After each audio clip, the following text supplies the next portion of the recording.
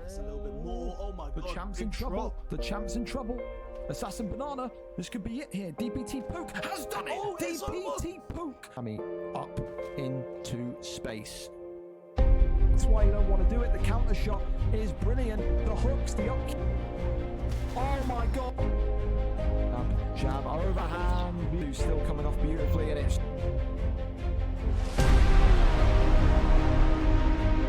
Is this going to be? Yes, it is. It's over.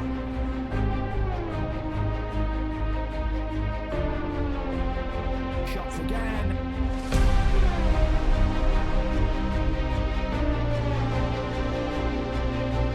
Oh my goodness me! And he's got him! Oh my god! Former lightweight champion of the world. The uppercut. The finish.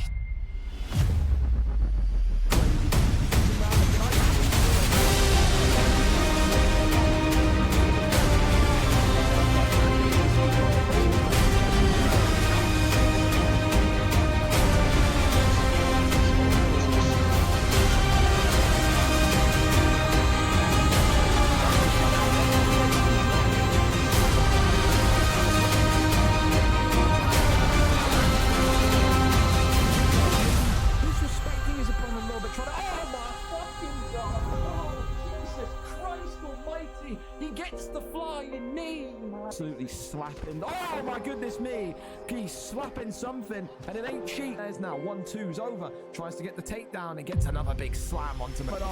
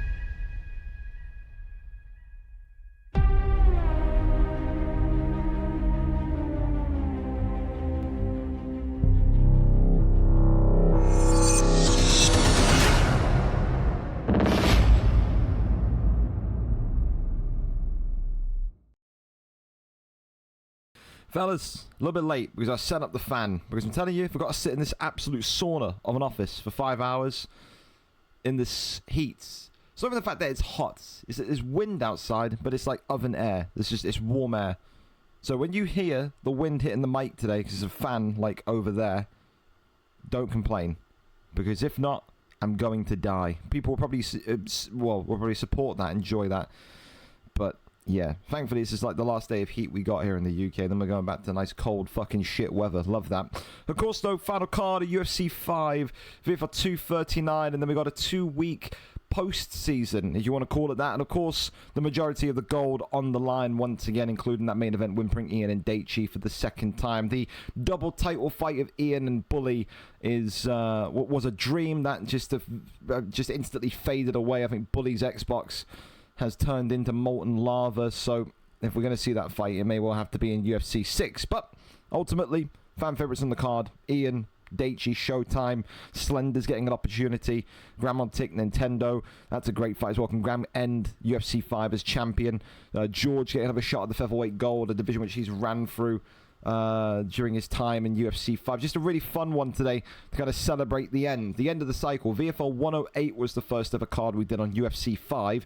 131 cards later, here we are with the ending of UFC 5, and we can all cross our fingers and hope for great things on UFC 6. Of course, though, tonight we're supposed to be starting with Trolled by PG and Gleason, but there's been an accident, a car accident somewhere, not involving Gleason, but of course he's stuck in traffic, so PG knows, Gleason has informed me 20 minutes ago, so that one will be pushed about 20 minutes backwards.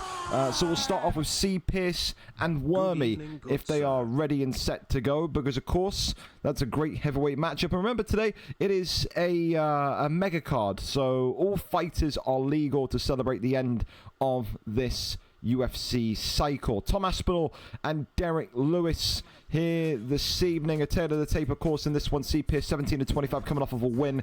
He was disappointed not to get a title shot, but again, you couldn't really look past Mikey or Damien go. Pierce has to accept that. Wormy, of course, coming to this one today, 1-0. Looking to end UFC 5 as an undefeated heavyweight. That's always nice. Thank you as well, Lucky, for the prime. Appreciate you very much. Again, let me know if the game volume is too quiet, too loud, whatever, as per usual. Here we go then. Aspinall in the black and gold. Derek Lewis for C. Pierce in the blue with Derek Lewis. And, of course, I think with this one, again, you know, it's always an interesting one for C. Pierce to go with a non-5-star fighter on a 5-star card, but he believes he has exceeded heavyweight level. He is 17-25, and he says today it will be the final Derek Lewis performance in UFC 5, and you will see a masterpiece. You will see a masterclass. Flying knee there comes in immediately, and Wormy already having to be kind of, you know, careful in his shot selection. So I think today as well, fighters, if you are fighting tonight and you're in the UK and your room is hot, we haven't got AC like those wonderful Americans and Canadians on the card. If you think that your room is hot and your Xbox is going to turn into an easy bake oven, aim a fan at your Xbox. We do not need the fights ending prematurely because you get dashboarded because your Xbox overheats. Don't be a moron for 5 minutes. Put the fan at your Xbox, at your PlayStation. We don't need any huge delays here today because of the heat. And trust me, it has been a thing that's been happening. Happened to me on Madden a couple of days ago. It's happened to people like Alfie X, who's preparing for his heavyweight title fight tonight, saying that effectively his Xbox can't survive a fight because it's too warm. You're going to have to try and find a fan or some sort of way to cool your console, boys, because yeah, that's just how it is. You haven't had it de-dusted, then that's what happens. Tom Aspinall, though, with a flying knee inside the clinch. And look at this. This is why C. Pierce, I said, made a very, very brave decision going with a 4-star fight pick to kind of ignore the huge heavyweights that you have at your disposal and go with Derek Lewis, to pick Derek Lewis. It's either bravery or stupidity. Body shot there, lands it again, flying knees coming forward as C. Pierce gets the double drop, knee on belly here, rains down the strikes, not getting this one over the line just yet, but Aspinall damaged again, and now goes over into side control, and then gets up again. So C. Pierce clearly fat fingering his controller, doesn't know what he wants to do, go towards him or run away from him, he has no idea. For now though, minute and 40 left of round number 1, and still Derek Lewis, with those huge knockdowns, will be favouring a victory in his last UFC fight. C. Pierce, of course, a couple of heavyweight championships over his tenure in UFC 5. What awaits him in the octagon in UFC 6, I wonder. Rains down with the jab straight, and again, that flying knee can get C. Pierce in a lot of trouble. Does not need to be throwing that too much. Wormy, though, now getting those sharp elbows out of Tom Aspinall. 50 seconds left now of round 1. C. Pierce is seemingly just kind of straight off of the jabs. All he's looking for is to get close and throw a flying knee, and that could be what ends up losing him this fight here. C. Pierce has to fight here like he knows the fundamentals, like the basics. This is what I've said. He's looking for this kind of flashy knockout. He will get knocked out. He will. Because right now, Wormy, although he's been knocked a couple of times, he's been stunned a couple of times, he is working the jab, and he is working the fundamentals of this game. And right now, he will go into round number 2 feeling a little bit confident. Wormy has lost that round, but if C. Pierce doesn't get the jab working, doesn't get the jab moving, I feel like he's gonna lose this fight. I feel like Derek Lewis is gonna lose this fight. For now, yeah, 10-9 to Derek Lewis. The flying knee. If I'm in C. Pierce's corner, the flying knees have to stop. They look ridiculous when you're only hitting 1 out of 5 of them. Knock him out. You want to win. You want to go into UFC 6 as a winner. Not as a meme, not as a guy that gets hilariously knocked out. After a dominant round 1. He did dominate round 1 with the damage. He did. Works that straight. Works into the left hook there as well. Body shot there comes in. A couple of jabs there now flying forward as Aspinall just protecting his body. There's C. Pierce now going with those hooks. Dangerously keeping Aspinall against the cage. Front kick there comes off as well. Works off the jab straight still. 1-2s down the center. Continue to miss. This is the thing with Derek Lewis as well. He is powerful, but he is shorter. So that range is not exactly what you're going to maybe be needing. And that there was nearly the end of C. Pierce's night. I'm amazed that Wormy has not got a stun or a knockdown or something from that position. That is insanity. Avoided that kind of jumping switch kick and then poked him with the uppercut.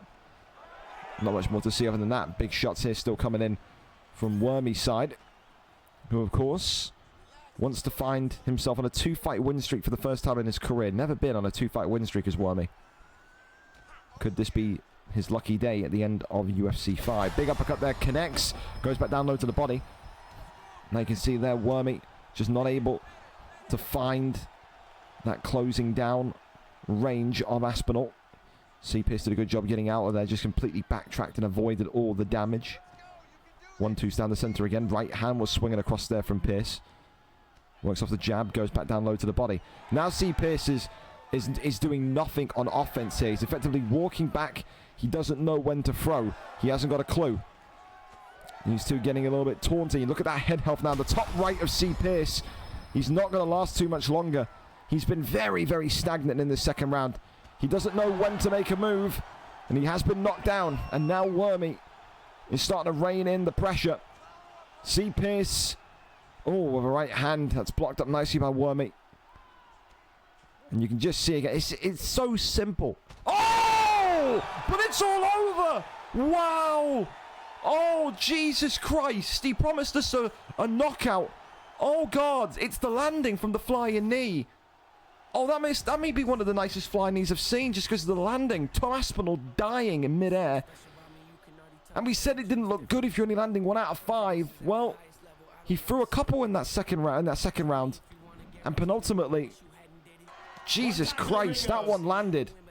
Knockout of the night. That's going to be difficult to undo that one. It's the landing. So the flying knee isn't really fantastically brilliant and oh wow, but it's for me it's the animation of the landing. C. Pierce though were probably one of the nicest flying knee knockouts you will ever get. Dear Lord Almighty. Sends him crashing to the canvas, and for Wormy he'll feel so disappointed with that one because he was on the cusp of winning that fight. An excellent round 2 from Wormy, but too much damage sustained clearly in round number 1. There you go. Thank you as well, WhimperingIann, for the 200 bits. You are too cute, Ian. Thank you so much. Thank you so much. So there you go. There you go. Hey, Mud, this is what a fucking an active stream looks like. It's difficult for you, I know, with 8 viewers when you're paying your $30 welfare to pay to get the viewers in. It's alright then, man. You'll make it one day. God bless you. Maybe you can fucking entertain some 15-year-old children in that Discord of yours again. That's alright, though. Good for you. Hope you enjoy the show, buddy. Hope you enjoy the show. Where can we go to next? P. Pearson Preston. Why not? P. Pearson Preston. Let's go over to it. Again, appreciate these two being ready to go early as well. Again, Gleason a little bit late because of a road accident. So, hey, there you go. P. Pearson Preston coming forward. And once again, two fantastic fighters. P. Pearson 9-13, 1 win in 5. Whereas Preston 1-1, coming off of a loss last time out. Again, someone has to finish the cycle, should I say, the game on a win. P. Pierce could get his 10th win in middleweight today. That'd be great for him. But Preston has been more active. Preston has been, I think, feeling more like he's improving every single time he steps in there.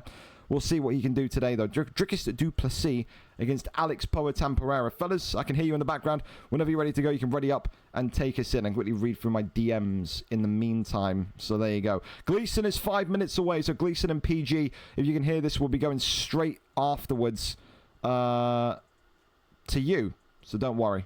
All right, Chimaev. All right, we're flipping. No more Dricus. Chimaev over into Pereira. That is where we're going. All righty. Whenever you're ready, P. Pierce. Should I DM him? I'll DM him. Oh, no, I can hear the ready up sound in the background. All right, here we go then. Chimaev and Pereira. I mean, listen, it's a typical matchup in the middleweight division. You know what's going to happen here. Chimaev's going to shoot the takedown. Pereira's going to try and go for the killer blow. It really does come down to maybe the takedown defense tonight of this Pereira pick. What can he do to avoid this becoming ugly? Of course, when you think about the background of these two fighters, Preston has been more, I think, wrestling prone. He shows that maybe he doesn't want to wrestle, but he can wrestle. He will wrestle. if he starts to feel like he's being done on the feet. When it comes to P. Pierce, you go back to the UFC 4 days when he's in the lightweight division, you know, fighting at 155, competing for belts. He was always a slugger. He was always a bruiser. This is a guy that likes to kind of get his hands dirty. And there's no better pick when it comes to getting your hands dirty in the middleweight division than this Origins Pereira. Of course, if you are living under a rock and don't know who's who, yellow trunks, of course, tonight for Preston. Black and green for P. Pierce. Beautiful little pull uppercut there already. As the left hand goes back up. And look at that already. The power of Pereira. Big knees coming up. 3.5 minutes to go already. And Preston may need to start thinking about the shot here. He is not going to last on the feet. Gets the shot needed to do it. And this is the thing. You know, you have people say, oh, well, you know, wrestling on the final card. Oh, he's wrestling in May. Who cares? The game's over. Have an entertaining fight.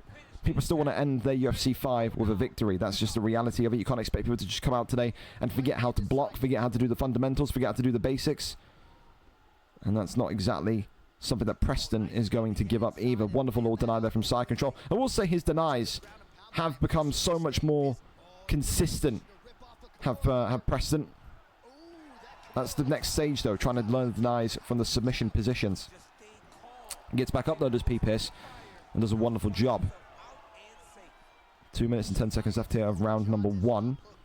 And so far, you like Pereira on the feet, you like Chimaev on the ground. It's a little bit confusing to me as to why Preston hasn't just shot a takedown right back. Because, again, the big thing from Pereira's perspective, but also P. Pierce's perspective as the guy behind the controller, is that he hasn't ever really been too consistent in denying the initial takedown. He can deny one here or there, but he's not going to deny 3 or 4 or 5 in a row. It just doesn't happen. Goes back to that right-hand side. There's P. Pierce again. Straight. Right back into the fire. Uppercut left hand is good. Preston, though, continuing to just be patient, just be calm. Overhand there comes in. Good head movement there, though, from P. Pierce. Overhand right back, though, from Pereira. And there's the shot there. 52 seconds remaining, and it's a good deny there from Pierce's Poetan. Big knees there coming up. Big shots there back to the body. Midsection is good. Works for the uppercut. Works off the 1-2 down the center. Uppercut left hand. Uppercuts again. Tell you this much for absolutely free. If Preston continues to try and do this in round 2, he won't last too much more. Head health is not exactly super bad. But I just think, you know, again, people get annoyed at me because they say, well, you know, when you pick Chimaev, you've got to go to Chimaev's strengths. Preston just doesn't need to do all this boxing stuff. Yes, Chimaev has like 94, 95 power in his hands. We understand that. We get that. But you don't pick Chimaev to box, especially against a Pereira. There are so many better options. He needs to wrestle. He has to shoot a takedown. He's got to find a clinch. He's got to find something. And this is the thing now. You know, P. Pierce knows that the takedown's coming. You have to be clever if you're Preston. Work the cage clinch. Work the turning takedown. There you go. Turning takedown gets it. No bog standard dry takedown this time. Straight into half guard we go. Goes over into full guard. Trying to maybe kick him off and around. And that's maybe where Preston got a little bit nervous. It's a poor lack of deny that. And ultimately right back to the takedown we go. This is now starting to look really, really rough for Preston, because if he starts to deny the takedown consistently like he's doing right here, P. Pierce that is, Pereira, then Preston's game plan becomes very, very limited, because he is not winning the striking matchup here whatsoever. That's why you see him shoot 3 or 4 takedowns already in the second round. He needs to do it. He needs to get him down. But when he gets him down, can he keep him there? Because if he can't keep him there, this is going to be pointless, and Pereira's going to win this by decision. He has to keep him there. He's got to play for denies here. Side control. Not able to get that one denied, though. Works back to the body. Instant deny. Works the midsection again. Continues to come down. Tries to crawl over into top mount. Does so. Not able to keep that top mount position. Goes right back into it, though. Posture up is good. This is fantastic. This is a great position now for Preston. Rain down the strikes onto Pereira. But Pereira doing a good job blocking up, protecting himself. 2 minutes and 17 seconds, though, is a long time. And P. Pierce will need to be very, very patient and calm in his own right as well. Needs to throw a kind of a straight down there, doesn't he? Going with those top mount hooks. Has to throw at least a straight down the center at some point. Good deny there, though, from Preston. Fakes and now goes over into side control again, trying to work that elbow damage. Or maybe going to look to go into Neon Belly. One singular elbow. Back to Neon Belly. I think Chimaev does have the transition to get to top mount from here, no? I mean, that would have been a smart one to go for. But ultimately goes back down. Denies him. Works a body shot. Definitely a Chimaev round. This is what he needs to do in the third round. If Preston can do this again in round 3, he'll win this fight by decision. 29-28. You have got to be absolutely locked in to the nth degree if you're P. Pierce and make sure that you just don't find yourself back in this position. However, back mount's dangerous. This could be a dangerous position. Could the fight be over here? Reigns in the strikes here. Chimaev could get it done. This one is over. It just takes a little bit of thinking, a little bit of logical thinking, critical thinking. I've picked Chimaev. I'm going to wrestle. Not, I've picked Chimaev. I'm going to brawl with Pereira. Preston tonight finally gets his head in order. His corner probably slapped him silly a couple of times in between rounds 1 and 2 and said, what the hell are you doing? P. Pierce came with a history of not being too victorious against wrestlers. And that pattern, that streak tonight continues. Preston walks away from UFC 5 into UFC 6 as a winner. You can uninstall the game with unbridled pride today with how he's performed. A good, solid performance. And again, I wasn't too convinced about his boxing in round 1, granted.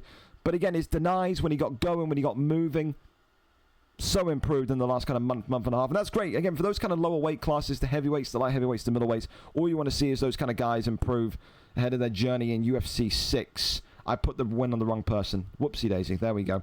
But yeah, congratulations, Preston. Not going to give him a performance award.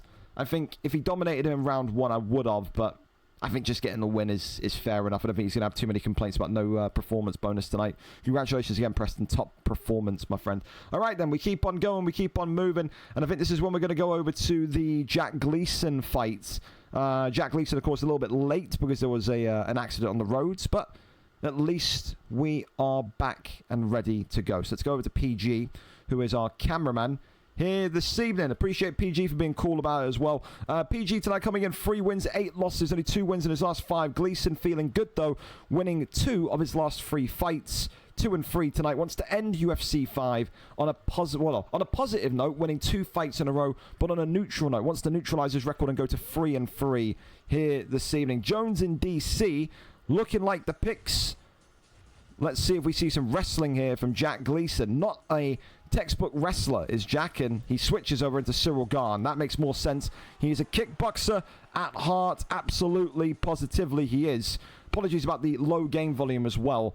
One of those where, yeah, people just have to play with the volume all the way down, don't they? Love that. Here we go then. John Jones in the white, Cyril Gane in the blue.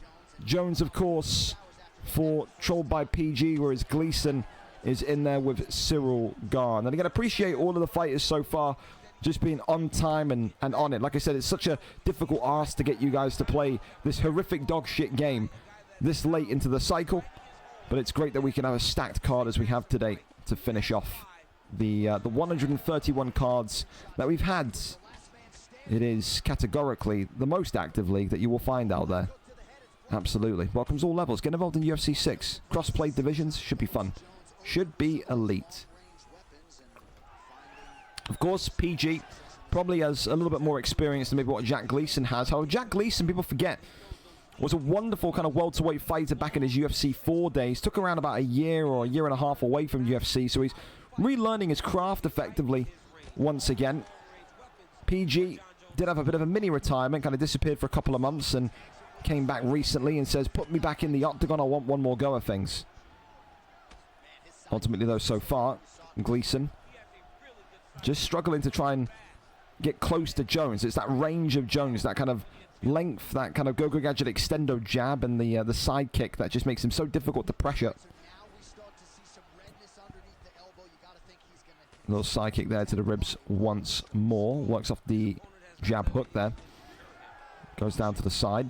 You're not going to really see, I think, either of these two wrestle either, which is why maybe a little bit surprising for me that PG took Jones, using him purely for his length rather than maybe his little wrestling benefits.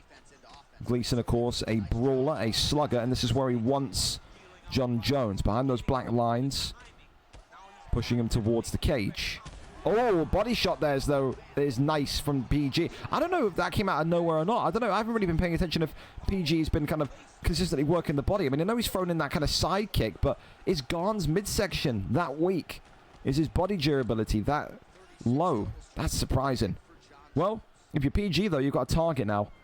Work the body and just continue to trouble Gleason. Of course, when you work that midsection, look at the stamina difference already. Only approaching the end of round 1, and look how zapped Jack Gleason's stamina is in the top right of your screen.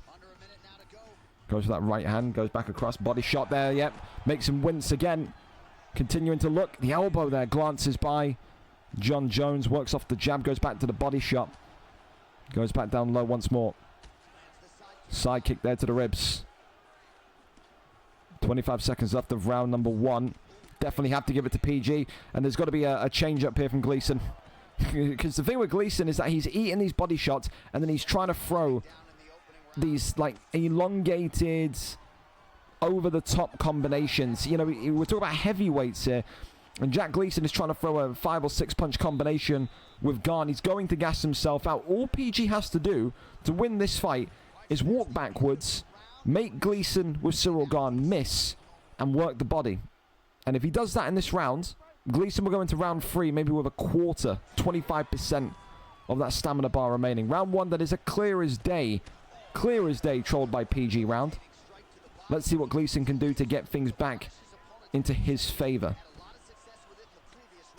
And again, you can see those body uppercuts immediately the target. The only thing that could give PG a little bit of danger here is if Gleason makes the read about when he's going to go low, catch him with an uppercut, and that will flatline John Jones. Oi! Left hand, though. Talk about flatlines. Goes in, jumps in. Not looking for stat guard. Happy for this kind of postured up position, but then gets right back up to his feet. Doesn't want to stay down there. A little side kick back down to the ribs. Now working the body once more. Gleason is absolutely on fire now, and not in a good way.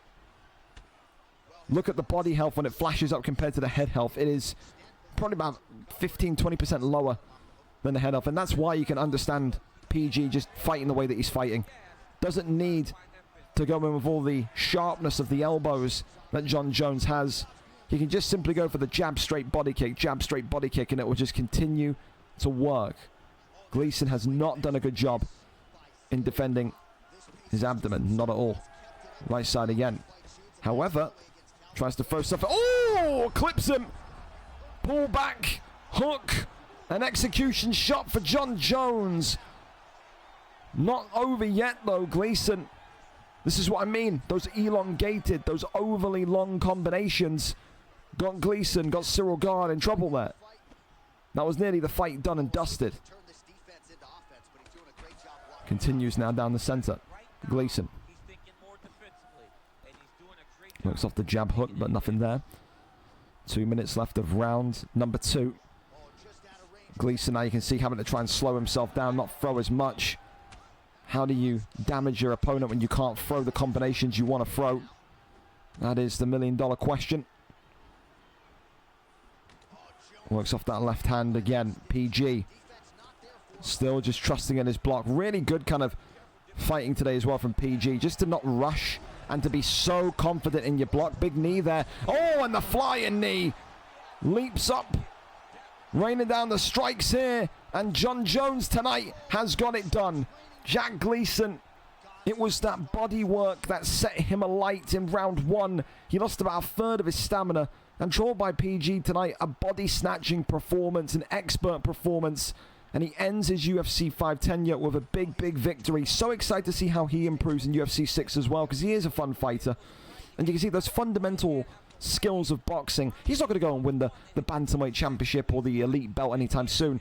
But again, another one of those fighters that, since he's come back, PG, has looked like he is gradually improving and gradually learning the ropes. So great for him. For Jack Gleason, it was just a case of, I think what Jack Gleason was trying to do would work if he was in the lightweight division, the welterweight division, when you can throw all those combinations and throw all those sequences and not have to worry about your heavyweight fighter gassing out. But in that division, you have to be a little bit more strategic. You have to be a little bit more patient. And I think that's what cost Gleason today. Just not patient enough and not defensive-minded enough. It was the bodywork, like I said, that completely lit him on fire. And, well, you ain't got your stamina as a heavyweight. What do you have? Absolutely nothing. That's the answer. What do we got here? More and more DMs. It's just all FIFA DMs, isn't it? Hands sweating like a pedo in a playground in this weather, says Preston. Well, don't you worry, buddy. That's fine.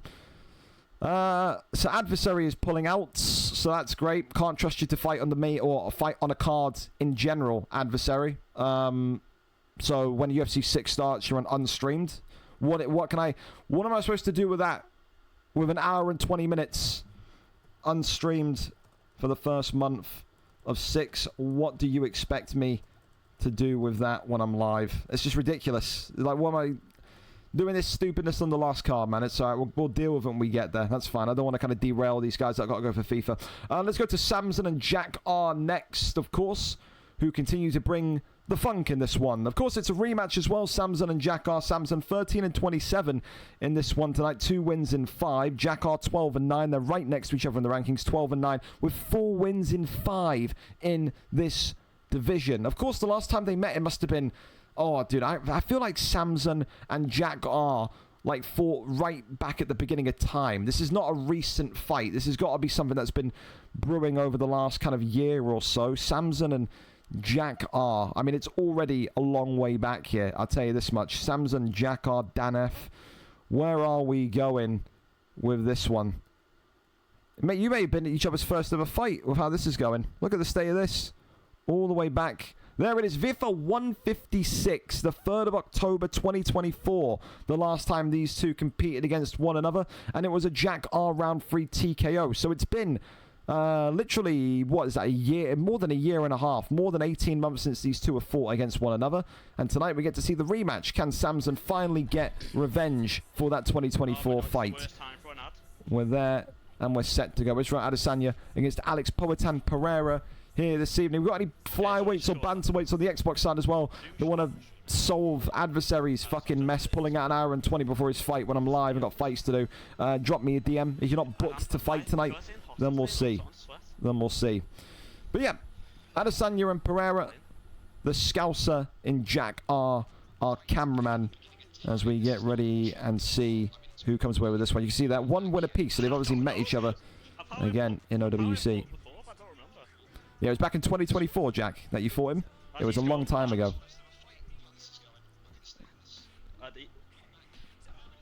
Alright. Whenever we want to ready up, lads. Let's go. Let's move. Let's fly here. 2024? Yep, October 2024.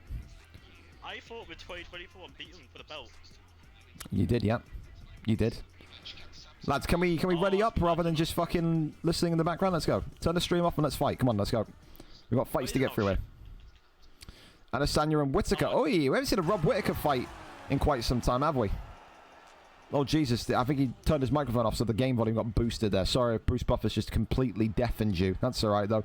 Adesanya, of course, tonight in those grey trunks, whereas Whittaker in the green. Again, if you want to take into account the 2024 fight, then maybe you'll say that Jack R is the favourite. But again, a lot has changed in the last kind of year and a half. Samson kind of disappeared and came back. Oh, my goodness me. But Jack R is immediately launching a ballistic nuke towards Robert Whittaker. Already drops him. And Samson is not going to last too much longer if he continues to fight like this. I mean, that was very quick. Maybe this is why you don't see the Rob Whittaker pick getting selected anymore. Who knows? Superman punch into the right hand. Goes back across. Uppercut right hand again. Oi, dude, I'm telling you. Adesanya's too quick for Samson. That's exactly what the problem is here. He's way too fast. Samson can't find a starting point. He can't get any rhythm, any momentum in this fight because Jack R is just blitzing him, man. He's completely sprinting towards him, pressuring him, and not allowing him any room to breathe. And again, right back behind the black line he goes. This is such a good performance so far. Such a good aggressive round one from Jack R. It's ridiculous.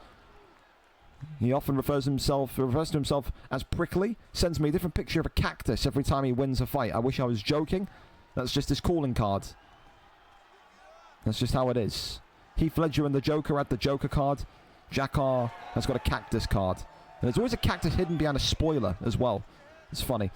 Whittaker there busted open for the first time. Jack R, he's taking some shots now.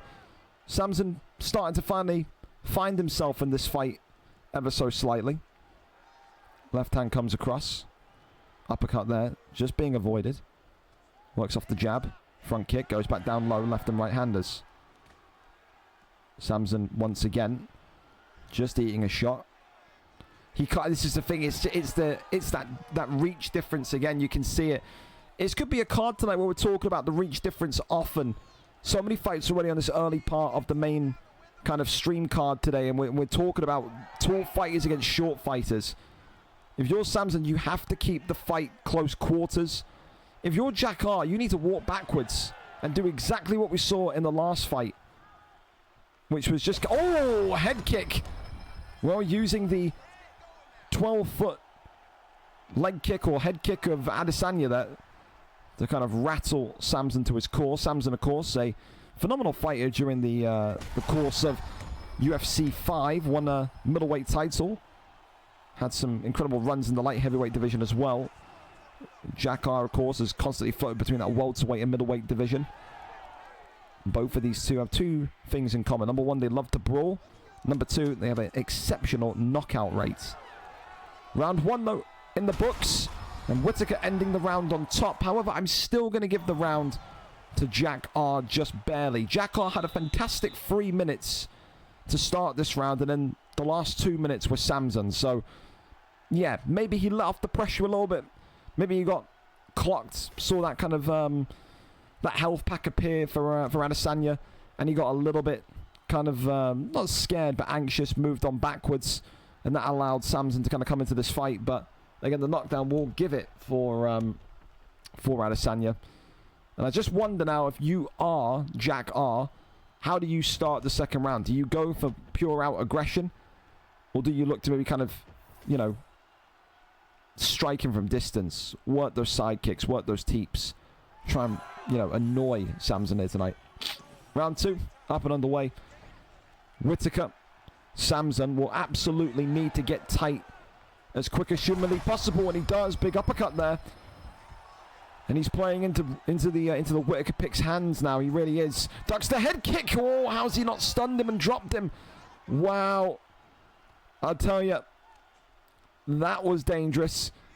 Little teep kick to the side there, nothing more. As he works off the leg kick there again. Works off the jab hook. Just got to see what he can do. Samson trying to really pick his moment. Pick his bum rush ability. Because that's the thing. How many times have I seen Samson in this middleweight division just kind of beat down and out? You're thinking, he's one strike away from being knocked out. And then he just sprints towards a guy and just lets off some sort of ballistic nuke combination. However, a flying knee comes in from Jack R. Samson is wobbly on the legs now. Uppercut there was just being looked for from Whittaker again. And right back into this kind of aggressive pressure boxing style comes Jack R. Look at this now against the cage. Samson couldn't get away. Big shots coming in. Samson is all the way out of there. Knee against the cage. And Samson collapses into a puddle or a pool of his own blood. Jack R makes it 2-0. They had to wait over a year and a half since their first meeting.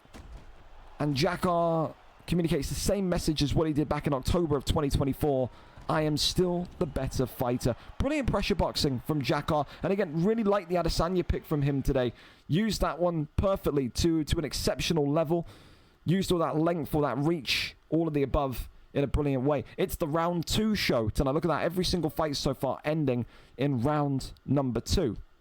You'd love to see it. Keep it on going then. Playboy Vinny and Mini Alfie, if they are ready for us. We'll see. Of course, toss me any links and we will go and have a look. So let me know. And if you want to go early and if they need time, then tell me. Is it another cactus from White Dot? No.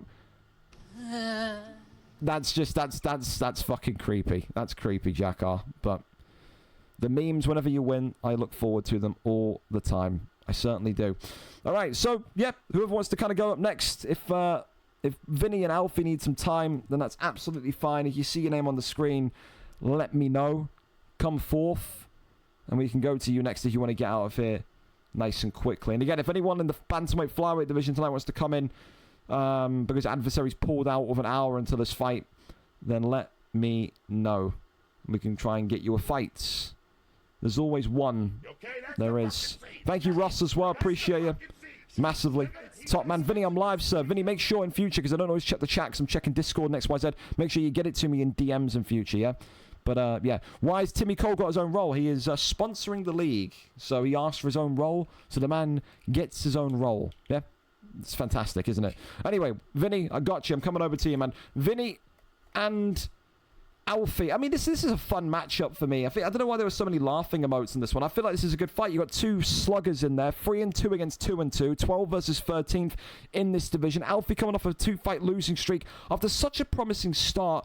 Playboy Vinny had the opportunity to be great, to go and secure title glory. Didn't happen, but this division is difficult to win in tonight. Maybe, just maybe, one of these two prospects. I've said at numerous points for both of these two, for Vinny and for Alfie, if they continue into UFC 6 and they continue to evolve as they have done in their early spell in VFL already, they could be some of the best fighters in the world when it comes to a year from now, 2 years from now. So, two fantastic stars of the future, you could almost say. And it will be Tony Ferguson today against none other than Rafael Desa. I love the RDA pick. Holy fuck. You've already got bonus marks for RDA. Christ, I love a good bit of RDA. Here we go then. Ferguson in the black, RDA in the blue. Which one of these future prospects glides into UFC 6 as a winner? Only time will tell. Dude, very weird, by the way. I'm going to sound like I've got a cold. Whenever it's like really, really warm here in the UK, I always get like a blocked nose. And it's not hay fever. I would know because my eyes would itch. It's just I get a cold in the hot weather. You make it make sense. Scientists out there, you let me know. Hopefully neither of these two are on Wi-Fi, by the way, because if you're on Wi-Fi tonight, your connection in this UK heat is probably going to be even worse than usual. I will tell you that for absolutely free. Of course, though, for now, we cross our fingers and hope no one's Xbox dies or overheats, PlayStation dies or overheats, and we make sure and pray that everyone's on the plugged-in connection tonight. Vinny, if you're unfamiliar, in the black with Tony Ferguson, whereas Alfie, who is the underdog tonight, coming in, as I said, on a 2-fight losing streak, is there with RDA in the blue. So the one thing you have to kind of remember here is Tony Ferguson, this version of him, this is the alter ego version of Ferguson. This is a guy that is so dangerous. This is the version of Ferguson that a lot of the fans wanted to see Khabib fight back in the day. He's great everywhere, on the feet, on the ground, as he takes down the RDA pick with a single leg. Working shots there. He's another posture up, works down a couple of damaging ones to the body. A couple of shots there now to the head as well. Goes over now into full guard. A little bit of lag here. Again, I think both of these two are young, so maybe they don't have the ability to kind of be on wide connection, so they will have to kind of grit their teeth and accept tonight that there will be spots of maybe lag or spots of delay. Great deny there, though, from Alfie, who keeps Ferguson locked into back sitting. And now a hand fight very much ensuing. Goes over, though, into full guard, Tony Ferguson. Looking here to try and find a way beyond the defences of RDA. That one there, though, not possible. As RDA back to his feet, shuffling against the cage. Works off the 1-2s as the leg kick there comes off. RDA still there, working that swing and a miss. Oh, goes right into the uppercut there, though. Oh, good head movement from Alfie. That is absolutely world class. Just telegraphed the strikes from Vinny there. But ultimately, Vinny gets the takedown and puts him into side saddle.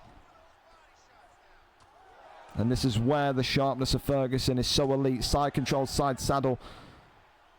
The damage that he can generate from these positions is incredible. Tries to now go and break through. Look at this though. Flips him over into a Kimura. I haven't really seen Alfie with his submission denies before, so we'll see if he can maybe lock this one up. The answer is no, he can't. Back into full guard we go. And into round 2. The money round of the card so far tonight. Every single fight so far has ended in round number 2. Is this another one that joins the pile? Or do we break the chain and go into a third and maybe even a decision here tonight? I think you got to give round 1 to somebody. I'm still liking Vinny. I think Vinny with his Ferguson has been very, very fun to watch. But now it's not about fun and entertainment. It's about getting the victory, having your arm raised there by virtual Herb Dean, who still looks as terrifying as ever. Shoots a takedown there. Does Alfie, tries to take the back. Not going to happen. And then one right back here. Tony Ferguson. Is he going to get this one? No. So both of these two. Oh, and then right into a guillotine. Look at this. These two desperately want it on the ground here tonight. The posture up and the stand up here from Vinny. So the first kind of 60 seconds of round 2, and it's been all about the grappling, all about the hand fighting. You can get behind that. Another takedown attempted. Still nothing. Denies him. Puts him into tie clinch it. Now has the back. Pulls him down. Goes over into side control. Looking to maybe think now where he can go here. Tries to posture up and go and break free. Note that one denied.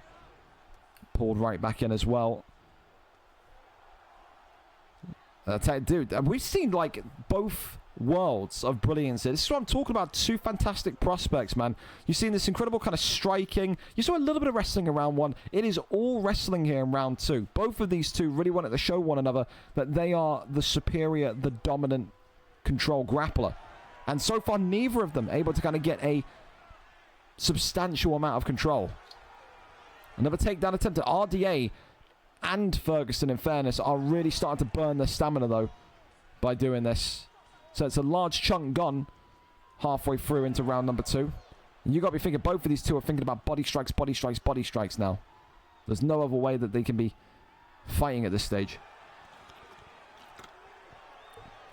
Tries to go for that teep kick. A little bit out of range, though, is Ferguson. Clinches up. Big knees here to the body. Pushes him away. Goes back down low to the rib sit. Does look like for the first time tonight, though, we're going to be heading into round 3 if our fight remains in this tight fashion. Definitely the most unpredictable fight of the night so far. I think a couple of you would probably even given Alfie the first round. It was a very difficult first round to kind of score. I think, again, even now, it's a very difficult round 2 to score. I just, longevity-wise, long-term-wise, I just do not like the stamina situation of Alfie and RDA. Gets a deny there, but with 41 seconds left of round 2, what can you really do? Down hit. Elbows coming in. And another big deny there from Alfie.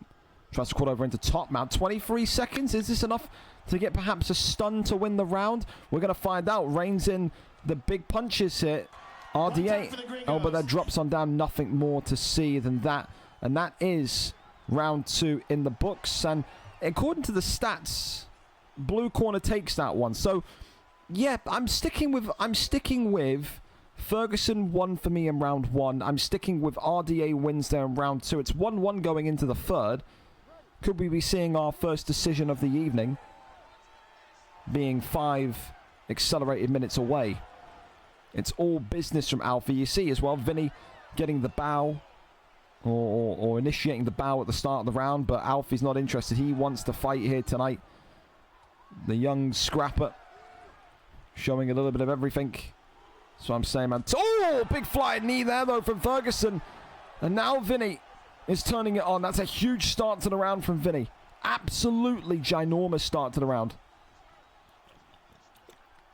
Takes the back. Knees here again, but not much more.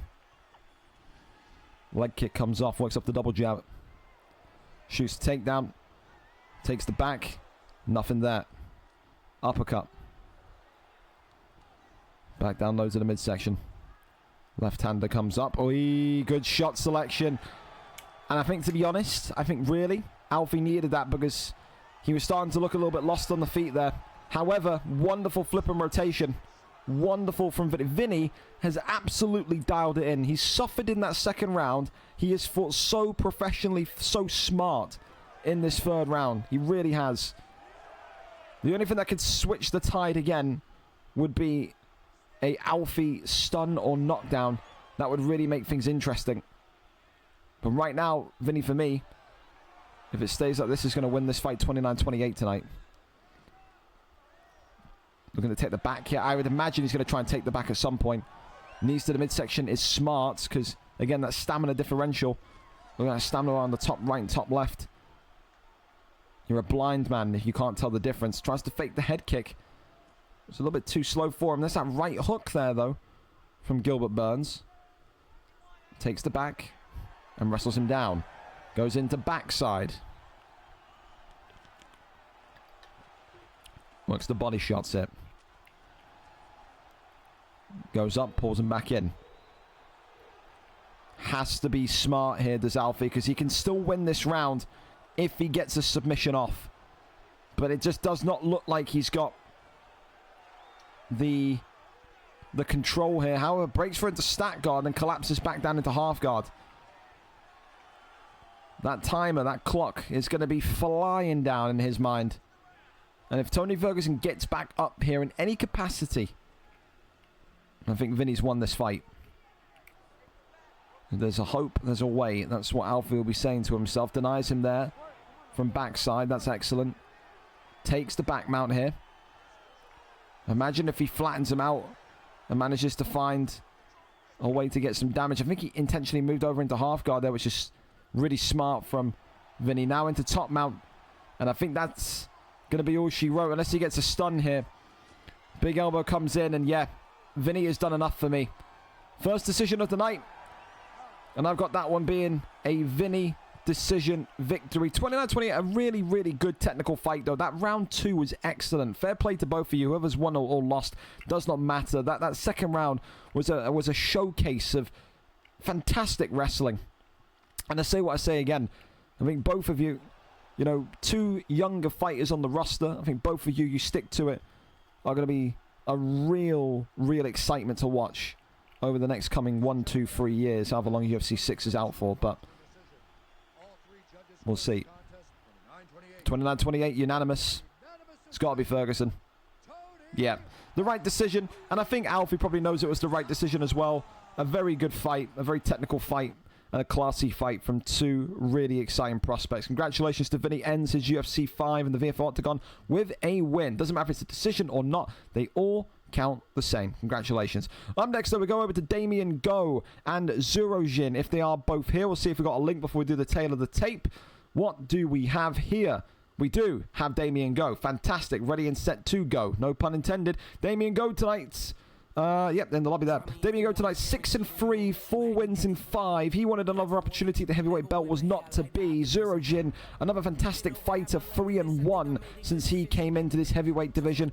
2 informed fighters with lofty ambitions. Both of these 2 inquiring, what division am I going to be in come UFC 6? Am I going to be in heavyweight? Am I not?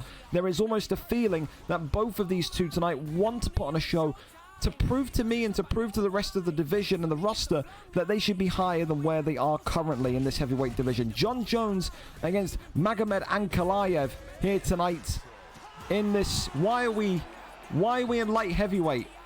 Why are you 2? Restart it. What are we doing? I've put them in light heavyweight. That's my fault. Should be heavyweight. Restart, please. Should be heavyweight. Back out and go heavyweight. It's my fault. You two should know. You know what division you're in. Come on now. You know what division you're in. Heavyweights, please. Thank you. It's alright. We're on time anyway. Gives me a chance to read my DMs. Fantastic. Next fight stream. Okay. Can me and my opponent go next? Again, we got to stop doing this, Stan, because you literally have all week to tell me when you want to fight. I'm not moving your fight early if the other people ahead of you are happy to go on time. You've had since Monday to ask me to move your fight. What are you doing? We'll see. I'm not saying no, but I'm not saying yes. It will depend on everyone else. It will. So, yeah, for now we wait for this one to go again. Again, I don't mind moving fights around, but said don't do it when we're literally in the middle of the card. If you got places to be, you should have been telling me Monday, Tuesday, Wednesday. I was there all day today, even before the card starts. DM before the card starts. I could have moved it. If you wanted this to go early, well, it depends. It depends, because I think we're bang on time here. 7:53. I'm not really seeing any notices of anyone being late, so I think we're all good at the minute. I think everyone just wants to get going early. I think everyone wants to just get done, uninstall the game, and go and lie in a nice cold bath somewhere. So I can understand it, but I can't speed up time, lads. I apologize. John Jones and Tom Aspinall then. There we go. Much better. Fantastic. Here we go then. Take 2 of this really exciting one. Because I'll tell you this much. In this heavyweight division, you are talking about fighters that are the stars of tomorrow. You talk about how, you know, certain fighters like Matt D23 went from being in the heavyweight division all the way into the featherweight division. You never know what these fighters or where these fighters are going to be in 2 years' time, a year and a half's time. Especially if they're locked in for UFC 6. Immediate takedown there, though. Slams Tom Aspinall right on his back. John Jones, of course, in the black and gold today for the favourite in Damien Go. Whereas Zurojin is in with Tom Aspinall in the green and gold. Rains down the strikes here already. Damien Go trying to show us that he's been working on that elite level wrestling. We've always said in this heavyweight division, if you can deny a few things and get control of your opponent, then, well, you're in a fantastic position to succeed. He had one opportunity to win the title, didn't he? He failed, but failure only goes to make you better. Goes for an immediate armbar, and Zurojin there was completely lost in the sauce, didn't know what to do or where to go. Extends the arm, and John Jones already having Tom Aspinall having Zurojin down to about 20% of that submission bar left. Nightmare start if you're Zurojin here this evening. Shoots another takedown, and yeah, right back down. So we're seeing here the difficulty that Zurojin has got right now is the wrestling. He can't cope with it. And the knee on belly, this could be it here. And it's all over, just like that.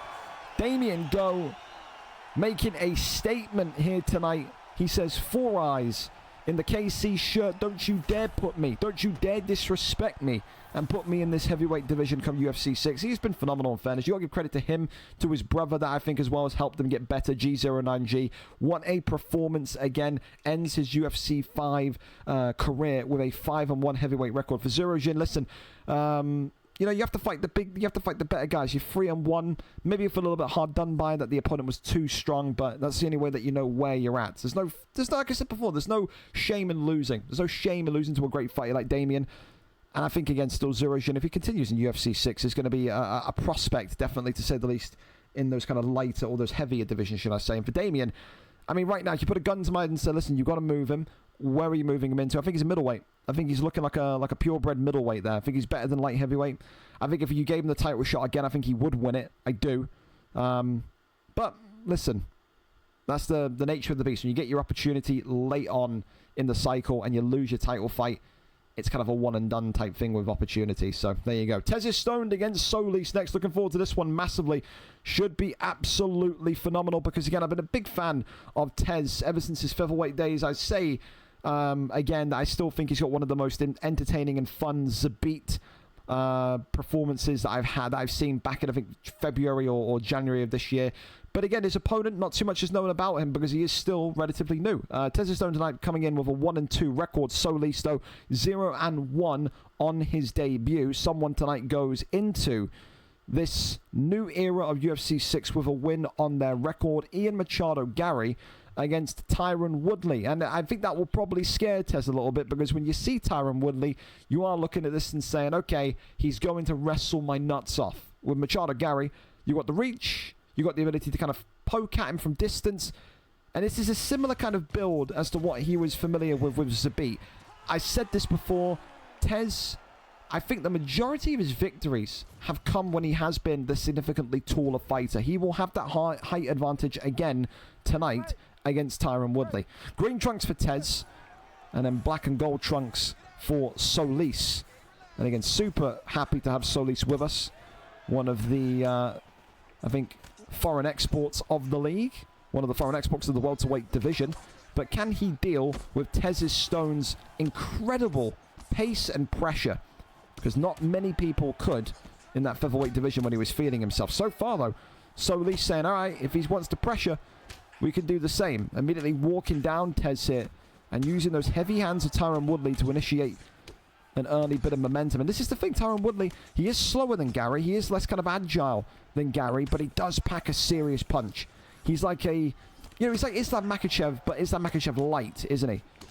Diet Makhachev. Shoots the takedown. That one there, though, being stopped. Tez is stoned. Of course, doesn't have good denies, but he's got excellent takedown defense. You see that there almost instantly. Big uppercut there was just about grazing past the temple of Tyron Woodley. Body shot there comes in as well. And a key reminder for fellas here watching live on replay. After tonight, all of those divisional records will be wiped. You will not be able to see what your heavyweight record is or your welterweight record is when this stream ends tonight. We're going to be keeping the overall career records. If you stayed for the entire year, you didn't retire, then that will be there. But we are going to be cleaning up the dock. And as I said, it will be a 2-week break after this card tonight. There will be no cards next Thursday or the Thursday after. It will be us doing the preparation for UFC 6. And remember, UFC 6, the opening weekend, a day or two after release, our first ever crossplay BMF Grand Prix. How fun is that going to be? Works off the jab straight there is, again, Tyron Woodley just continuing to just try and work that pressure. And those heavy hands of Tyron Woodley are doing wonders. And again, there will be a ping tonight as well, just as we usually do for sign-ups. Oh, big shot there. Hang on a minute. Tyron Woodley looking to close the show here with a knockout. However, Tez just gets away, gets on his bicycle, teep kicks him backwards. Yes, there will be a ping tonight, which again, you are all going to have effectively 10 days to tick. And that ping will be, are you going to have UFC 6 by the 24th of June? A week after it comes out, when it will be VFL 240, the first numbered card. And of course, if you won't, that's absolutely fine. The doors will remain open to you for when you do get the game. But of course, you will lose your UFC 5 going into UFC 6 tags. So just be aware of that. Up kick there. Knocks down and knocks away Tyron Woodley. Won't count as an official knockdown though, so don't worry. Nothing on the scorecards there will signal that. As a right hand there from Gary there. Busts open the wound on Tyron Woodley. 8 seconds left of round number 1. It's a good back and forth again. Good kind of start from Tez. Good kind of rally in reply from Tyron Woodley. You can see Ian Gary, and Tez is stoned, has got the scars of war on his face right now. I just wonder if this is going to come down to if one of those takedowns do land. You got to give that first round to Gary. The significant strike difference is ridiculous. And that all comes from that expert knowledge of length, of reach, of distance management. So, round 2, up and underway. As we get ready once again. Of course, when you think about Tyron Woodley, you only think about the wrestling. And I think at some point, Solis knows he has to get a takedown. He has to... Oh, or maybe not. Body shot. When did that come from? Ian Gary, oh, gets right back with an uppercut. He tried to body hunt too much, did Solis. And he got stung there. Continues to go down the center, goes and looks for that right hand. Oh, Tyron Woodley there left his chin hanging though. Certainly did. Uppercut again. Clinch up, swings him round into tie clinch. Big strikes against the body, shoots the takedown, gets the land. Wonderful takedown. Wonderful, wonderful takedown. And this is exactly what he needs, but he's got to keep him here now. Top mount gained. This is not where Tez wants to be, and this is why. And this one nearly over in one single progression in top mount. Tez is in serious trouble now. Big shots raining in, and Tez is stoned. He's one bad transition away from this being all over. Gets into mount again. Tez's Stoned is out of there. We call him Diet Makachev. We call him Coco Makachev. And that is the reason why. Dominant, one of the best wrestlers in his time in the real-life UFC was Tyron Woodley. He was never ever a fan favorite or a Dana White favorite, but Christ, he was so dominant, and he used that dominance here tonight to get himself over the line. We know Tez is a phenomenal kickboxer, but when you've got a machine, a beast like Tyron Woodley in the hands of someone like Solis, who is so confident for a guy that's only won his first fight tonight, you get magic. Phenomenal performance from Solis, and it's one of those, again, from Tez, where a wrestler has given him trouble. Disappointing for the fan favorite, but congratulations massively to Solis tonight. A huge, huge victory. And that one there, another round 2 TKO on the pile. There you have it. Up next, then we've got Benji and Dicey, who, if they're ready to go early, absolutely phenomenal stuff here to come, as we do have a stream link as well from Dicey O'Reilly. Again, thank you to you two for being able to go early. We love that from you. So, tail of the tape, let's give you this as they're loaded up and ready to go. Benji tonight coming in 5 wins, 11 losses in the light heavyweight division. 2 wins in 5. It's not bad. It's not bad from Benji. Former kind of contender, but he's never really been consistent. Dicey was in the welterweight division and the middleweight division. Never really found his feet. Makes a weight change debut. He got moved back into this light heavyweight division 2 weeks ago. Hasn't signed up until now. He's in the light heavyweight division tonight, looking to close out his UFC 5 with a big, big win. Rampage Jackson for Dicey tonight. The Irishman going with the dog, whereas Benji takes his usual 5-star pick. This is a guy that he always relies on in the main card fights when he's there, with John Bones Jones. Again, another huge height advantage. Maybe it comes down to Benji and his wrestling here tonight, though. Dicey is a slugger. Your typical Irish product of the world is Dicey O'Reilly. A brawler, a slugger, a heavy hitter. Will Benji just need to avoid getting into a war with him today? Grey trunks, of course, for Benji. He will be the favorite. Dicey O'Reilly in the black trunks with Rampage Jackson. 1-2s down the center already, and this is the thing here tonight. How many takedowns is it going to take? The answer, only a mere 2. Gets him right into half guard position, and now we're going to see what Dicey has learnt from his adventures in the middleweight division. He struggled so massively against wrestlers, and right now Benji, with an arm triangle already, can't get it sunk in and effectively gives up position.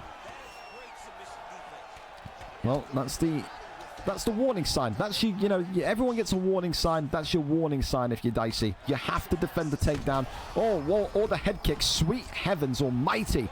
Benji moving like a Category A tornado in the octagon here tonight. Uppercut again. Left hand goes across.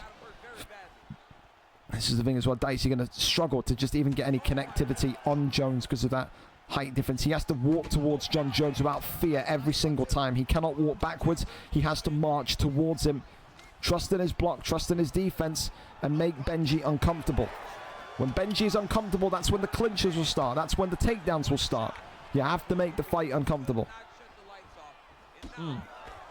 Herb, back at the head, Herb. That should be a point taken off. Takedown there secured. 2 minutes and 20 seconds after round 1. But can Benji get any denies from this position? He does get 1. Crawls over now into top mount. Dicey could be in a large bit of trouble here. The posture up is good. Rains down the strikes here from top mount, but shimmies the shoulder out the way and gets him back into half guard. That's good. That's an even better deny, though, from Benji. Goes right back into top mount once more. No deny here. Gives up his back, though. Can he flatten him out? Yes, he can. Back mount given. And rains down the strikes in. John Jones could be on the verge of a round 1 victory. He's got to go back up here. Rampage Jackson is on the brink of despair here. He has to defend himself. John Jones reining in the hooks here from top mount. Can he survive 1 minute and 5 is the question. I don't think he can. Look at this deny now. Now going for a submission attempt here and gets the armbar in. So Dicey O'Reilly here about to have his arm taken, and he adds nearly all the submission bar in one go. It has got from bad to worse, as now Benji raining through the block, and he's run out of juice there. He's run out of stamina just in that kind of final top mount sequence. 18 seconds left of round 1. He's going for a posture up again. No, he's going for a submission, trying to get the buzzer beater. 10 seconds left of round 1. Can he lock this one in? The answer is yes, he can. Game, set, and match. Benji completely wipes the floor on the ground with Dicey O'Reilly. And you love Dicey's kind of, entertainment factor, but you have to be honest, he has to work on the takedown defense, on any sort of deny defense, because if not, and he plays in UFC 6, he's going to be completely out of his depth with those kind of joint divisions. Round 1 with 1 second remaining, Benji gets a submission victory. Hell of a dominant way to end his UFC 5 career. Gets it done in 1 tonight. So entertaining to see Benji when he's in that confident way, because it just feels like confidence has been the key ingredient missing for him in the last kind of 3 or 4 months in that light heavyweight division. He had an abundance of it here tonight, though. Congratulations to him. If Shubs and Stan want to go early to get out of this horrific heat wave, buddies, we can indeed go. And thank you, Stan, the demigod, for being on it in such a brilliant way. Shubs as well, top tier, 2 reliable fighters. The definition of these two. Shubs tonight coming into this one, 7 wins, 9 losses, 2 wins in 5, whereas Stan the Demigod comes in 6 wins, 6 losses, looking to put the cherry on the cake for his UFC 5 career by going positive in this final card. Will be a 2-fight win streak for him as well.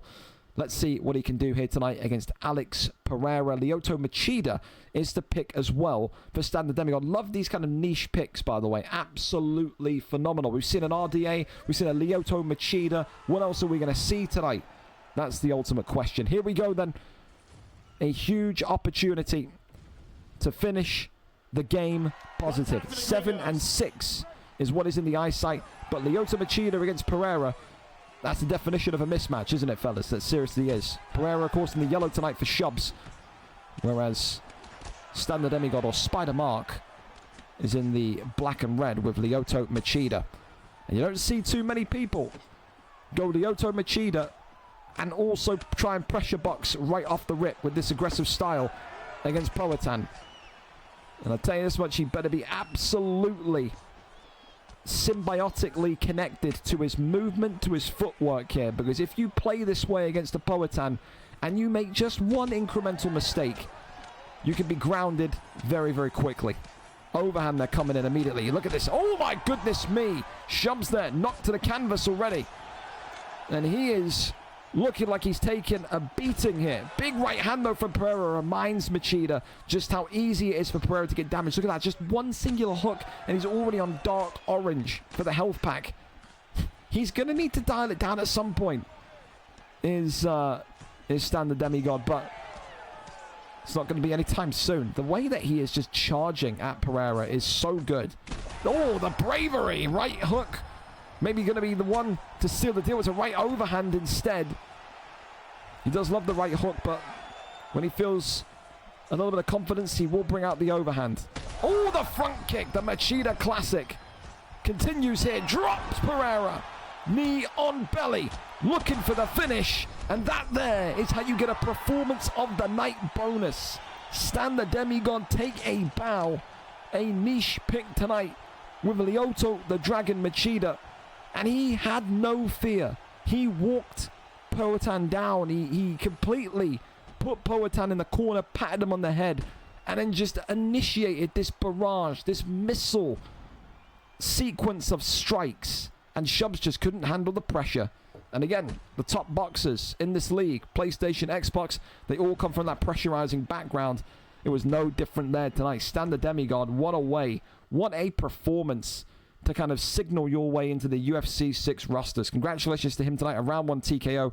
And yeah, like I said, for me, it's a standard knockout. Can't give a knockout tonight, but you get bonus marks from me when you use those niche picks. When you're using Machida, when you're using, RDA, you get me excited. You get me feeling all tingly inside.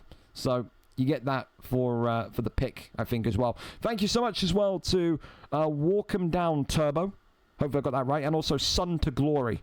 Appreciate you massively. Absolutely do. God bless. God bless. God bless. Gringo, let us go next. If you want to go next, then shout, man. Toss me the invite and let me know. I'm down for it. Alfie, who's fighting for the heavyweight strap, the light heavyweight strap tonight. This is how hot it is in the UK, fellas. For the people there, like Maxi and the boys in Canada and the USA, our houses are all made out of brick, so the heat stays in. We don't have air conditioning. So Alfie, who's fighting for the fucking belt tonight, whose Xbox won't stay on for longer than a round at a time, he has perched his box against the fucking window in his bedroom. Have you ever seen anything more incredible than this? I don't know how he's going to get the cable situation working, but he's going to need to absolutely hope that he gets a nice gust of wind come 10 o'clock, man. But it's a nightmare over here. Ask any of your UK friends. It's a nightmare in terms of the weather. Let's go over to Salt and Pepe then, as these two are ready and set to go. Big thank you to these two for being able to go early as well. Salt and Pepe against AG for the second time tonight. Salt and Pepe 3-3, AG 2-1. Both of these two coming off of losses. But, I mean, you talk about two of the most entertaining fighters in the 170 division. With their history in the higher divisions that these two have had, you get this incredible matchup for the ages. Just a potential to be a fight of the night candidate, maybe even a fight of the year candidate. Let me tell you that for absolutely free. The last time these two fought against each other was all the way back over here. There it is. VFL 173. AG won on that fateful evening in the featherweight division by a round 2 TKO. But that was back on the 6th of February, 2025. So over a year has passed. What do we see today? What we get to see are two incredible niche picks again. BJ Penn. Wow, I forgot this bold little egg existed before, you know, when Showtime was winning lightweight gold with him. Tonight we get to see him in all of his glory in the welterweight division. Pepe in the yellow trunks with RDA and AG in the white trunks with BJ Penn. A master of violence. He's got CTE to fuck. If you don't know anything about UFC, Google BJ Penn. No joke. He thinks that the government replaced his mother with a cyborg and that aliens exist. He is completely fried, is the only way I can describe it to you. Both of these two, though, are boxers. They are going to sit in the middle, Max Holloway, point to the ground, and just let it all go. And right now, the first knockdown of a few goes to AG. It will be the case when none of these two are going to clinch. They're not going to wrestle. It is going to be a rock'em sock'em performance tonight. Two pioneers of striking. Two pioneers of the boxing that we've seen in this league. Salt and Pepe was a young boy back when he debuted back in, I think, VFL 6 about 4 years ago. Now he is one of the very best to ever do it when it comes to this pressurizing style. The journey that he's had has been incredible, from featherweight great to now welterweight journeyman, but just happy to see him fight every week. Absolutely. AG, of course, has had some difficulties in the lightweight division, finds himself in welterweight. Says, I just want to be in a fun division, man. Let me go into a division where people are just happy to box and let their hands go. Well, he's certainly getting that. Right now, the combination's flying forward from RDA. AG seems to have kind of, you know, lost all of his rhythm. Started off the first 30 seconds of the fight absolutely phenomenal. And now look at him. He can't find a single opening, a single entry. As the left and right hands continue to swing on through. Big, big shots now coming forward. RDA, he was going for that head kick, but not too much there to see. Works off the jab. Uppercut being looked for. Elbow there comes across. AG definitely needs to try and get a sequence going there, because this is all looking one way, one-sided for Salt and Pepe at this minute in time. Oh, the elbow. Just about grazes BJ Penn, as BJ Penn's elbow missed. That's the thing as well. BJ Penn's so difficult to use because his arms are so small. You don't get any reach, any range with BJ Penn, as that head kick comes up brilliantly. Salt and Pepe looking to put a win on his resume here at the end of UFC 5 as he goes into his third UFC title as a UFC VFL fighter. Made that debut in UFC 4. Wonderful head kick again. Tries to go up once more. And AG is the man that's having to try and create some sort of momentum. He bows there, so that's like the boxing version of a clinch. A takedown into a bow just gives him a little bit of time to just evaluate his bearings, because he is being lit up here. No offense, I love AG, great fighter, but this is a clear stylistic and quality mismatch here tonight. He just cannot get anything going. But Pepe, in fairness, love him as well, the master of selling easy wins down the river. How many times have I seen Pepe be a round up, be 2 rounds up, and then he does some stupid shit and gets knocked out? It's like a special power. And look at this, it's happening again. Pepe here, wobbling backwards with 10 seconds left of round 1. But ultimately, you have to give this round to RDA. That is a clear 10-9 to the man in yellow. But, and it's a big but, it is. I think if you are AG, and you look at that last 15, 20 seconds, you're probably saying to yourself, I can get at this guy. I can absolutely win this fight still.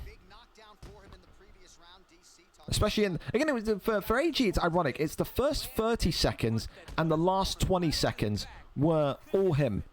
The other 4 minutes and 10 seconds, all RDA. Round 2 up and underway. Glove touch, and here we go again. Oh, a right hand immediately. Salt and Pepe going right back for that ducking roundhouse. And look at now AG fighting fire with fire. Overhand swinging on in. Body shot now comes up. Oh, my God. I just felt like if Pepe ate an uppercut there, he could have been in serious trouble. He's really liking that 1-2 head kick, isn't he? He really is. Leans inwards for it. Body shot there comes in now. And these two almost kind of glued to the center of the octagon. Left hand, though, ducks the head kick. Oh, those little short dinosaur arms of BJ Penn. If they were just a little bit longer, man, he may have won the fight right there. Wonderful head movement from AG, to say the least. Works off the 1-2 still. Left hand, right hand. 340 left here of round number 2. Uppercut. Again, not in range. Right hand, left hand. Look at that head health of AG, though. That is getting so dangerously low. It's ridiculous. Right hand, left hand again. Pepe almost kind of slowing down, turning the temperature down a little bit just to kind of maybe crank it back up in the later part of the round. He's maybe giving AG a false sense of security that he is slowing down. Flying knee, though, from AG. And Pepe hit. Oh, good head movement from him now. The exchanges are lethal. And AG hit. Putting Pepe onto wobbly legs again. Overhand drops him.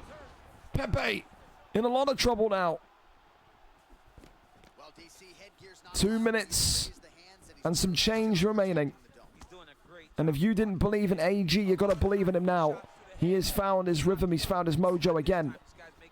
Pepe has got to be very, very, very careful. He does not want to have another performance where he dominates in one round and then throws it away in the other. Big uppercut there lands. There's no jumps here.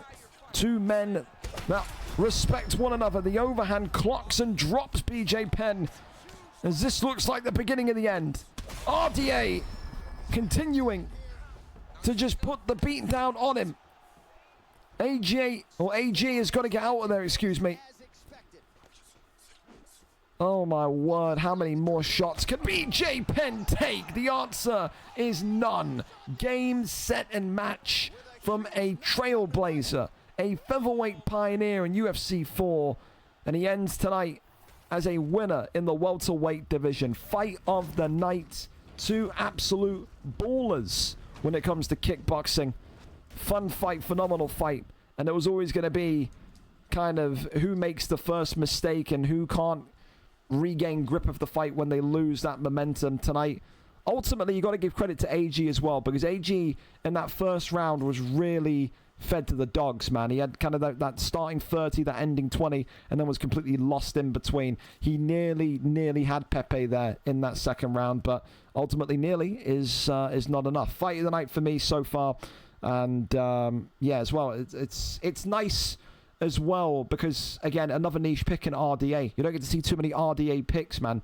It's nice to make different graphics for the fight bonuses rather than Topuria and McGregor and blah, blah, blah, blah, blah. So, hey, props. Love that from you two. Top tier.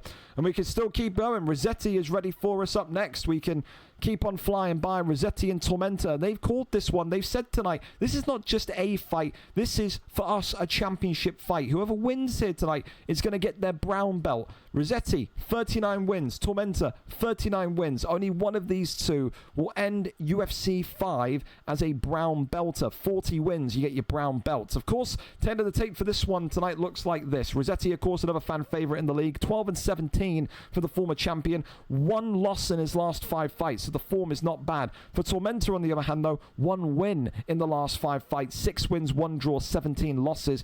Tonight, you have to say Rossetti has to be the favorite. But how fresh is is he? How prepared is he for a fight? He hasn't fought in quite a while. I think about 4 weeks since we last saw him. But he said, I want to be here for the final fight card of UFC 5. And I want to take on Tormentor for that brown belt opportunity. The last time these two competed against one another, though, in the league, when was it? Was it recent? Was it not? In this brown belt off here tonight. Where is it? Where was it? Tormentor, was it up here? Was it? Oh, we look at there. It is. It was actually quite recent. VFL 226. So 13 cards ago.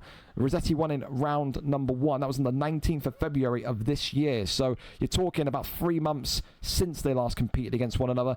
And again, 2 strikers, 2 entertainers, 2, I think, fighters that have had their moments where you look at them and go, okay, they could be champion. And you look at them in other moments, you go, Jesus, they could be relegated to welterweight. Inconsistency, I think, is a great word to describe them both with. But entertaining, knockout artists, fun fighters, that also is the same lineage you kind of have to use at the same time.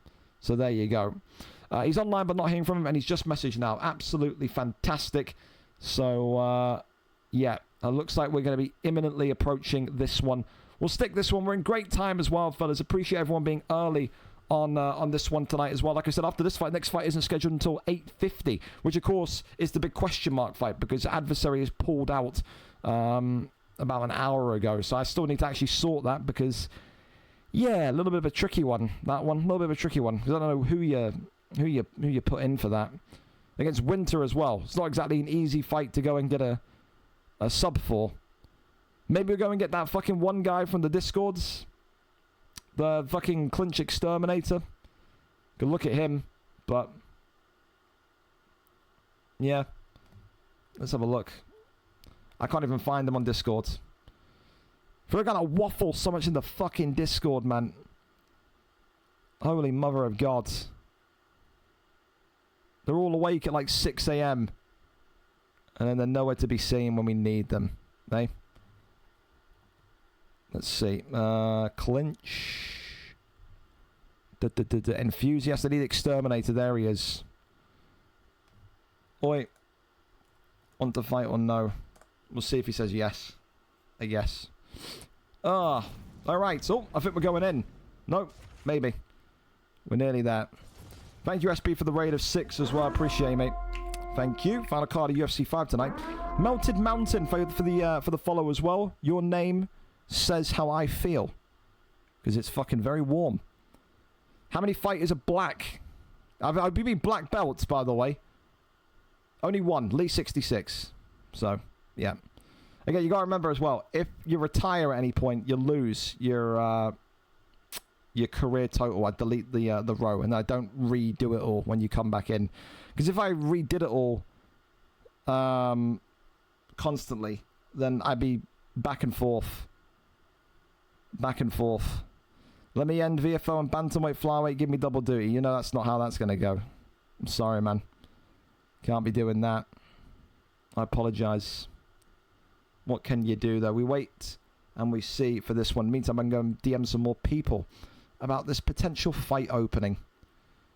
I don't want to do Kemura and Winter because I feel like we've seen that fight about 855 times. I already DM'd Rally, however you pronounce his name. And I know he is completely dead to the world. Oh, are we in now? Yes, we are. Well, that is the problem that we'll figure out after this fight. We'll give these two the respect they deserve in this brown belt championship of the world. Eh? That's what we'll call this one. 6-1-17 against, of course, 12-17. Both fighters coming off of losses. Rossetti tonight going... Tormentor tonight going with the random pick. Of course, Rossetti doesn't have to match that, but there's a sneaking suspicion within me that he probably will. Ilia Topuria, though, he's being hovered on for now. Imagine this heel turn from Rossetti. He just picks Topuria. Unbelievable. I'm going to need to go get more water before the main card.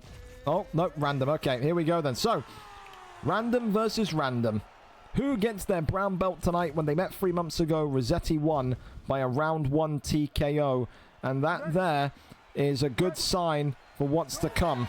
Because that is Islam Makhachev against... I can never say his name. Maurizio... Is it Ruffy or Roofy? I feel like it's Roofy, but who knows? Maybe tonight Islam Makhachev is going to slip him a roofie and put him to sleep.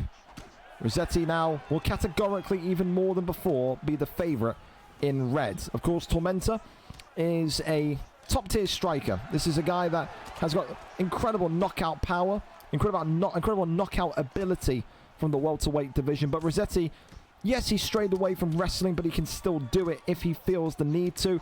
But you think tonight, with the kind of novelty of this matchup, the A to Z random, the random fighter selection, the fact that it's for the brown belt, the fact that they both want to kind of end the cycle with a fun fight, I don't think we're going to see. Oh, too much of it. It's a double drop. And Maurizio Ruffi reining in the strikes here. And Rossetti is out of there. Tormenta gets the brown belt and gets revenge for that fight from 3 months ago. Ruffi, no problem. He gets it done in 1. It was that phenomenal speed of Ruffi, that double drop, that gets Makhachev down and out. And for Rossetti, he misses out on the chance to grab that brown belt at the end of UFC 5. And Tormenta, I keep saying it, man, he may well have a negative record in that lightweight division, but he is explosive. He is someone that just needs one sequence, one opportunity, and he can drop you and stop you where you stand. He gets it done tonight in a ferocious way indeed. Congratulations to him indeed. There you go. Thank you as well to Jay for the resub with Prime as well. Appreciate you, Jay. Everyone's favourite New Yorker. We love to see it. Level 95 is out and the club servers are down. Can't get on. Yeah, well, you know what? I'm just going to say it. Serves you right for playing clubs in this hot weather. On the Lord's Day of Thursday. It's alright. You'll have your VPG games moved and you'll be playing 18 games a night. You guys love it. A day off won't kill you.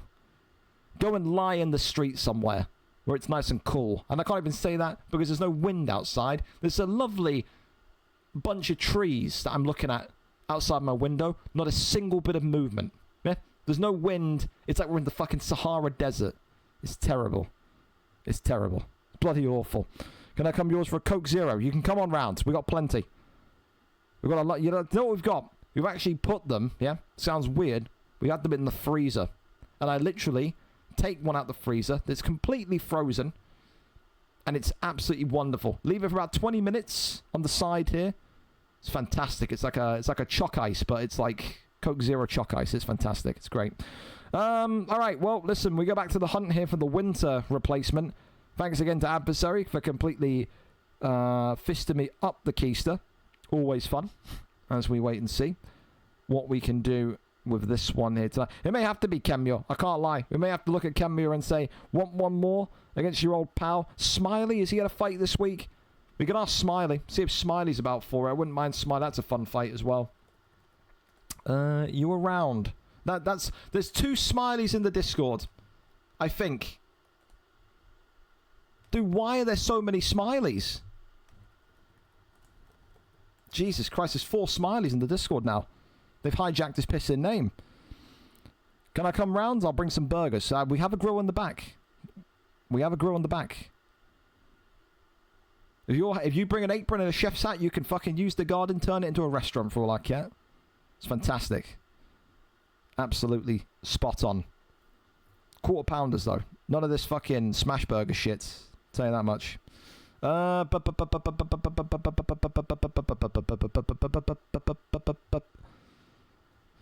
don't think Matty's going to have the game installed. I don't think Mark will have the game installed. I don't think Theo James will have the game installed. I'm going to have to ask Kemio. I think Kemio's going to have to be one that I have to go and see if he's actually got it installed.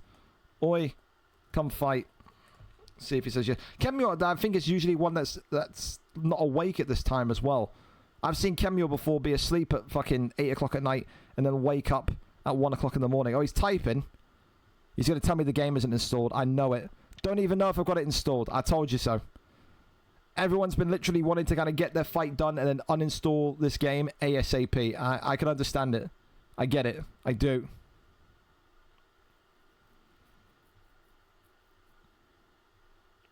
Even on the final card of the cycle, boys, you just still get this. I had Spooky pull out at like 2 o'clock in the morning. I had Tay pull out a couple of days ago. You got Adversary pulling out with an hour to go. Of course, you need a backup this week and not last week. I know, tell me about it. It's just, that's the way of the world, Mr. Lane. Fate. It's a cruel mistress, isn't it? Not got it installed, says Kemure. Oh, back to the drawing board. We need any bantamweight or flyweight at this point. Any single bantamweight flyweight that has not got a fight, I would give them the fight. I don't know if Mitchie's probably working because I know he's in Canada. I'm pretty sure Adamizer is fighting. Yeah, he's fighting against Alfie. Adversary is pulled out. I do not want, in this fucking weather, I do not want to watch Pisces fight. I would rather literally ingest cyanide. I would. Winter, Adversary literally at 7:30 as the fights were going on, pulled out of the fight. So I'm trying to find a replacement.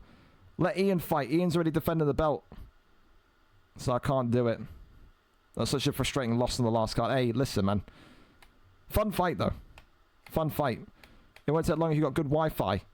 Imagine thinking, in Scotland, there's such a thing as good Wi-Fi. You fucking new here.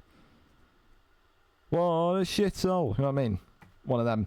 Could ask Benji. Is Benji fighting tonight? Did I give Benji a fight? I didn't. I can ask Benji. See if Benji's down for it. Benji's been fun to watch. Oi. Down to fight. Down to fight, question mark. Won't be opposed. I live in the valleys. Yeah, exactly. Got that fresh fucking Welsh air. 3 cheeky title fights. I'm not doing it 3 title fights. You crazy. Winter versus Lawyer 2. You fought this week, Lawyer. You've already fought unstreamed. It's just a golden rule, man. I don't do it. Could do. Yes.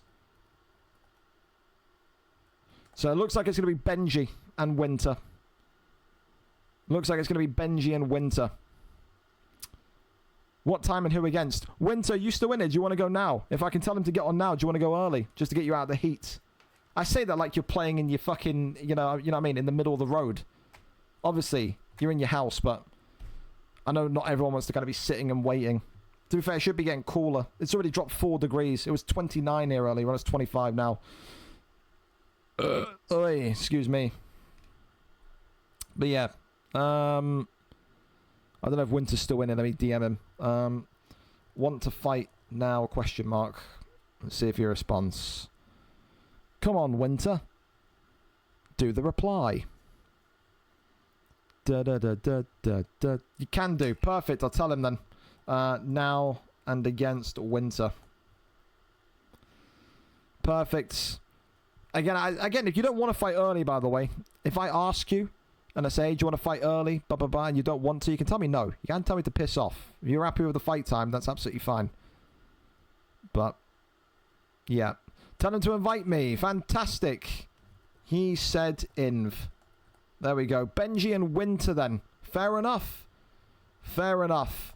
So Adversary pulls out the fights and Benji accepts the fight. Now, have Benji and Winter ever fought against each other before? I feel like I've seen the fight.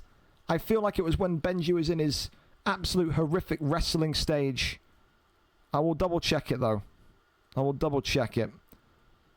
Warmsy Kieran.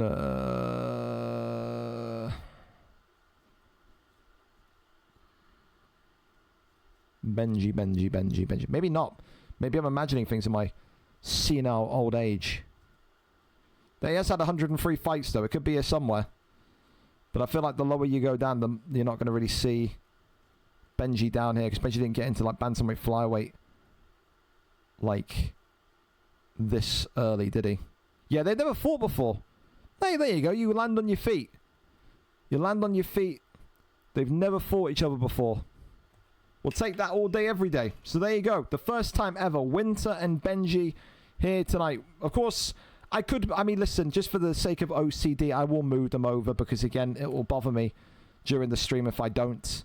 So that's cool. Does Mitchie have a fight this week? He does. I've got to move somewhat. This is how OCD to the max I am, fellas. I have to make sure that everything's in complete order. Yeah. Without order, it's chaos. That's just how life is. Yeah. Fantastic. And what was Benji's record again? 10 and 15. There we go. Fantastic. All right. So, first time ever Winter and Benji tonight. 26 and 21 for Winter. 3 wins in 5, including a title win. For Benji, 10 and 15, 2 wins in 5. Came off of a loss last week, but it was, again, against the now new #1 contender in Genghis King, I'm pretty sure it was. So, an opportunity for Benji to fight against a Hall of Famer. An opportunity for Benji to end his UFC 5 spell with a victory. But it is against one of the most dangerous fighters in the league's history in Winter XJ. We go over and we see who our cameraman is. Winter is our cameraman. We are there. We are set. And we are nearly ready to go.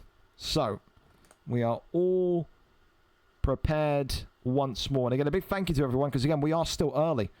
We are still early. 10 minutes early is fantastic. Absolutely spot on. Let's see what Benji can do here tonight, though, in this one as they begin to get lobbied up.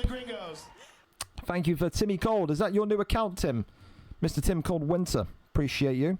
It's 22 here earlier on, but it was 30 yesterday. Yeah, see, we've had the same weird shit. So here in my neck of the woods, as they're lobbied up now, thank you so much. I'll tell you this quickly. In our neck of the woods, Sunday was hot. It was like 29. Monday it was 31. Tuesday it was like 32. Yesterday it was like 24 or 23. And now today it's back to like 30. So we had like a bit of a day off, and then we're back to the absolute shit show today. So I don't know if you're completely out of it now, Chatterfight, or if you've got it coming back your way tomorrow.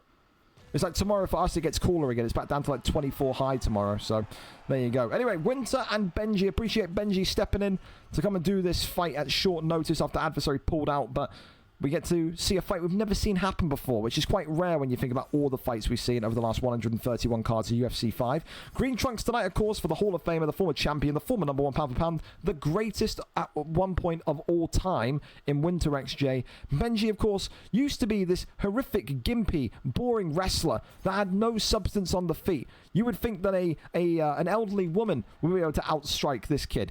But now he's taken some time away, he's come back, and in this spell that he's been back, yes, he has lost fights, but he looks so much more clean, so much more well put together on the feet as a boxer. However, is he well put together enough to defeat someone that's been knocking out some of the best in Europe, some of the best in North America for years and years? There is a real aura almost about Winter when he gets into his groove. But there is the negative side, it's a big but, is that you see Winter at points come in and have these absolutely stinking performances. When you go back and you think to those points in the winter, no pun intended, I think October, November time, when he couldn't buy a good performance. He couldn't buy a win to save his life, and he ended up having to kind of retire because he just could not find any sort of consistency. You don't want to see that version of Winter tonight. He wants to end his UFC 5 with a victory, and he's got a great opportunity to do it here tonight against a struggling for form Benji PP. 2 minutes and 40 left of round number 1 already. You can see just that. It's always, I say this about the top guys, man. You see it in Winter as well as the likes of Keza, Jakey, when he fought all these top guys. It's the footwork. It is a large portion of it in this bantamweight flyweight division is knowing when to move, where to move, what position to stand in, what area of the octagon to head to. It's like these guys have got an inbuilt GPS in their heads. There's an uppercut there, knocks down Benji and puts him in a dangerous position once again already. Minute and 50 to go. Of course, Winter is not without damage. He has suffered. He has got that orange health pack logo, but it just feels like right now, Benji's head health is on the verge of imploding. Look at the state of that within 1 round already. And that's Pantoja, by the way. A guy that's got some of the best durability and health stats in this weight class. For those fists of fury, the speed, the precision that Demetrius Johnson brings.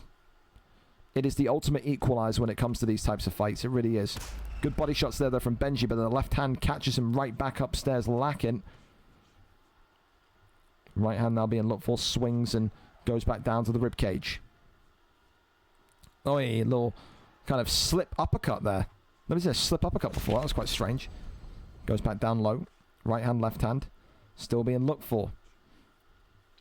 Got to think that Pantoja needs to just survive this round. 10 seconds remaining, and I think that's exactly what Benji wants to do. Just get out of dodge and not take too much damage. Big uppercut there comes forward, and that's going to be the round in the books. Winter categorically takes round number 1. That knockdown helps him massively.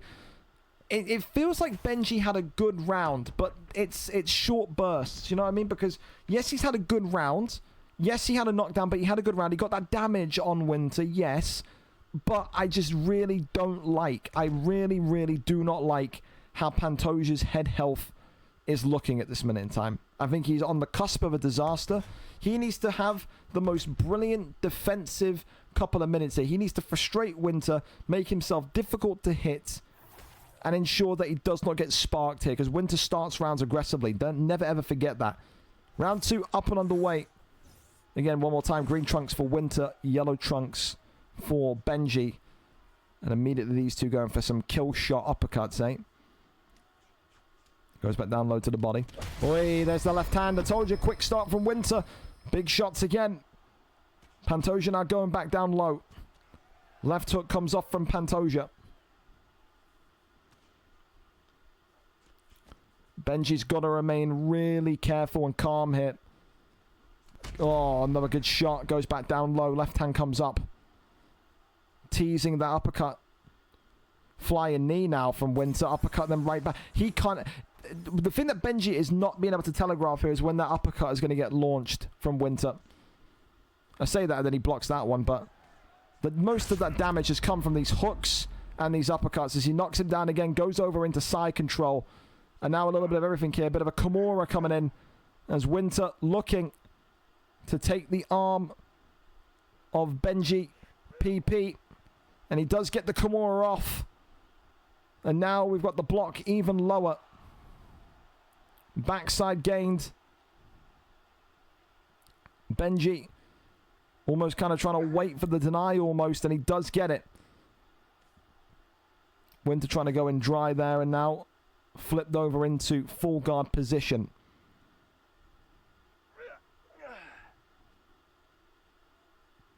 Socking shots away here. That's amazing, by the way, that Benji did not get that denied. That's the most obvious up transition ever.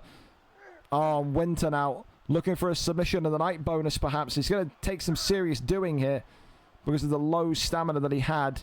Ultimately, Benji gets out of there, tries to roll him into a back-sitting RNC. Not going to happen for him, however. And now the posture up and the get-up. That compromised block is going to be even more of a danger zone now for Benji. Takedown there, shot. Takedown denied.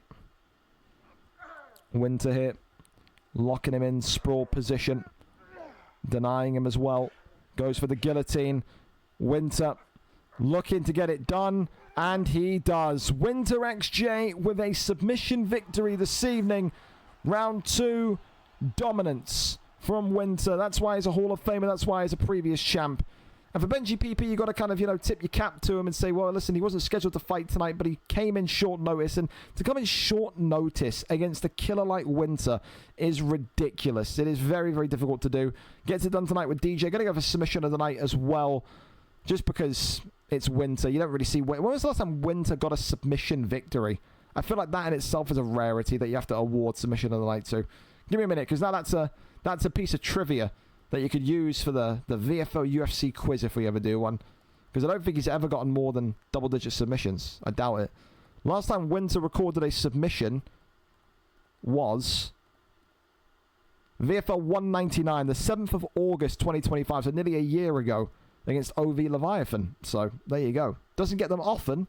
Got a big one there tonight, though. Congratulations to him. Thank you as well, Tim. Thank you so much, my friend. 200 bits from you. What a sweetheart you are. Big thank you. Big thank you. No, but abandoned. Okay, there you go.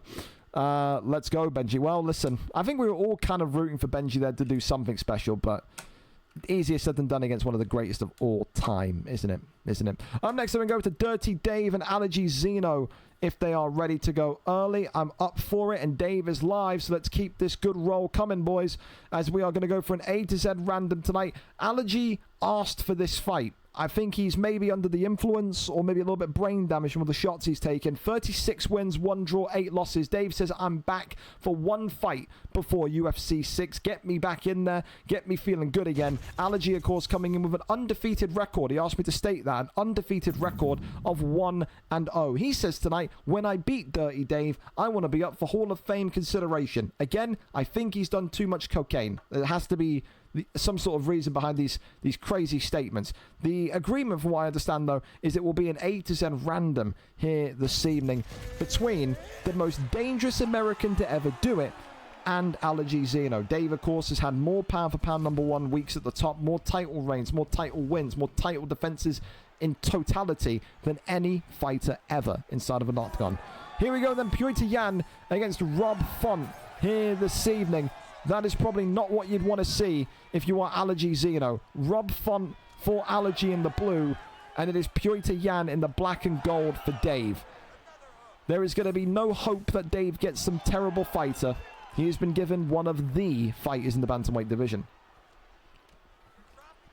Now listen, if vDlchi tonight can come away with a victory, not many people can say that they've given Dave a loss on his record before. It would be unfathomable. If there was a betting line, if there was sports betting in the United States, you would probably say that vDlchi Zeno is a plus 3,000. That's what I'm giving him. It's terrible odds. You wouldn't even begin to fathom he wins a round, let alone the fight.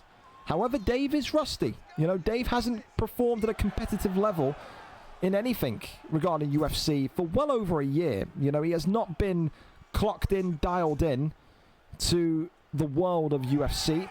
It will take some time for him to get back to his elite status, his elite level. But if you know Dave like I do, he's a robot. For all the hours that we spend doing normal things, going outside, reading the newspaper, showering, eating a normal meal, Dave is locked away in that cave of a room of his, learning what stage drops are, how to do, combinations on UFC, how to do everything and anything imaginable inside of a virtual octagon. So when you have that much level of commitment and passion, I suppose you have to just kind of say, okay, fair enough. You're a little bit strange in a good way. I guess we'll see, though.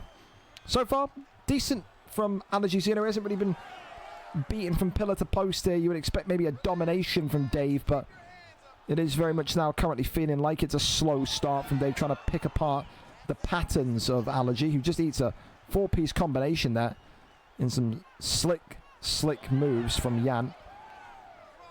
Goes to that left-hander across. There's Rob Font, though, going with a left-hander himself. Rob Font was a very, very favourable pick back in the early days of UFC 5 and the end of UFC 4. There was a large amount of title fights that were being done at points on the Xbox side where Rob Font was the meta pick.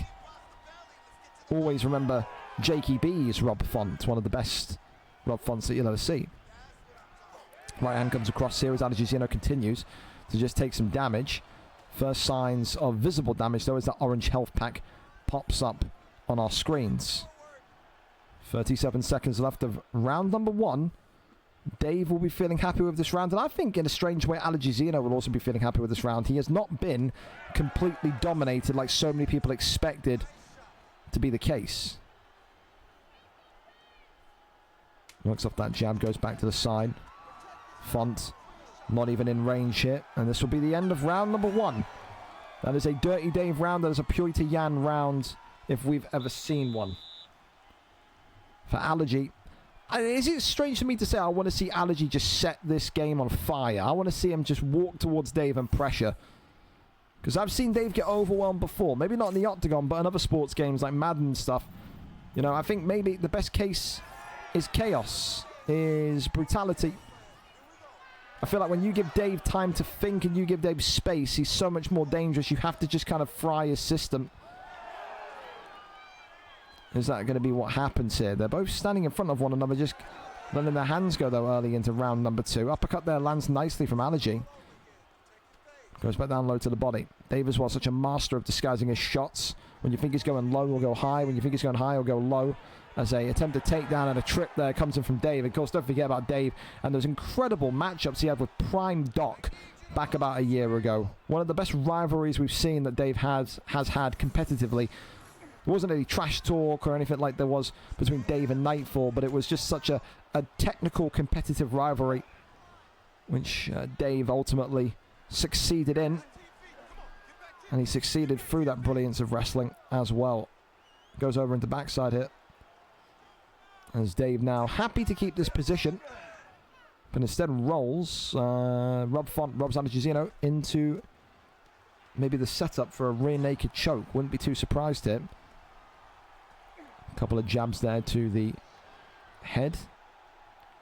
As now we roll over into backside. Back sitting. Has him in a good position here.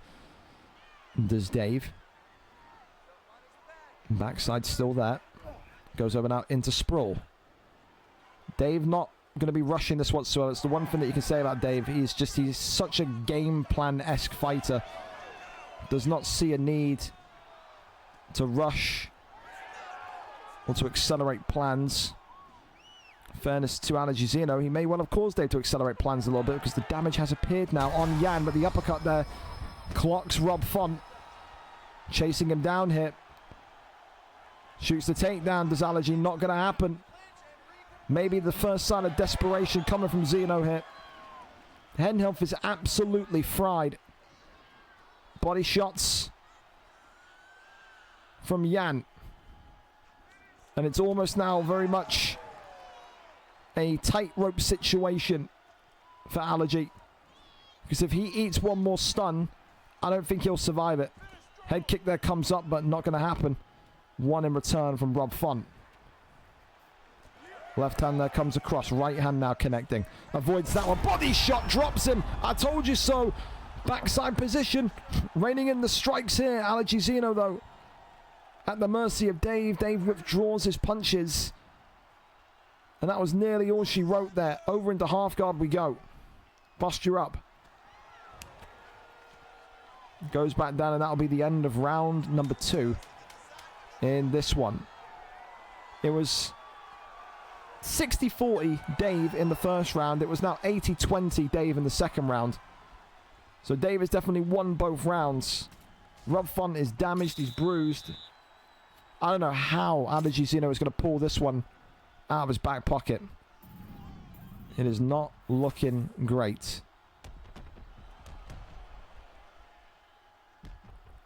And right now, the replays from Dave here. And again, to say as well, Dave hasn't even touched. I'll tell you this much. Maybe he's done one spar 4 months ago, but this is the first time he has seriously touched UFC in minimum 10 or 11 months. And he still fights with this much quality. It's ridiculously crazy. Round 3 up and underway. Dave, of course, looking for win number 37, I think it is, if I remember correctly. I think it was 36-1-8. I think that was his record. Allergy looking to keep his invincibility and go 2-0 at the end of UFC 5.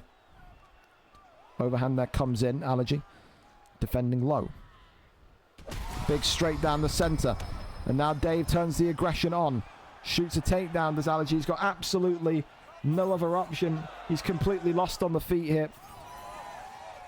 He knows that Yann is dangerous, and he knows all it takes is one signature blow.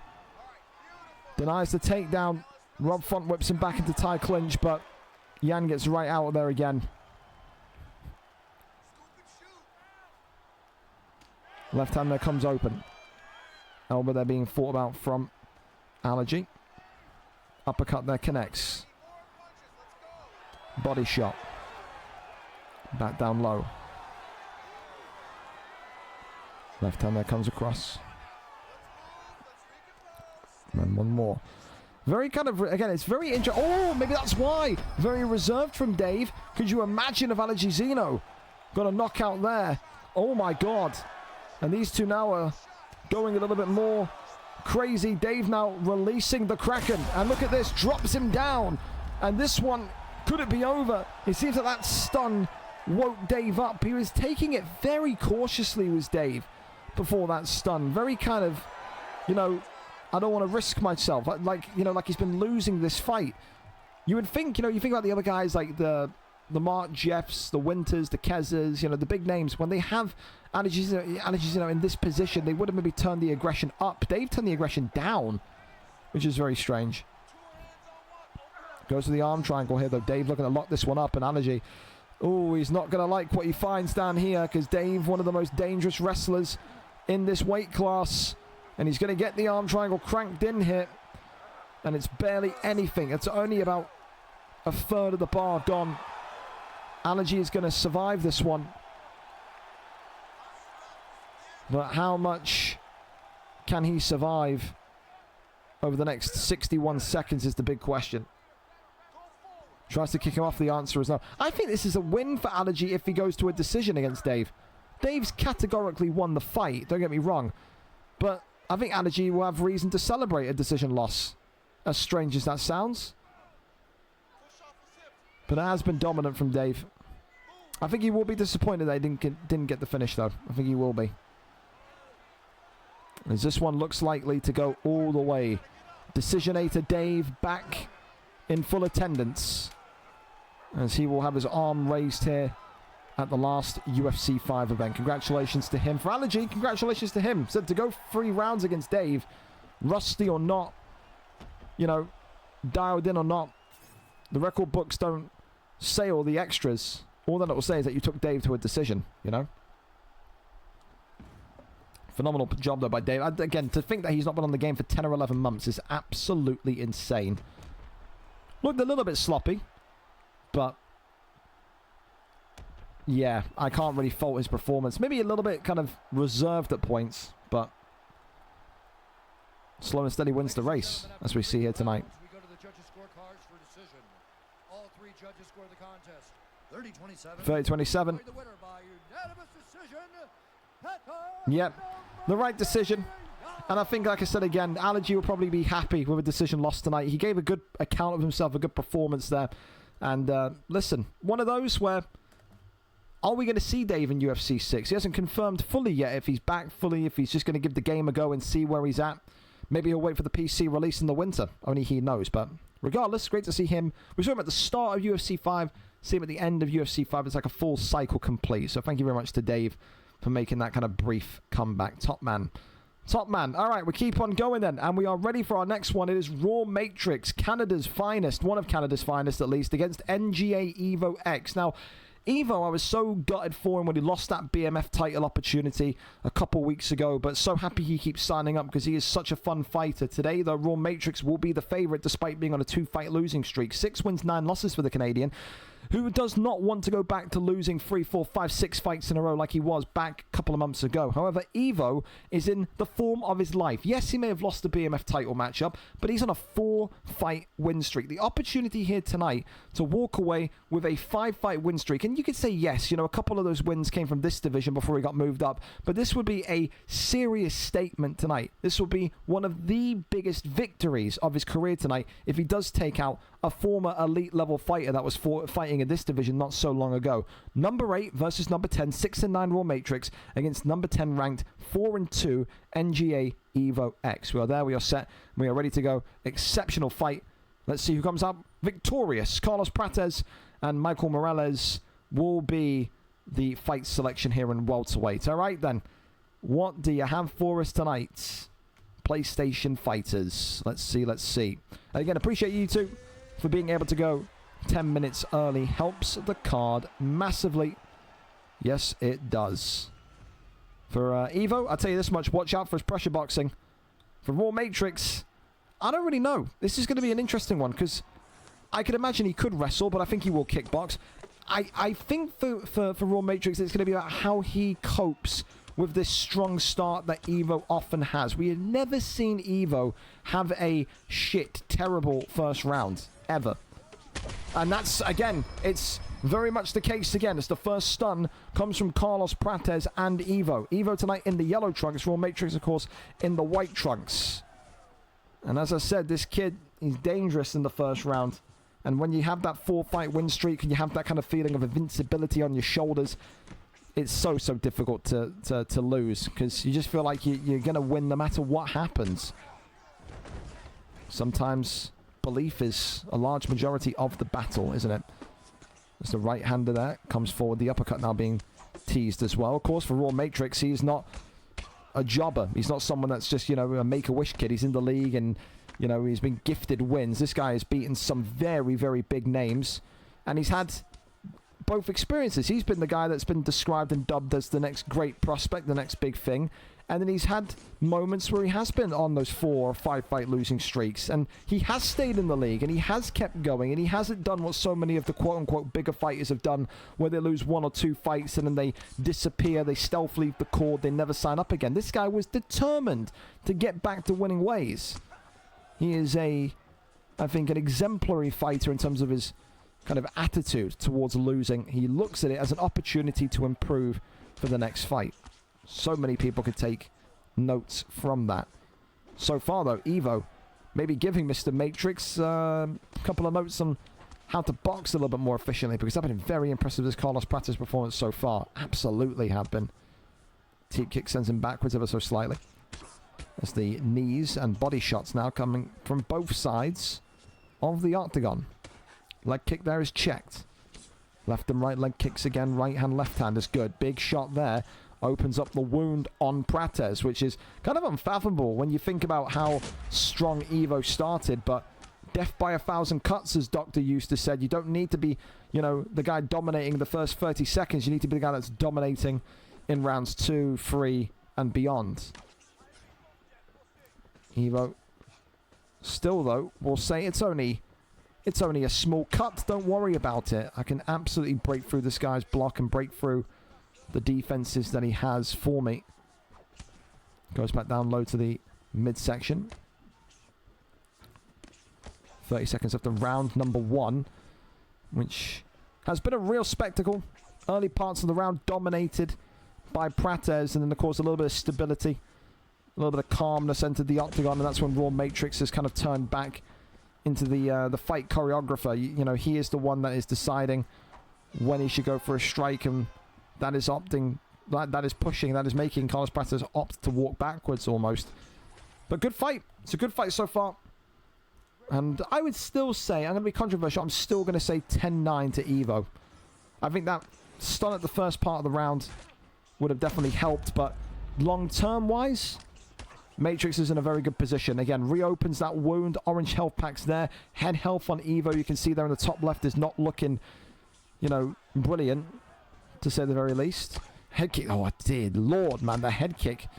How does that not even stun him? No words. Goes to the right hand. Continues on here again. No teep kick backwards. Still nothing. Right hand, left hand. I just want to see that bravery again from Evo from the first kind of 30 seconds of round 1. He's got to kind of get settled here. He still feels and looks very tentative to make that kind of advanced push. Maybe that's going to encourage him because he's now got the health pack emoji on Raw Matrix. There's got to be at some point a little bit of bravery again from Evo. He has to maybe be a bit of a risk taker, whether it be now or in the 3rd round. He will have to leave part of himself dangling for a counter shot, maybe perhaps, but right now he's chipping away. Ducks the head kick. That's a good shot. Double drop. Oh, Matrix makes a huge mistake. Wow. Denies the stat guard. That is absolutely huge from Evo. I said he needs to be a little bit more aggressive, a risk taker. Well, it was ultimately Raw Matrix who threw that head kick, which is the ultimate risk. Ducks underneath, pops up with the hook and drops him. Huge moment for Evo. Absolutely. Flying knee comes up again. Goes back down to the right side. Uppercut there just being looked for. Nothing more as of yet. Works off the jab. Pops back down. Teep kick sends him backwards. Jab again. Left and right. Good shot selection here. Teep kick. Good. The thing as well I like from Evo is that he's not he's not just kind of doing what we usually see people do, is that, you know, they get the stun, they get the drop, what just happened to Matrix a couple minutes ago, and then they're kind of happy to sit off that and say, okay, I've won the... Oh, god damn! Oh, Jesus Lord! Oh, Jesus Lord Almighty! I've seen the Messiah, and his name is Carlos Prates. Swayed and executes with the flying knee. That's the second flying knee tonight that's completely caught me off guard. Holy Jesus. Praise the favelas of Brazil, because Carlos Prates is the name on the lips tonight. And Evo, I said this, man. This kid's confidence, this kid's feeling. He just feels like he can lose portions of the round. He can have bad moments, but he always has that one in the chamber that'll get him over the line. A 5-fight win streak, and that there is the most impressive name on his resume. Hell of a knockout. That's going to take knockout of the night from C. Pierce. I can't lie to you. Against someone like Raw Matrix, you have to appreciate that. A round 2 TKO tonight. And for Evo, what a way to get it done with Carlos Prates. Jesus Christ, I did not expect that. It completely caught me off guard. I was going to go on a tangent about the way that he kind of composes himself for Evo, but just sucked all the air out of the atmosphere, which is difficult here considering how warm it is, but holy God, what a knockout. Took the first round, but got too wild in the second. And that's what I love about you, Matrix, by the way. Never ever salty after a loss. You're the first one to congratulate someone, and you're the first one to say, I fucked up there, which is such a nice thing to see. Because, again, I've seen people in those kind of elite divisions go, oh, man, the fucking game's terrible. Oh, my God, fucking cheesing. Oh, my God. Oh. You know what I mean? It's refreshing. It's refreshing. So, there you go. Knockout of the night. Absolutely, Muzz. Absolutely. Absolutely. Well, up next, we can go with the Jazz Cox and Mo, if they are ready to go. A little bit early. If not, then that's absolutely fine. I've got a DM from Jazz. I'm not getting a response from Mo. Wasn't that just absolutely terrible news for everyone involved? I guess we're going to be flipping fights around, and I have to go send another threatening message. Fantastic. To be fair, we are early. Where are you? Question mark. So I guess we'll see. Of course, if anyone wants to go early, whether it's Atomizer and Alfie, Jay and Dylan, Webbo and Viper, let me know. We can go early if needs be. Absolutely, positively. You want to go early, you want to get out of it. The door is open for you. Yes, it is. Yes, it is. And Ask J.O., absolutely brilliant. Fantastic. Now, that's why I love you. That's why I got so much time for you, Matrix. I love it, man. Because how many times have I had to deal with people in this PlayStation division, bro, that lose one fight and then we never see or hear from them again. So, I have no sound on. Wow, that's rude, Jay. That's rude. Well, for now, we'll see if Mo pops up and appears. And if not, then he'll be replaced. And I'm just saying, boys, I can accept adversary pulling out an hour and 20 minutes before because you're giving me some notice. If you're doing this shit, where on the final card, you're just not showing full stop, you can't expect to fight here in 6. You just can't. That's just so obvious, isn't it? You just can't. Send invite, fantastic. We're going to the next fight then. So J.O. Salmon and Dylan Lawler happy to go early. Big up to Jay. Big up to Chatify. And again, this is a fight that Chatify wanted. He campaigned for. Banging on the office story. He was saying, let me fight that New Yorker. Give me him. It'll be a great fight. Well, tonight he gets his wish. J.O. Salmon, former champion, of course, coming in tonight. 4 wins, 3 losses. And a 4-fight win streak before that title loss. But he looks sharp, man. The boxing's there. The belief is there. He is such a dangerous prospect. Yes, he's had trouble with wrestlers in the past, but I don't think Chatify tonight is going to be going and asking for this fight with the intent to wrestle him. I think Chatify wants to prove that he can outbox this explosive character out of, I'm going to just pretend he's from the Bronx, because why not? Of course, when you think of Chatify, though, 2-1 record, yes, he lost last week to Juan Fei, but the Colombian champion is just so damn dangerous. But you think about Chatify's boxing from featherweight, even back when he was in the lightweight division, he has taken so much time to kind of craft it, develop it, improve it. You can see that the improvement is so clear. He is up there, for me, with probably one of the I don't want to call it like rookie of the year, but one of the most improved fighters of the year, one of the breakout fighters of the year for just how quickly he has improved. Tonight, though, will he be able to get it over the line in what I anticipate, I hope, because again, there's no rules for this. Chatify could just completely turn heel and just sniff his nuts off for 3 rounds and put us all to sleep. But I would feel this is going to be a high-octane, high-pressure boxing match tonight, where only one of these two will come out alive. And one of these two may well fall and perish due to a mistake. So we will see. We will see. For now, we will wait and see.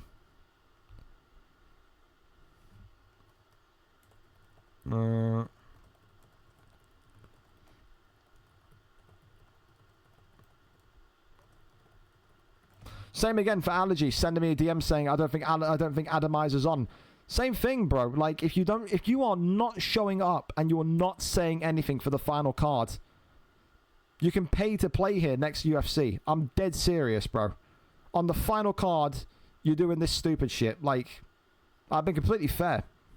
Got crossplay coming. Don't need these people, bro. That's how we're looking at it. All right, here we go. All right, Volkanovski and Holloway then. Here we go. Oh, my sound's Let's too low. see. Let's see. We've got Chatify Toms as well. Cornerman Chatify cornering himself, talking to himself. He's got schizophrenia. We love to see it. Volkanovski and Holloway, both of course in black trunks, but you know who's who. You're not an amateur. You're not a beginner. Dylan Lawler, Chatify with Volkanovski today. J.O. Salmon in there with Max Blessed Holloway, the man that he got the belt over the line with. These two, though, are dangerous, and they will sit in the pocket, and they will let it all go. They will let it all hang tonight. Yes, they will. Of course, Volkanovski hits like a truck inside the pocket. He's got that credible power. J.O. Salmon may well have to fight from the outside if he wants to succeed here. However, the left hand of Holloway is constantly underrated. Right hand now opens up the wound. And I think Chatify already is almost a little bit surprised at just how much power that Holloway hits with. Continues to work off that jab, goes back down again. 1-2 down the center. Uppercut. Right hand. Avoids that one. As again, those slight pockets of lag come in. So Wales against New York here tonight. Look at the health packs already. A slight tinge darker for Chatify compared to J.O. Salmon. Jay, though, is just using these punches and bunches just to kind of disrupt and kind of open up. Chatify here works the body once again. J.O. Salmon. Dude, the way that Max Holloway strikes is so fast. It reminds me of Demetrius Johnson. That's how fast it is. Ridiculous. The uppercut clips Chatify again. Chatify is really in trouble here. He's really, really taking a beating from Holloway. Uppercut again. How many more can he take? Drops him and downs him. J.O. Salmon constantly disrespected in this featherweight division. And you asked for the fight. You asked for the fight against the New Yorker. Neon Belly. And this one is all over. Chatify out of there in round number 1. Game, set, and match. J.O. Salmon, the former champion, gets it done. And it doesn't even look close. And that's, I think, the thing that will probably annoy Chatify more. He expected it to be a back-and-forth war. But for J.O. Salmon, a fan favorite, Dio the Demon's coach. Usually spotted in the Dio the Demon stream with a whistle and a skip rope in the background. And tonight, he ends his UFC 5 VFL career with a 5-3 record in the featherweight division. A good kind of ending sequence for Jay, though. You got to think, the last 2 months for J.O. Salmon. Win streak, title win, dominant victories. Probably one of the best Max Holloways currently in the featherweight division. Absolutely superb. Absolutely superb. So, yeah. For now, I guess we're waiting and seeing then. You got the potential of this Mo kid not being here, and you got the potential of Atomizer not being here. And I'm dead serious. If people know Atomizer, they may want to go and tell him, like, get your ass on. Because if he's doing this stupidness, man, where he's just not going to show up to the fight. Of course, we got time. We're still 15 minutes out, so I can't do too much here yet. But, like, bro, you can't, on the last card, you can't be doing all this nonsense. You can't do it. Again, Jazz, I can't do anything with you until, again, we hit fight time. It's still not your fight time. All it does is that it just delays us a bit. So, we have to kind of give them time to get on. So, it's one of those. We could have had an early, what's it? Not an early. Well, yeah, an early main card. But what can you do, boys?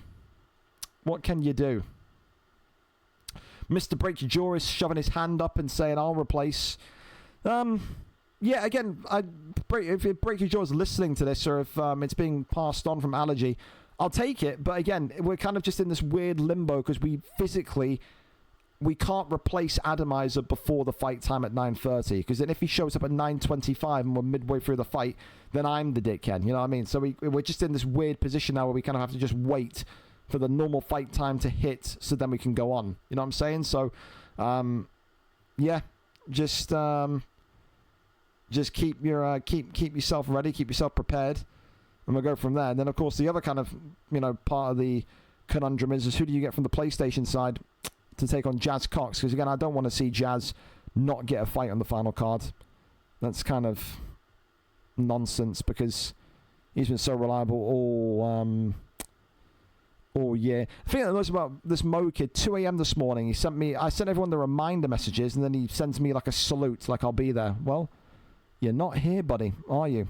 No sign of you, no peep of you, nothing. So, one of them. Me and Viper are ready. Webbo, let's do it. Let's keep this flow going. Let's do it then. If Viper and Webbo are good to go, we can do that fight, and then by the time this fight finishes, we'll be ready to start replacing people. So, yeah, I'm down for it. Let's go. Let's go and see it. And El Nino Problemo, Fat Bottom's food. If the worst comes to the worst, then I will hit you. But like I said, for now, we just have to kind of wait for the allotted fight time to hit. So, again, I keep saying it. I always say this when we have these happen. It's very easy to get replacements. It's easy to replace the fighter. It's more just, I can't trust you to fight if you're going to take a fight and then not show up. You know what I mean? Like, that's the thing that annoys me. I give you a fight. You begged for a fight. You ask for a fight, you don't show up to the fight. And then you're angry at me for telling you that you won't fight again. I mean, you do it to yourself sometimes, fellas. You do. You do. So we'll wait for that stream link, of course, from Webbo and Viper. We'll talk you back through the history of this fight, though, of course. Webbo coming into this one. We don't know what his record is because this is the first time that we're seeing the return of the great Webbington, Colby Webbington, in the octagon for what feels like an eternity. It feels like he kind of stopped and put the gloves down a long time ago. The last time Webber was in the octagon was VFL 228, 11 weeks ago. His longest retirement after he lost to Koros. That was on the 6th of March of 2026. Now, when you look back at Viper and his kind of history, Viper as well, another one that comes in with elite boxing experience, but also has tweaked his wrestling to a degree where I think he can give Webbo a bit of a battle if he intends to grapple with him. The last time they fought, 205. This was the second time they fought. VFL 205. Viper won that fight by a round 2 knockout. That was on the 18th of September of 2025. Then you go back even further, the first time that these two fought, Webbo and Viper. And it was all the way back over here. VFL 165, the 12th of December, 2024. A round 3 TKO against Viper. So Webbo has never, ever had the ability to beat Viper Arco TTV inside of a VFL octagon. Tonight, Viper, 24-22, coming off of a win last time out, more active than Webbo, will be the favourite to do the hat trick on Webbo. Can Webbo give us something different? Can he give us something fresh, something new? Or will this be much of the same over the last 2 fights? We're there, we're set, and we're ready to go for this trilogy here tonight. Great to see Webbo, just like Dave, back on this card to end the UFC 5 cycle. Let's see what the picks are going to be. Davidson Figueiredo today for Webbo against looking likely Joshua Van for Viper Arco TTV. And again, a big thank you to these two for being happy to go early as well. Massively appreciate the life out of you two. Here we go then. Let's see what Webbo can do. 11 weeks out is a long, long time. Viper coming off of a win just 2 weeks ago. Glove touch, and we're off. Of course, for Joshua Van, it is an opportunity here where basically you look at this and say, for Viper, get a hat-trick victory over Webbo, and I'll never have to see him again. I won't have to look at him in UFC 6 because I would have beaten him so many times before. For Webbo, it's kind of like important at this stage, because the worst thing that can happen to you if you're Webbo is you lose this fight. You're 0-3 against Viper. Viper then goes in UFC 6 and wins the title. You can never really unless you command a big win streak, you can never ever command a 4th fight against someone when you're 3 down to them. And look at Viper go, by the way, almost like he's having a stroke, almost like he's having a schizophrenic episode as the right hand there clips him, goes back down low to the body. Of course, Viper tonight in the black and gold with Van, whereas Weber coming back in for his return at the end of his UFC 5 card in yellow with Figueiredo. And look at Viper go, man! He is absolutely putting Weber in a spliff here. How much rust is there on this Hall of Famer in Weber? Viper Arco TTV, the younger fighter, the younger man. Weber, the senior citizen of the league now. Just not able to find any sort of rhythm. Takes him down and now has back sitting position. All right then. This is where Weber excelled so often in his heyday, in his prime. Does he still have the ability, though, to control fights down here? So far, Viper says, no, you don't, old man. No, you don't. Couple of jabs here, raining down on Van.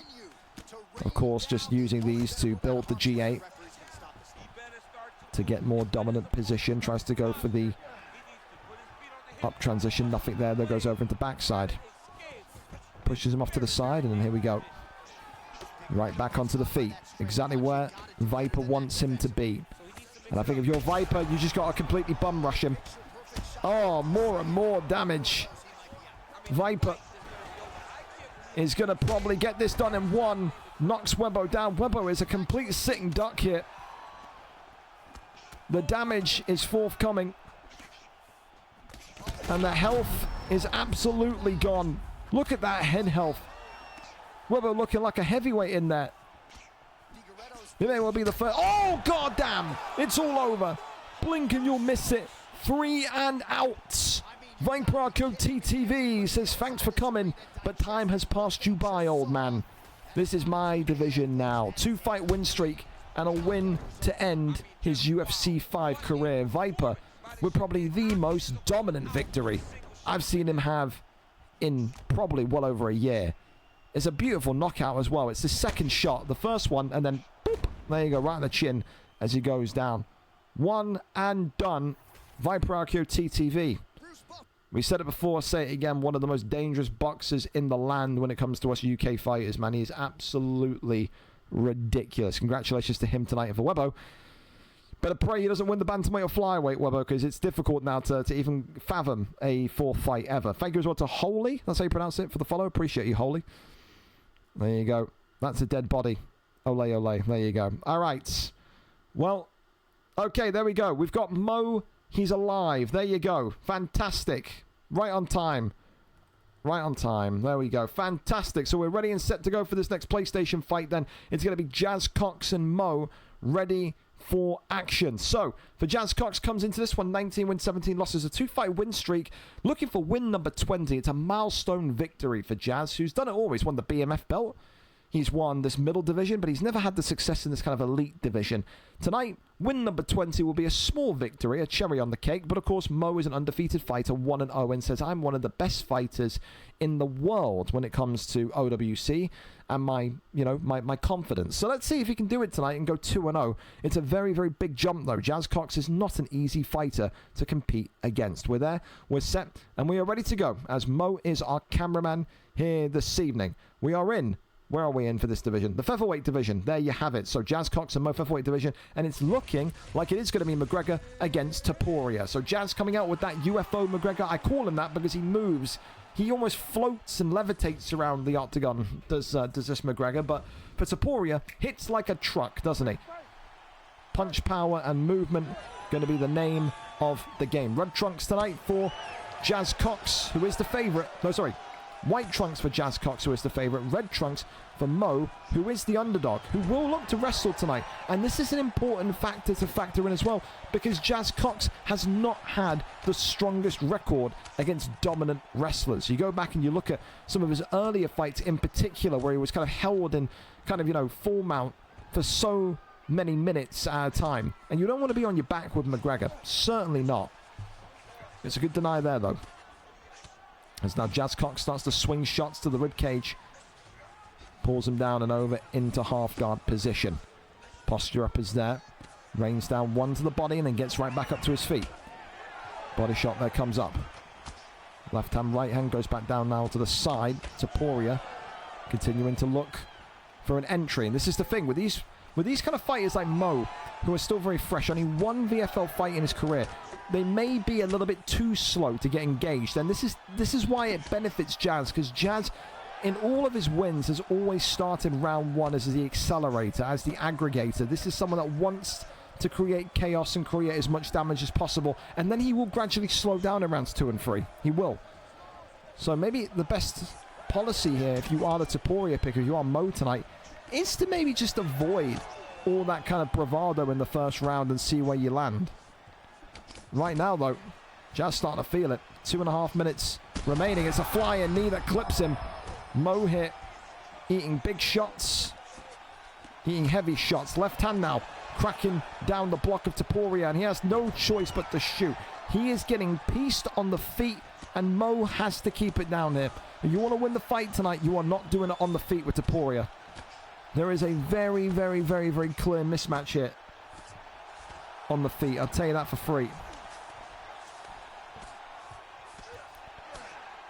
Tries to maybe build the GA here. Mo sucking more shots away. Crawls over now to that left-hand side. Half guard position. Over now into side control. Works the body shots again. Couple of jabs. Crawls over now into half guard.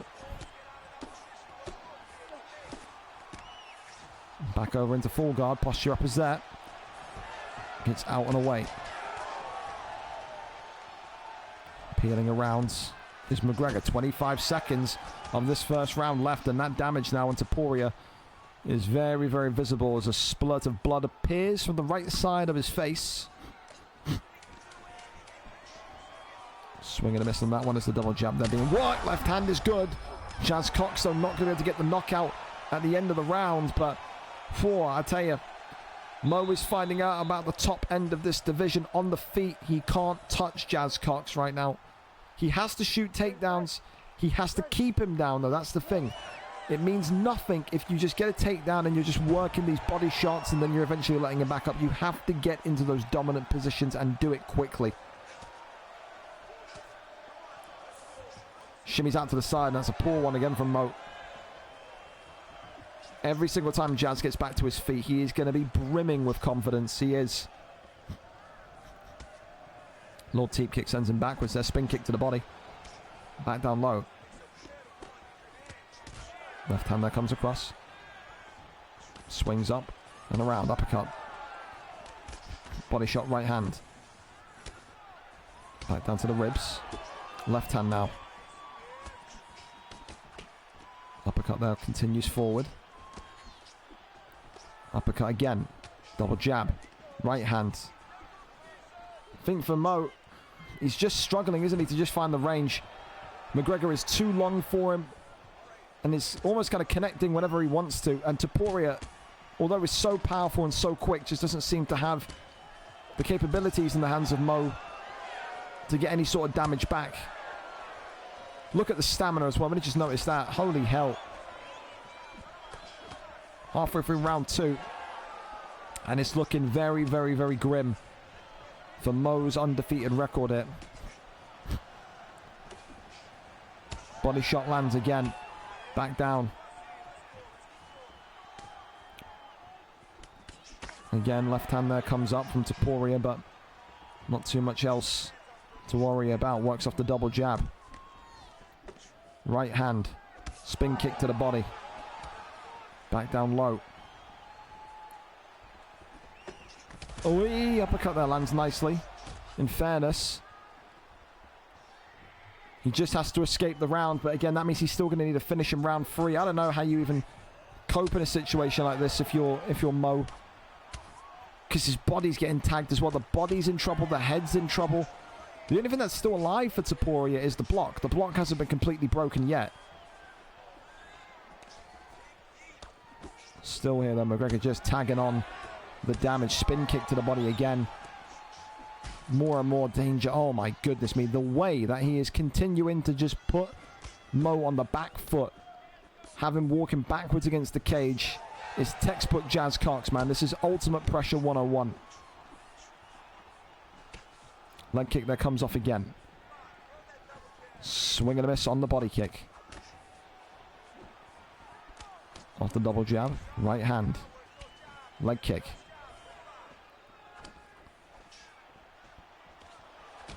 Right hand comes across.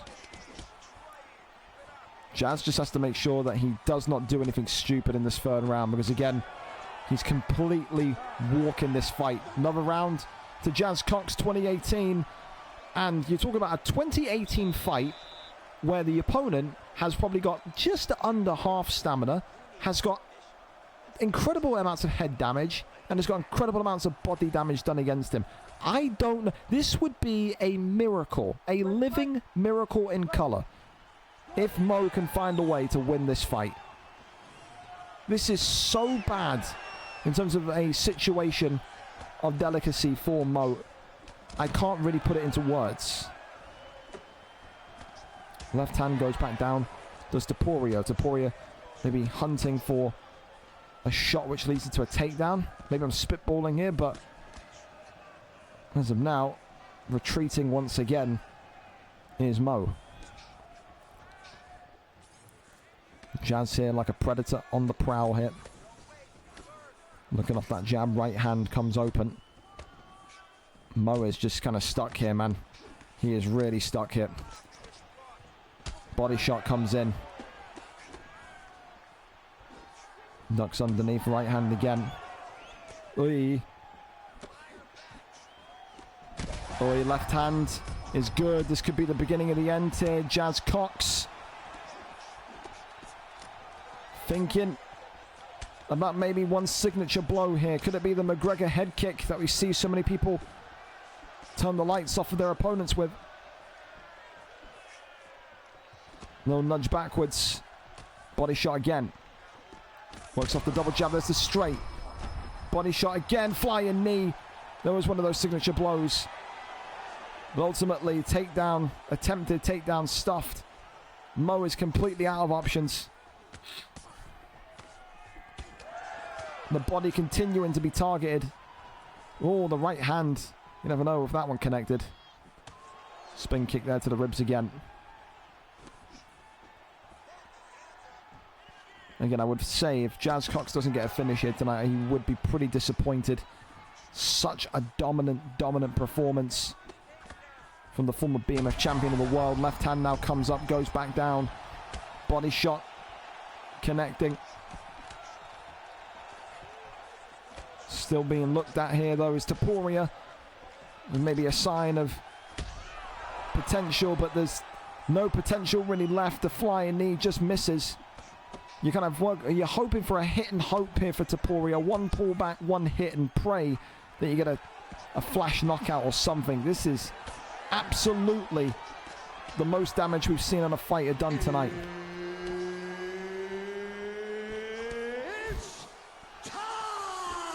Works off the left and right handers again. Jazz is still looking for a finish here.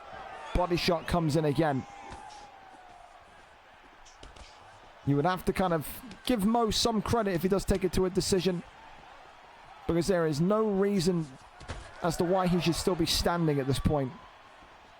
But Jazz Cox here this evening is going to more than likely take a knockout victory!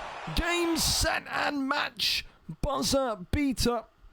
And that there is going to take the knockout of the night, because, yes, it wasn't, you know, a flying knee out of nowhere that caught me off guard, but you have to respect the rolling thunder, don't you? 3 seconds left and Jazz Cox takes it.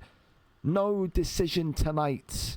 That is the message. And for Mo, it was just a man against a boy in there, wasn't it? It really was. There was no hope at any point for him. It just felt like, dude, by the way, some of the knockouts, there's about 4 knockout of the night contenders here tonight. Fair play to you guys, but it just didn't look like Mo had any answer for him. And that's what the top of the division looks like. That's what a guy with 20 wins and that has been in this elite division for the last 2 months now, has acclimated to that top division so well. That's what he looks like. Congratulations to Jazz Cox. One for the montage reel, I would say there. Congratulations. Al, thank you so much as well for the resub with Prime. Thank you very much indeed. All right, then. Well, listen, we're going to go over to Mr. Break Your Jaw and Alfie, I imagine, then. That's where we're going to be headed to. Because Atomizer has no-showed. So, with that, when Atomizer has to pay subs to come and fight here again in Madden 26, in UFC 6, I don't want to hear any fucking complaining, boys. Not one. I'm dead serious about that price list, by the way. In UFC 6, and again, this card is including in that. It's the final card of UFC 5. You've got to have respect and show up, man. You miss a fight, you pay to get back in. That's how it's going to be. The league will always be free for people that are able to communicate, smart, show up on time. But if you're not showing up on time, if you're not replying, if you're not saying anything to anyone, if you're falling asleep because you're too stupid to remember to be up for your fight, you have to pay the piper, boys. You have to pay the piper. That's how it's going to be. Thank you so much as well to Armand Sarukian. I think you're a dog shit fighter. Thank you very much for the follow. Thank you very much. Thank you very much. I can't stream. I'll tell Mr. Break Your Jaw to do it. Don't worry. Don't worry. Can you stream, please? You're in. So there you go. It's been a while since we've seen Mr. Break Your Jaw as well, in fairness. Thank you for the hype train again, Alfie. Last time we saw Mr. Break... I said break your jaw. Break your jaw. Last time we saw Mr. Break Your Jaw was all the way to... it wasn't that long ago then. Fair enough if it was longer. 7 weeks ago. The 9th of April, where he lost to Rossetti. Well, listen, it's a big jump. Lightweight, never fought in the bantamweight or flyweight division before. He's had spells in lightweight and featherweight, but this is... Well, you're in there with the big boys now. This is going to be a very, very difficult fight. Because Alfie, since his comeback as well, has been phenomenal. 3-4, 2 wins and 1 loss since his comeback, if I'm not mistaken. So, will be very interesting to say the least. And it looks like we're ready and set here as Mr. Break Your Jaw and Alfie are ready for action. A big thank you to Alfie as well for not kicking off about all this and the opponent change. It's not my fault that Atomizer can't stay awake. I don't know how you can sleep in this hot weather, but it is what it is. But with Mr. Break Your Jaw, it's a free hit. You're from a lightweight, from a featherweight. Are you ready for this, induction into the top division? Alfie will maybe have a little bit of pressure on him. He has to know he's the favourite. He has to know that a win is expected. But will it happen? Moreno for the favourite. Alfie, the underdog tonight, the late replacement, Mr. Break Your Jaw, coming in with the black trunks and Joshua Van. Here we go then. Final prelim fight of the evening before our title fights come to the forefront. And this is the interesting thing as well. We know that Alfie is on Wi-Fi. Alfie already apologized in advance in that fighter lounge today and said, my Wi-Fi is absolutely cooked. I apologize. It's going to be bad. So, any of the lag that you see today, make sure you throw a cucumber or a tomato or a paprika, something at Alfie, and let him know that we hate him being on Wi-Fi. Wi-Fi in the big year 2026, boys. You got to sort that out. You have to. Of course, though, for Mr. Break Your Jaw, a talented striker, but so is Alfie. Alfie, though, has got the experience in this division. He has never been on the losing side on a lightweight fight. That is not something that Mr. Break Your Jaw can say. But again, 7 weeks away. Mr. Break Your Jaw maybe kind of getting ready, preparing for UFC 6 for a grand re-entry. He had some phenomenal victories in that lightweight division on the run up to his title opportunity. And this is someone that will always fight. He is not afraid of the level of opponent that stands in front of him. He says if you want to get better and you have to improve, you've got to fight the very best. And that's what you can admire about this young man here tonight. So far, pressing and pressurizing Brandon Moreno. As the right hand there comes up. Works the left hand there. Head kick there comes up nicely. There's now Brandon Moreno. You're getting caught there with the elbow. Nice combinations. Nice combinations from Mr. Break Your Jaw here. Really nice. Uppercut left hand. Comes up again. Swings out and around. Body shot there comes forward. Right hand comes across. Overhand is nice. To be fair, I still haven't looked into what Van's power is. Looks very speedy. Doesn't look the most durable. I think Moreno definitely pips him for power, pips him for durability. Doesn't pip him for speed, though. And that's how you got to maybe kind of defeat him. Death by 1,000 cuts type thing here from Mr. Break Your Jaw. Left hand there comes open. Spinning back fist. Moreno now with the first sign of damage, which is really intriguing. Considering you think that Moreno's kind of heavy-handedness would have maybe kind of busted him open. But the head health on Alfie is not good. Big shot here. Mr. Break Your Jaw. Well, well, well. The underdog is looking like he's going to be a statement maker tonight. Again, was negative in the featherweight division when he debuted in there about 3.5 months ago, 4 months ago. And look at him here tonight, putting on a showcase against Alfie. A little bow of respect there. These two happy enough with one another. Body shot that comes right back. Alfie. Look at these two. It's just swinging in the middle of the octagon. And that's going to be in the round one. What a round. What a... I'm telling you this much right now. If you win this, Mr. Break Your Jaw, I don't give a fuck. Performance of the night. I don't care what happens in the main title fights here this evening. To take a fight in a weight class that I thought you were nowhere near against the guy that has had wins in this division that won last week. You're impressing me massively. Hell of a round for the Van pick. 10-9 to Mr. Break Your Jaw. Round 2 up and underway. Of course. Oh, Moreno's got strong power. Usually see Moreno picks come alive in the later rounds. I think Jaw's got to be a little bit kind of composed here now. This is the first sign of, you know, adversity that he's going to need to face. Can't be buckling under the pressure, but he's fighting fire with fire, and he's still bringing aggression to the forefront here against Moreno. Right hand, left hand. Alfie almost looking like he's just going for the pure basic combinations at this point. There's nothing else other than kind of jab straights and hooks it onto the block. More combinations here. You can see Van making that step inwards, but the head health now of both of these two. Head health of Van and Moreno, I would say, is about identical. It only takes one bit of beautiful timing for you to win this fight. It's the truth. Left hand from Moreno. Alfie for the first time now on the aggressive. Right hand again. He fought with such heart here, but Mr. Break Your Jaw, is he out? No. He got way too aggressive there with the Van pick. He threw too much in combination. Swing and a miss on the head kick. Goes back down onto the body. Look at this, Moreno. He got too aggressive. Big shots now for Break Your Jaw. Oh my God, what a fight. Talk about landing on your feet for a replacement. Big elbows. What a fight. Avoids that one. Goes back down. Oh, the elbow is nearly glancing. Head kick. Body shot. Oh, clips him with the right hand. A minute 56 is a long time. Can he survive it?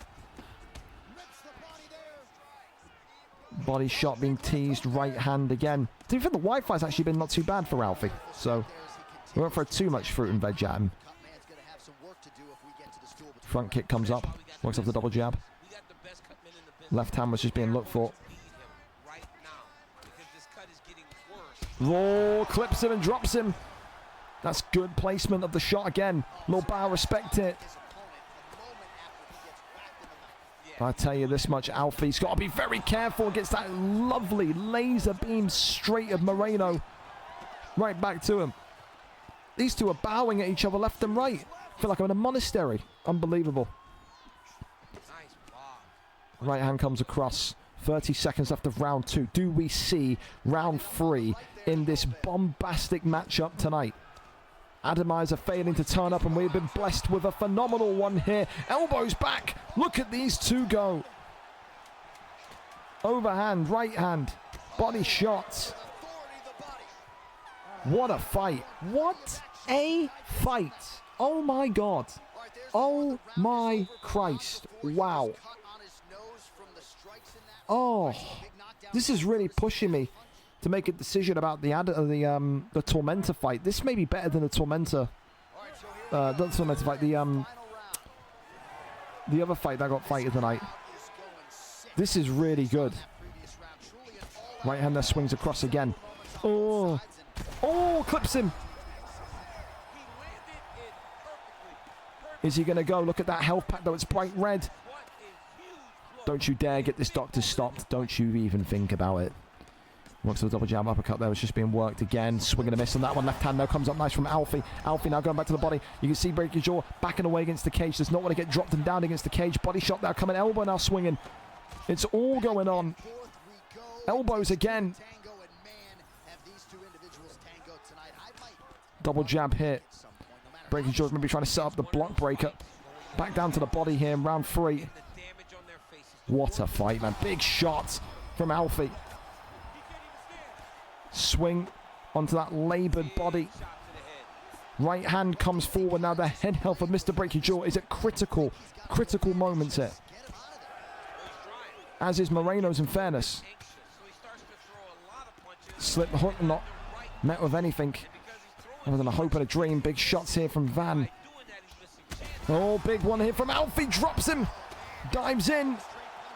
And he's going to go into stack guard. And he's going to rain down the strikes. And this one is all over.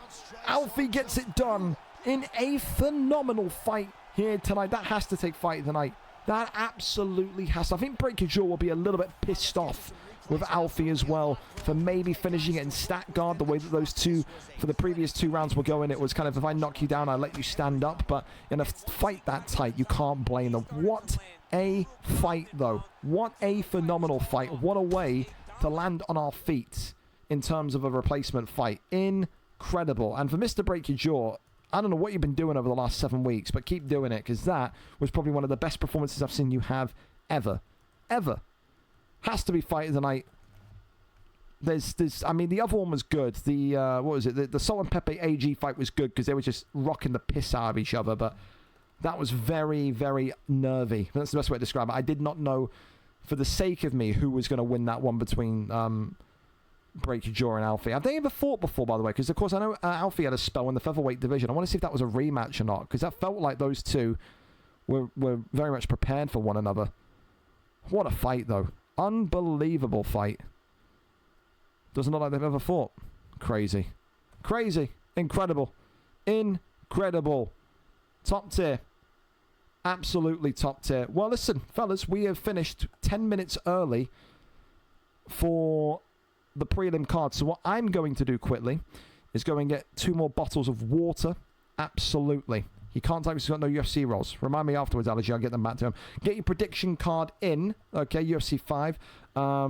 Main card starting in 5. Get your predictions in.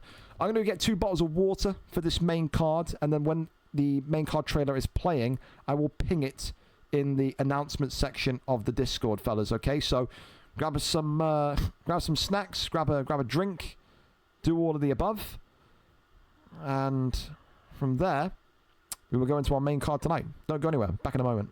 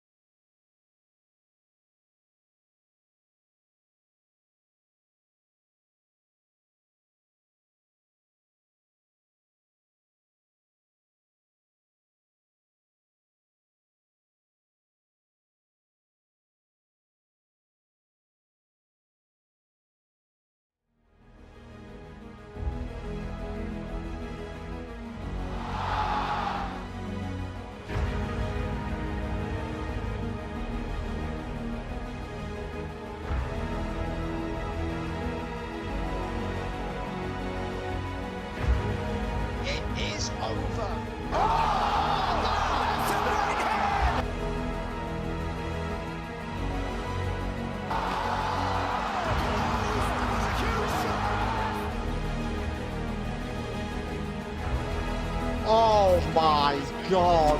Leg beat up, man. Done for Poirier. Oh, big left from Poirier now, right hand. It's hurt. Oh my God. An SLG Jokers has put the former middleweight champion to sleep. Light heavyweight champion. Goodness! It's time.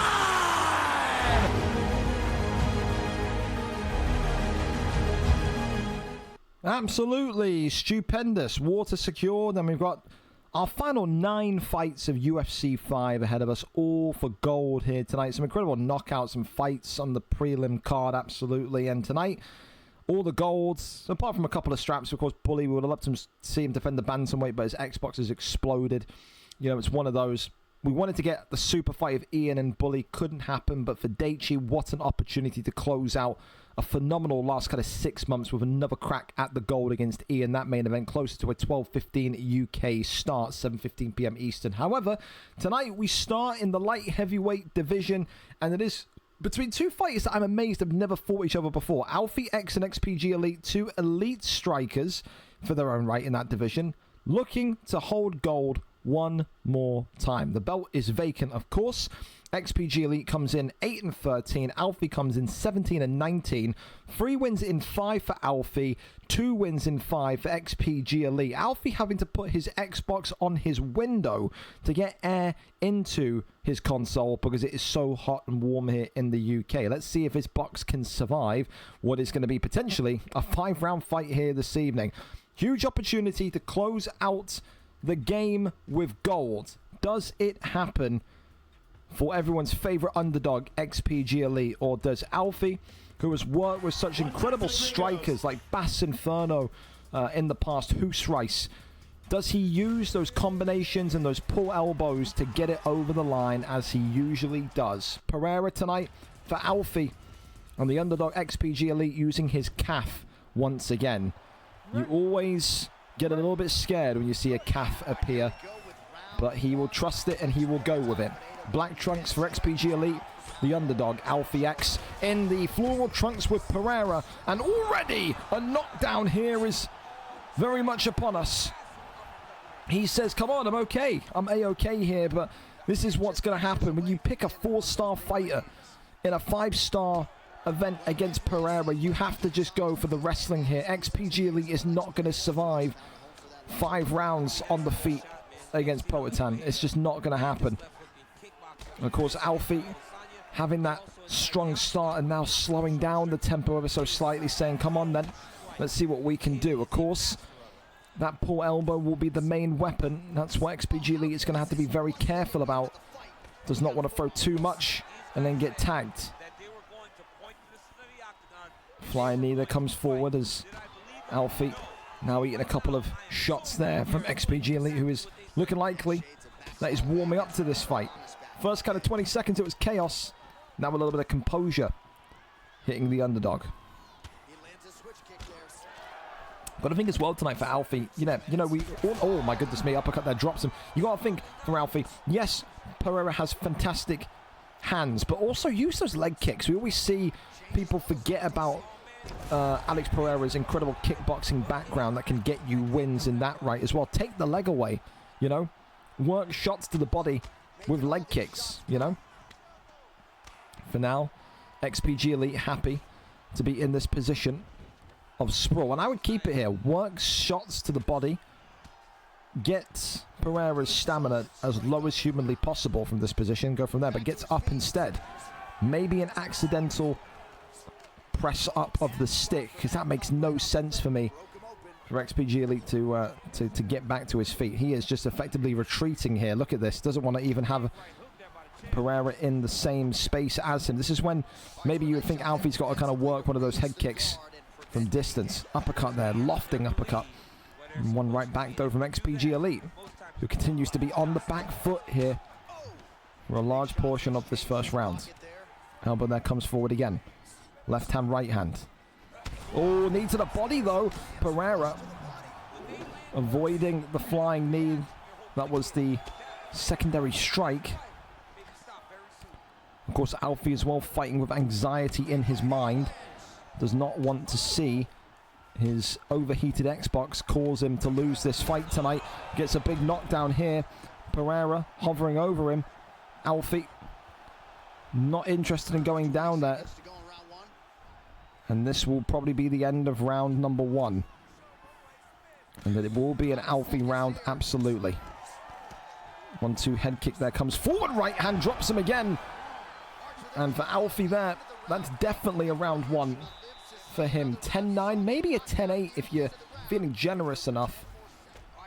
But there's got to be a change in game plan there for XPG Elite, because he is not going to survive more of the same. Round 2 up and underway. Little taunt again. Big uppercut there from XPG Elite, though. As the right hand now coming forward. XPG Elite making, of course, Kimchi, or however you say his name, in the light heavyweight division, quit the league over wrestling last week. Like I said, a lot of those FIFA guys that come over, they can't handle it when the wrestling starts to get a problem.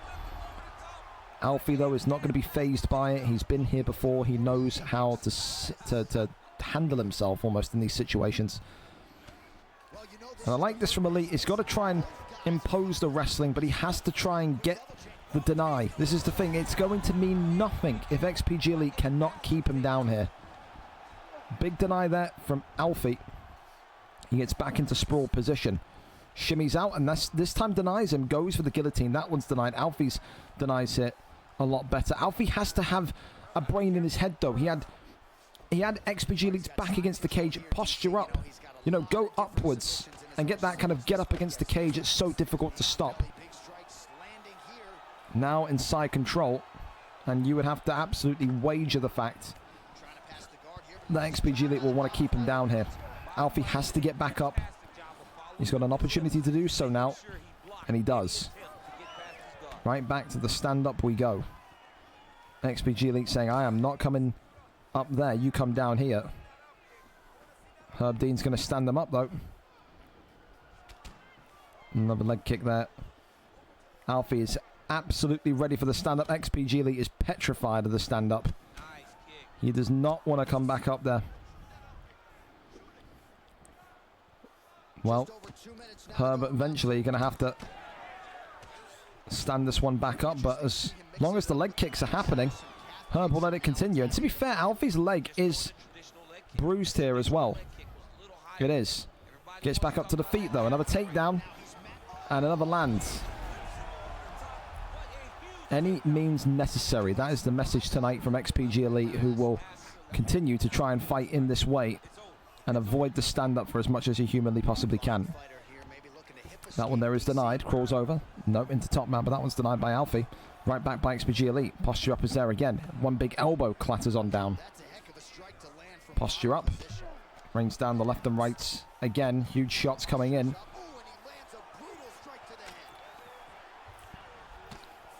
Tries to crawl over into top mount. Not going to happen. Couple of taps to the head here. XPG Elite has to get to a more superior position, though. He's sitting there. He's posturing up in half guard. It's going to get him flipped. Alfie's going to stand up, and XPG Elite probably isn't going to follow him, so he has to keep it down here himself. Big elbow comes in. That's huge.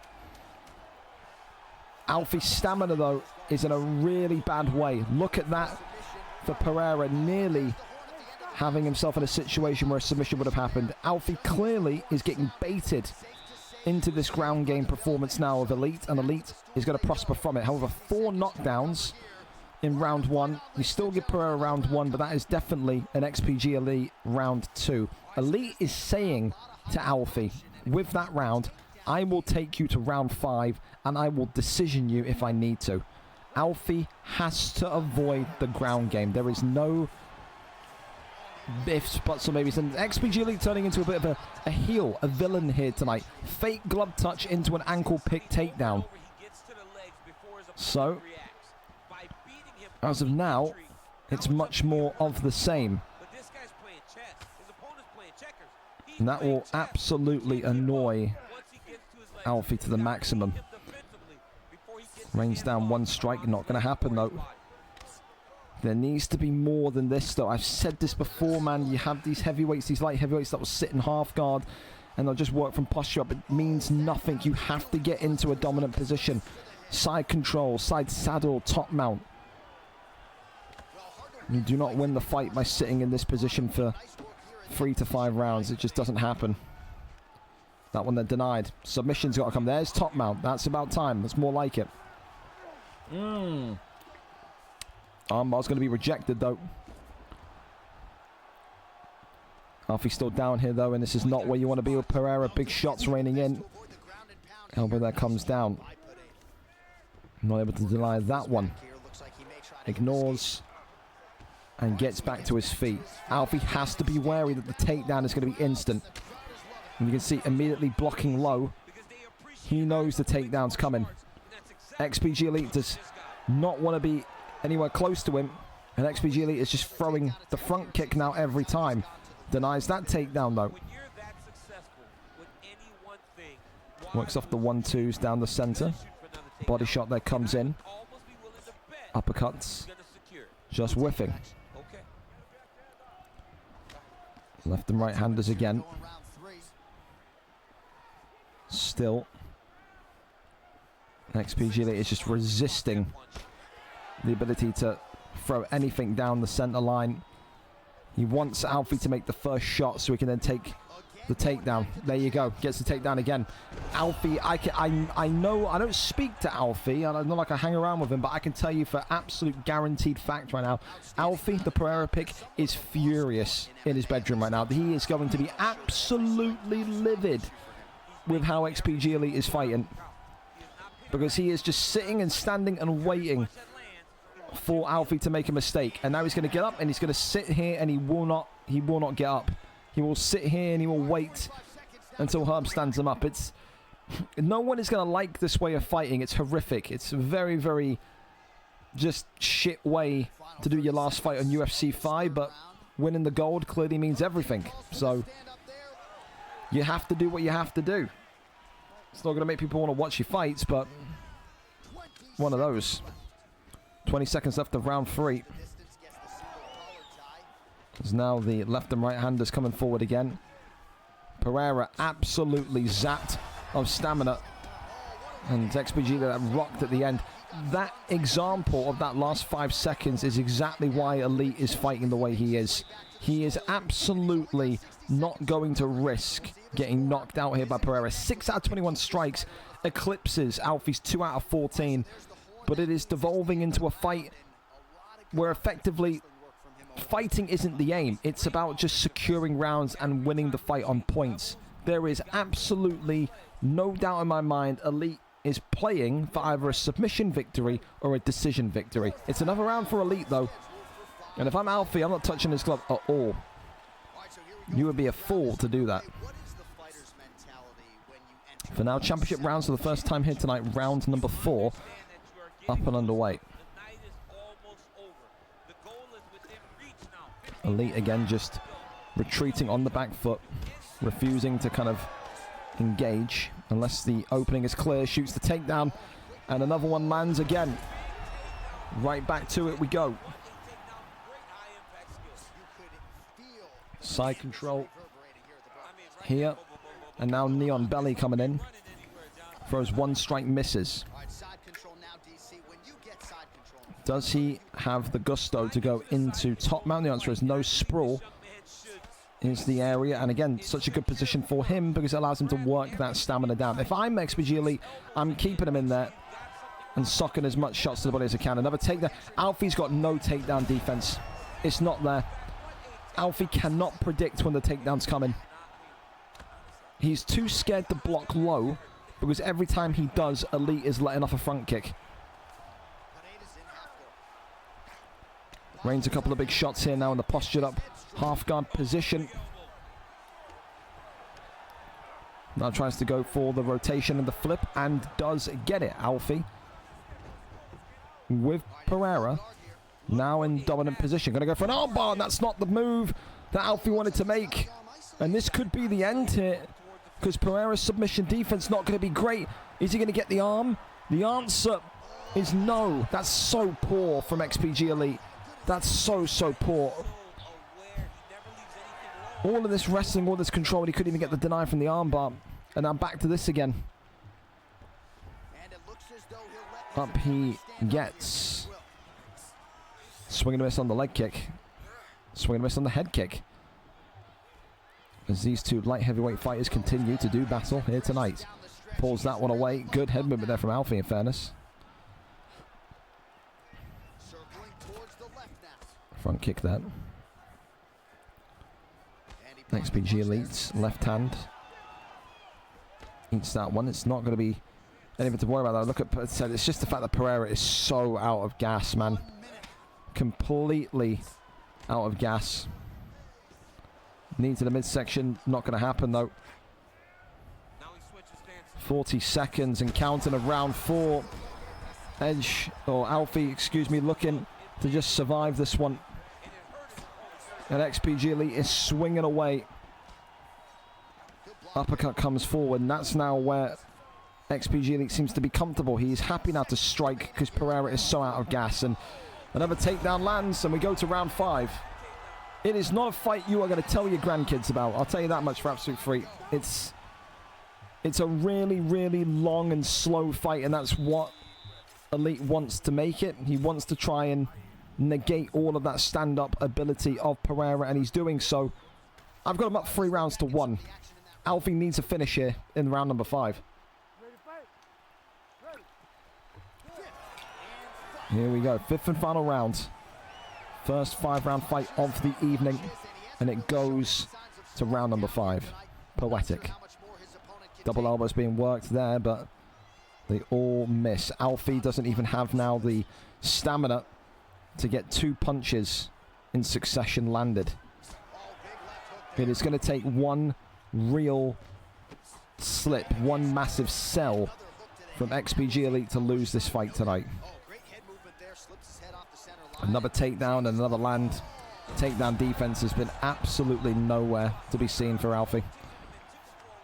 And that will be what he maybe rues this loss on tonight. Full guard. Tries to go to the left hand side, absolutely nothing. Maybe get the flip and rotation back up to the feet. And again for XPG Elite, he knows that every single time he lands a takedown now, he's one step closer to being the new lightweight champion of the world. And I'll tell you this much for free, another takedown will eventually be coming. Left hand, big straight down the center. Flying knee, blocked up. Oh, clips him.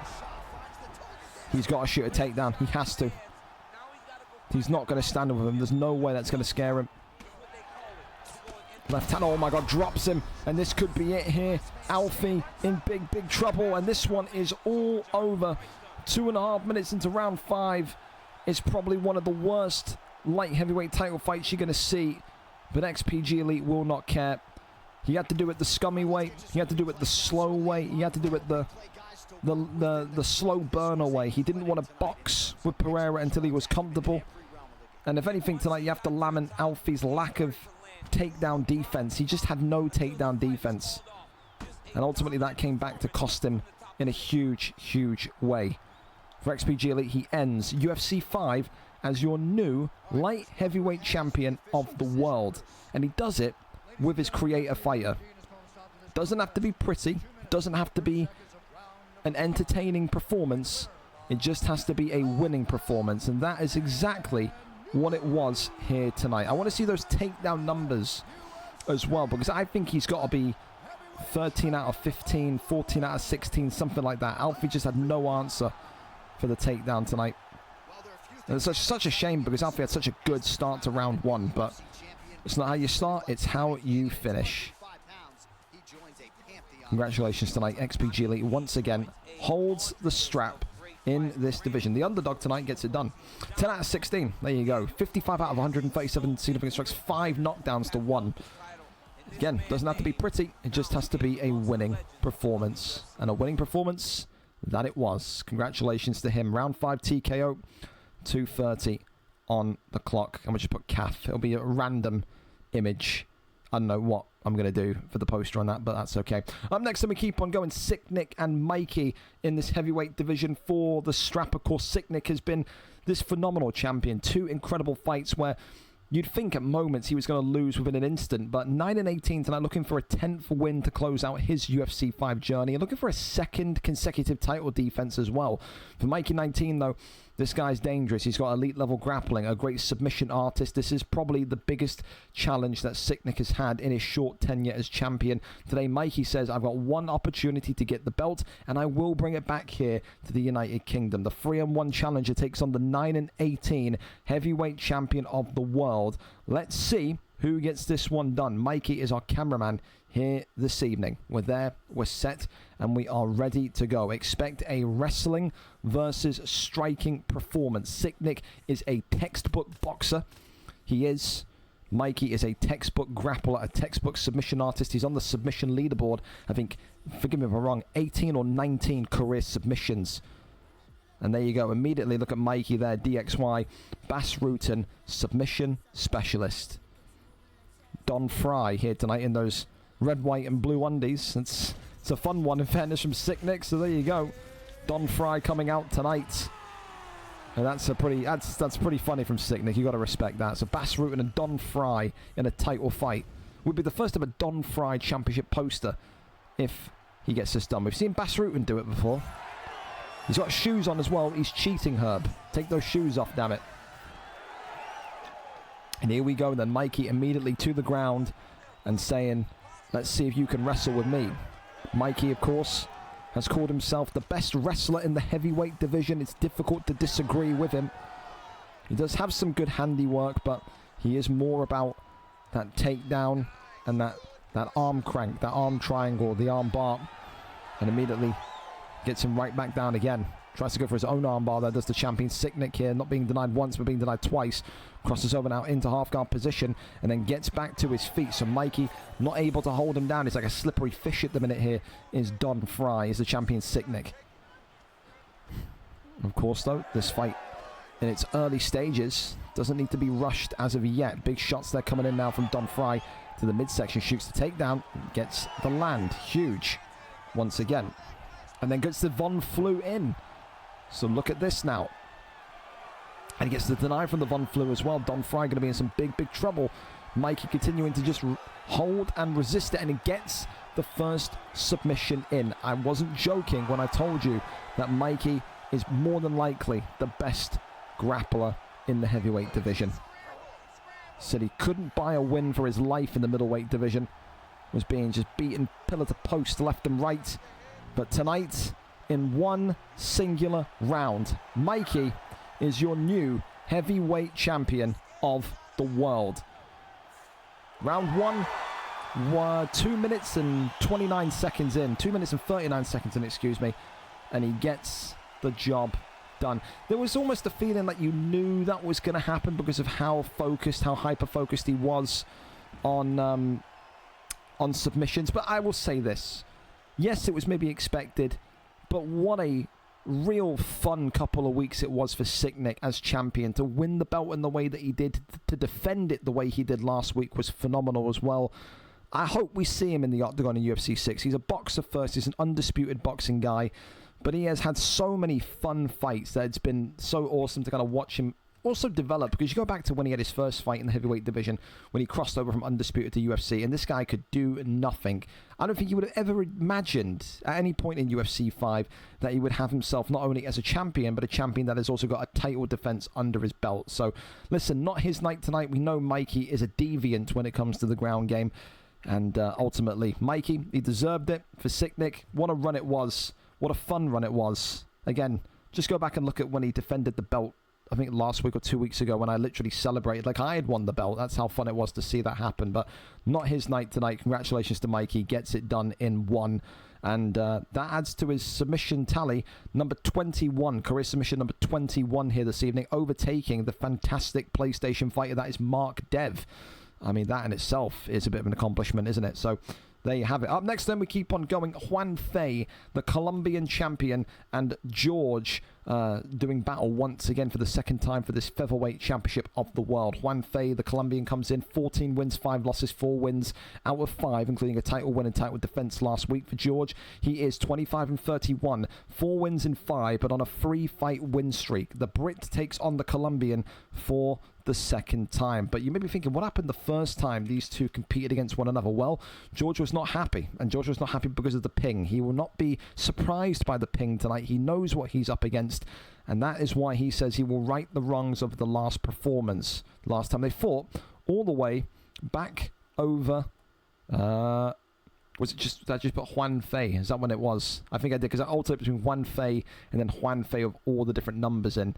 So the last time he fought George, there it is, boom.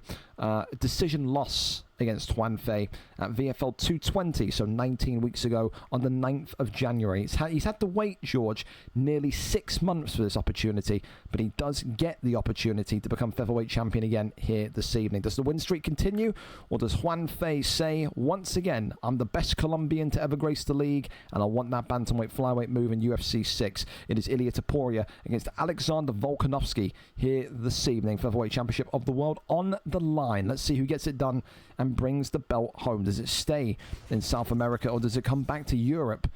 That is the burning question in our minds. Juan Fe with the Topuria pick, George with his textbook Volkanovski pick. And I've said this before, George performs so well when he has got his Volkanovski pick and he is going against the Topuria. He knows about all the trials and tribulations of Ilia Topuria. He knows exactly what to look out for. He knows exactly how to start fights. I've never seen George have a poor round 1 when fighting with Volk against Topuria. Yellow trunks for the challenger, red trunks for the champion. And again, the ping, it can't be an excuse. Maybe some people say it will always be an excuse, but George now is aware what he is going up against. He didn't know that Juan Fe was from Colombia the last time he fought him. He lost by a decision. He has that knowledge now. He can adapt and adjust the way that he fights. Of course, it just takes one bad moment against Topuria. If George starts to overthrow, overcompensate, and gets stung by one of those Topuria hooks, he could be out before this fight even reaches round 2. And look at this already. Big shots here from Juan Fe. Uppercut against the cage. Juan Fe, the Colombian sensation, looking for a quick finish here tonight. Says I'm off for tapas. But ultimately, George gets the takedown and gets half guard position. That's the one thing that George will have to be ready for. It's like I said, it's that sting, that pop that Topuria brings. Do not want to be in that position again, especially because he fell against the cage. I've seen round 1 and dones before. Topuria gets a knockdown on his opponent against the cage. Cage strike, cage strike, and the fight's done. George going to look to try and maybe control this on the ground here, but easier said than done with maybe some of that delay that he is experiencing. Goes over here, though, into an armbar. George gives that one up. Tries to shimmy out of this one. Topuria looking to extend the arm. George here running out of stamina and is going to concede the first submission of this featherweight title fight. Only a sliver, though. That's about maybe 20%. You're going to need 5 of those if you want to get the fight done by tap tonight. But it's a very good start from the champ. Juan Fe not only with a knockdown, but now a confirmed submission. And now going in for a second bite of the pie with an arm triangle. Minute and 23 left. Is George about to maybe tap out here in the first round? He may well could be, because now we're at breaking point. Now it's critical. Now you've got to survive another 4 rounds, not giving up a single submission. That is legal. George could deny that one. He could. And he's going to get out of that one regardless. Remember, you can't do back-to-back subs unless your opponent has stamina. And Juan Fe has got it. Game, set, match. George tapped in 1. And Juan Fe will be saying there is nobody in this featherweight division that can hold a candle to me. He doesn't need to use Topuria's striking, his speed, his fluidity. Tonight, just like he did against J.O. Salmon, used the takedowns, used the wrestling, and got the tap in round number 1. It would be disappointing for George, because George, I think, prides himself as being one of the more consistent wrestlers, one of the more consistent grapplers in the division. But again, will we be talking about and pointing to the ping, the difficulty with the denies there on the ground? The only thing you could say is that George took it there. You know, he felt the power of Topuria with that knockdown, and ultimately he made the decision, did George? He made a business decision that his best way to maybe come back into the fight was shooting a takedown. For Juan Fe, it's quite simple. Should he carry on in UFC 6, the featherweight division is done and dusted. There is no one left for him that I can possibly think of that he would need to fight against. He has to go into bantamweight flyweight. And with that, he will, I think, see that as a credit to himself. He was in that featherweight division. He made it his own. He had those difficult moments where he lost title opportunities, lost, you know, the ability to go for the belt in a quicker pace. And he's ascended and dominated here in this last kind of month and a half of UFC 5. Round 1, 4:18 gets it done tonight with Ilia Topuria, and still featherweight champion of the world, Juan Fe. There you have it. Topuria, more than just a boxer, he is a submission artist as well. Congratulations once again. Commiserations to George. Was hoping you'd do it, George. You deserve another title run, but not to be. Not to be. There you go. Well, we keep on moving. Graham on tick and Nintendo, if they are ready and set to go, because again, we are early. This fight not scheduled for another 20 minutes. So, of course, if they are able to go and they want to get out of here nice and quickly, we can go. If any of the other title fights want to switch around and flip around to any UK-based guys, then let me know. I am completely there.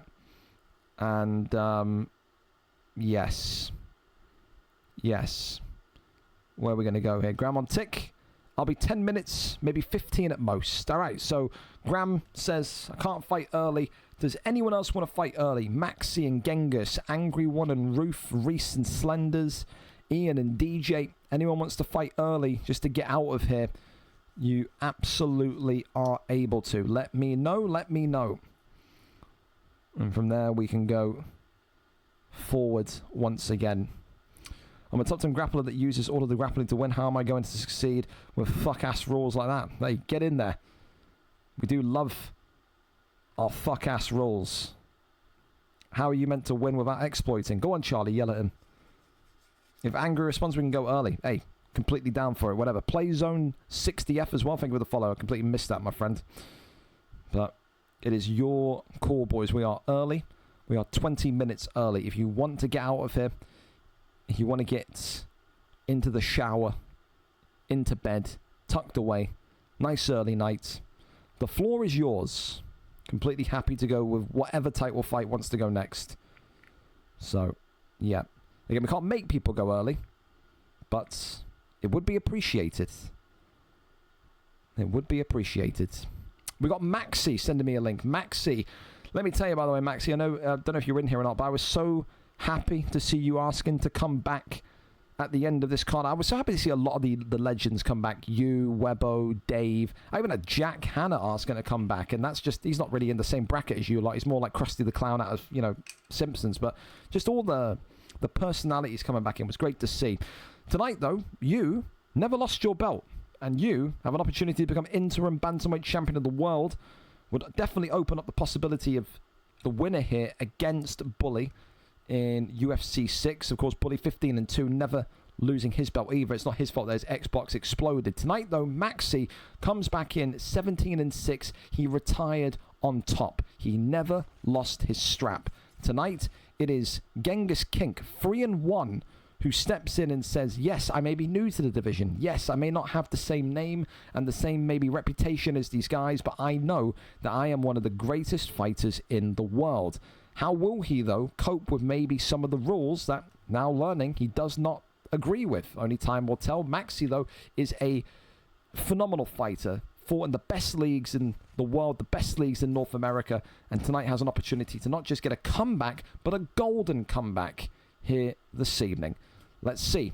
Stephen Erceg against Joshua Van is the pick. So for Maxi, or Disciple Tay, whatever you want to refer to him as, he goes with Stephen Erceg tonight, the man with one of the weakest chins in all of human history. Joshua Van, of course, for Genghis Kink here tonight. I wonder if the ping is going to be an issue. Obviously, when it's in blue, you'd expect both of them from North America. So, yeah, maybe tonight there will be no excuses of ping issues. Tatsuro Taira for Genghis Kink. And Steven Erceg for Disciple Tay. You can't see the bottom corner, by the way. 4 wins for Maxi. Disciple Tay, 2 wins for Genghis King. So 6 fights, 4 wins for Maxi. So these two know each other quite well. Here we go, though. Green trunks for Maxi. White trunks for Genghis King, who had, again, really phenomenal performance last week to secure this opportunity. He said, I want to fight for the belt before 6. He did everything he needed to do. 3-fight win streak. He deserved it. If Bully was here this week, he would have fought Bully outright. But ultimately, he has to settle for interim gold. Of course, 5 rounds for this interim strap. Bully of MMA, no doubt, will be keeping his eyes firmly fixated on the screen because he knows Genghis King and Maxi will both have UFC 6 upon release. And he could be looking at maybe one of his future opponents here this evening. Of course, when you think, though... I swear this is kind of dodgy, isn't it? But he gets back out and away from it. Takes the back and then... Oh, no, goes with a single leg instead. We'll have you lot on Exploit Watch tonight. We had it with Pisces or Clinch Enthusiast. We'll have you here keeping your eyes peeled on this one. Of course, though, I think the main consensus of this fight was always going to be that it was going to hit the ground. So just before this fight commenced, that Genghis King was calling himself a top 10 grappler in the world. Says tonight that he will win this title and shut a lot of people up that maybe haven't given him the respect that he deserves.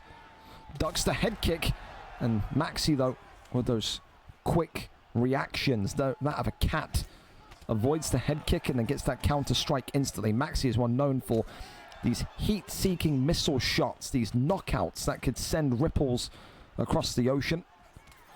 He is dangerous in his own right. Little trip there, though, from Tatsuro Taira. Back onto his feet, gets the trip, though, right back to Erceg. Jumps into the guard, goes into stat guard now. Genghis King just eating a couple of big shots. Tatsuro Taira, of course, not really known for his stand-up, not really known for his blocking or his durability. It's all about ground game. And he's eating a big uppercut here from Steven Erceg. Maxi on the prowl. He feels like he's got his teeth into this fight now. Shoots the takedown, turning takedown, not going to happen. And the second attempt also fails. And then gets him down here into full guard position. A couple of light taps here to the dome as these two continue onwards. Again, a reminder to people as well, final card of UFC 5 here tonight. There will be no UFC 5 cards next week or the week after. We reconvene, we re-meet when UFC 6 is released. There will be a ping that goes out tonight regarding your activity for UFC 6. So make sure over the next kind of 7 to 10 days you read the ping that goes up tonight. It will be massively important, whether an Xbox or PlayStation, current fighter or old fighter. Make sure you reply to it, okay? That's all I can tell you. For now, round 1 coming to its conclusion. You would probably say that Maxi has got that one over the line because of the stun. Depends if you value the significant strikes more or the stun more, but I'm still thinking that I think Maxi, Disciple Tate, will have that one there. I think if you are the Tatsuro Taira pick, you're not going to be too upset with the round. Very minimal damage done. Yellow health pack and so forth and so forth. But you do know that you can't continue to take these big shots that he has landed with Steven Erceg. Immediate takedown, immediate deny. Very fiddly fighter is Genghis King. You have to be on guard for these takedowns constantly. Goes for another takedown. Swings the leg, gets him down into half guard position. He did not mince his words, did King. He said, listen, I'm not a striker. I'm a guy that likes to wrestle. I'm a guy that likes to grapple. And this is the thing as well. No, it's not really maybe the heat in Canada for Maxi, but, you know, when you're coming home from a long day of work or long day of school, wherever Maxi's been, the mental fog, the concentration you have to cope with a guy that fights like this, it can be jarring, man. It really can. You have to be so focused. Works the body shot. A couple of little light jabs here. Tries to maybe make the crossover into top mount, goes over into side control instead. That one there is denied. Elbows there raining down. Another big deny. He is happy as can be. And this is another fight tonight where you're looking at this and saying, I think Genghis King is completely content with taking this to round 5. I think he would be snuggled up in bed, gym jams on, big shit-eating grin on his face if he won this tonight by a decision. Goes back down low to the body though, there's Maxi. Stephen Urseg continuing to try and find an opening. Head kick there comes up, but only onto the block. Stamina of Tyra maybe ever so slightly less than the stamina of Maxi. So maybe that plays into a little bit of the conversation as well, depending on who you think's in a better position to win this fight. Opens up the wound again. You can just see Maxi now targeting the body. He knows that if he can get that body damaged, if he can take that gas out the tank of Tatsuro Taira, that maybe forces Genghis King's hand to box a bit more. He won't be able to do what he wants to do on the ground when he's leaking stamina. Body shot there comes in now from Kink. He continues to just try and fight from the outside. Head kick is nice from the Tyra pick. Very nice. Goes back down low to the body. Uppercut there was nice as well. Look at Tatsuro Taira go. The first sign of trouble from Maxi here. And look at him. Drops him down. And now a huge, huge opportunity for Genghis King. Reins in the strikes here. Maxi gets the flip and rotation. He was one strike away. And Genghis King now will be kind of doing cartwheels in between rounds. He knows how close he is to becoming the new interim bantamweight champion of the world. Round 2 in the books. And that there is a round back for Genghis King. I'm going 19-19. Is that right? My math? Is my math mapping? Is my math mapping? I think it is. But 1-1 after 2. And now it's almost, it's like, I didn't think Stephen Urseg, I didn't think Maxi was anywhere near to kind of being, you know what I mean, knocked down, let alone damaged like that. So that's interesting for me, because now how do you, or what do you do if you are Maxi coming into this third round? Do you have to be a little bit more defensive? Because he has been aggressive. When he has been on the feet, he has been leading the kind of forward movement, the charge towards the Tatsuro Taira pick. Does he now have to scale it back a little bit? Round 3, up and underway. Glove touch and we're off. Of course, for Urseg, the nightmare situation is that he is down on the ground for another 4 minutes. And that's exactly what this Tatsuro Taira pick can do to you.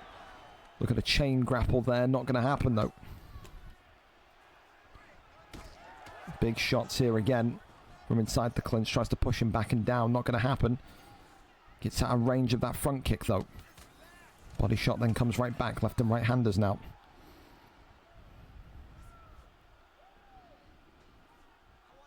.350 left of the third. Uppercut left hand, right hand.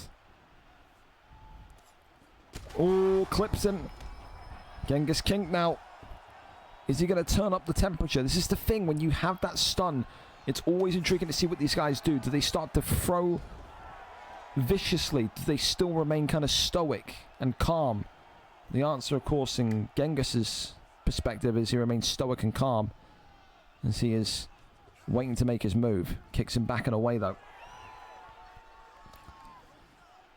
Maxi. Eating shots to the body here. 1-2 down the center. Goes back down low to the ribs again. Clinches up.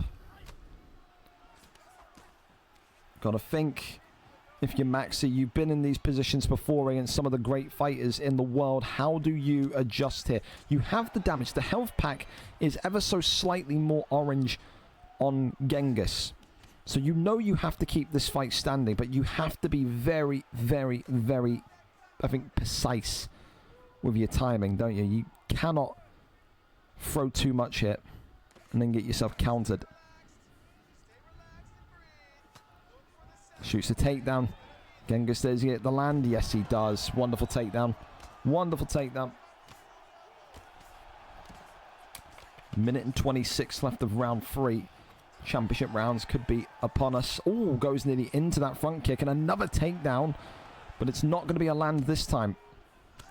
Both of these two continuing to really, really be low on their long-term stamina.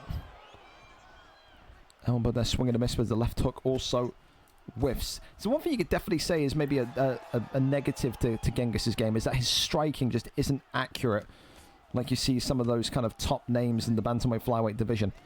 But his wrestling, I mean, listen, it's really, really, really impressive. It is. Goes back down low. Again, right hand comes across. Genghis here. Spinning back fist. Oh, the overhand launches in from Urseg. Well, that there, a little kind of finger wag from Maxi saying, don't forget I'm still in here. Maxi, I think, has taken that round. Significant strikes in his favor. 2-1 to Maxi. A really, really intriguing fight again. You got this boxing master against this ground game wizard for this interim strap here tonight. I think either of these two against Bully would have been just fascinating, phenomenal, because it's just two very different fights that Bully would have to adjust himself to. Round 4 of a potential 5. As we're up and underway once again. Of course, that damage is going to be significant later on in the fight, but also so will be the stamina issue of both of these two. Another takedown, another land. Oh, look at this. I've never seen that before. I'm still seeing these kind of transitions, or these like power transitions, or these reversals that I've never seen, which is just so bizarre. That's maybe one that you professional gamers have seen before, but I've never seen that one. That's incredible. Well worked from Maxi to keep himself back on the feet. Tries to go for a knee inside the clinch. It does work. Looks at that. Oh, it denies the takedown, dude. The fight moves in such rapidity, in such kind of swiftness, that it's kind of almost at the point it's difficult to digest. You're seeing a knee, and then you're seeing a takedown, and you're seeing someone swing around in a circle, then you're seeing, you know what I mean? Like, it's so fast-paced. That's what this bantamweight division is all about, the fast-paced, top-tier quality that exists. Working shots to the body here. Happy as can be is Genghis. He is, again, one of those fighters, slow and steady wins the race. Back up goes Maxi, though. Another takedown. Pulls out of that one. Genghis, though, is starting to run out of that juice. He is not going to be able to land too many more takedowns. Doesn't need to, though, with a big shot like that. That's huge. Absolutely brilliant from Genghis there. Continuing to shuffle. Try and make inroads here. Oh, goes for an armbar. That's poor from Genghis. And look at that. Wow. You want to talk about wrestling brilliance. Phenomenal control. And he's just given up a really sloppy armbar there. Wow. It's another fight of the night contender. Not for the action, but just for the pure technical aspect of the fight. I could never get bored of seeing guys like this fight, man. The stylistic difference is great. The armbar's in again. And I'll tell you this much, Genghis in some huge trouble now. Denies the first, extends the arm, and Genghis kink here gets out of the armbar. Wow. It was no stam versus no stam. Tatsuro Taira, the defendee, given the benefit there. Knees to the body coming in. I think that confirmed submission will make this one 3-1 to Maxi. I think Genghis, with the Tatsuro Taira pick, needs a finish in round 5. That's what I'm at. I don't know if you agree. Maybe you got it 2-2, but I'm thinking 3-1. Yes, the significant strikes were there, but that submission, you don't understand how much that submission helps. So, I'm going 3-1. I am. 3-1 or 2-2, there's no incorrect answer. Round number 5. This is when it comes down to our second title fight tonight that goes all 5 rounds. Phenomenal showcase of talent as these two glove touch and off to the races once again. Right hand ducks underneath the clinch there. Really smart from Maxi. These two are not going to be able to throw too much, if anything at all at this point. Very laboured strikes. You can't kind of throw in those 6-piece combinations that you were in the first round anymore. You have to be so mindful of your stamina. Tay there ducks the head kick and it's all over! Just like that, Maxi gets it done. 52 seconds into round number 5. He never lost his gold strap when he was here, and he doesn't lose on his return. What a fight, though. Genghis will be annoyed. I get it. I do. But what a fight, man. Oh my God. The technical aspect of it, striker against wrestler, will never ever bore me. Because when it's high level like that, it's so entertaining to watch. It is. It's so entertaining to watch. Incredible fight. Incredible victory. And for Bully of MMA, I wonder what he makes of that one. I'm not impressed by your performance. Maybe. Who knows? But incredible victory and a brutal KO. And give credit to Genghis, by the way. Give credit to Genghis, because I thought his wrestling, that reminded me of back when we saw Webbo for the first time, when we saw those kind of elite grapplers for the first time. He is phenomenal. Phenomenal at what he does. Thank you so much, Maxi. Thank you so much. 5 gifted. Unbelievable. Look at that. He's in the after party already with Drake, and he's spraying us with subs. Phenomenal. Thank you so much again, Maxi. Appreciate you. But hilarious. Hilarious fight in terms of, I thought it was going to be a bore fest. I thought the first 2 rounds, I'm thinking to myself, oh God, man, it's going to be some guy just fucking sniffing his jock, his jock strap for the next like 3 rounds. And it turned out to be one of the best technical fights I've seen in a long, long time. I hope we get to see that again in 6, by the way. Incredible fight. Top tier. We keep on going, though, to our next title matchup. I've got DMs upon DMs upon DMs. We got Roof sending me a DM. Is Nintendo ready? Nintendo is ready. Fantastic. We'll go here and we'll see if we're all set. The answer is yes, we are. Fantastic. Here we go then. Graham on tick against Nintendo for the second time tonight, fellas. Graham, of course, 16 wins, 1 draw, 14 losses. Looking to make it 4 title defenses in a row. Nintendo has had 1 shot before, failed. 6-5. He is on a 2-fight win streak, though. The last time these two competed, though, it was Graham on tick, if I'm not mistaken, who took victory. He's been a real difficult man to beat in this division. He does not lose fights often. His wrestling, his dominance, his submission game, all of the above is just seemingly at too high of a level for the rest of the division. So 232, 7 weeks ago they competed, the 9th of April, and it was a round 2 submission for Graham on that fateful evening. Not for the belt, though, but in a contendership matchup. Tonight, Nintendo gets an opportunity to end his UFC 5 career with a strap. Can he do it? It's nothing that Graham on tick hasn't seen before. He always picks Jones, and he always sees people pick Pereira. His mission and his statement is clear. Strike me if you can, but I'm going to be having you on your back as quick as humanly possible. He believes in his ability to go and fetch submissions. So with that, John Jones for Graham on tick, Alex Poetan Pereira for Nintendo. As we wait and get underway, I'm hearing the ready up sound in the background as we are pretty much here. So fellas, take us in. And again, appreciate you, Nintendo, for not being too pushy. I know people want to kind of get their fight done early. I think Graham was probably putting his kids to bed. So Graham, thank you for being here on time as well. I appreciate you, mate, as we get to see these two phenomenal fighters who have been so reliable. Both of these two, the champ and Nintendo, have been so incredibly reliable during their fights over the course of UFC 5. A privilege and a pleasure to see them fight here again tonight. Grey trunks for the champion, floral trunks for the challenger. Nintendo fighting out of the United States. Graham, of course, representing the United Kingdom.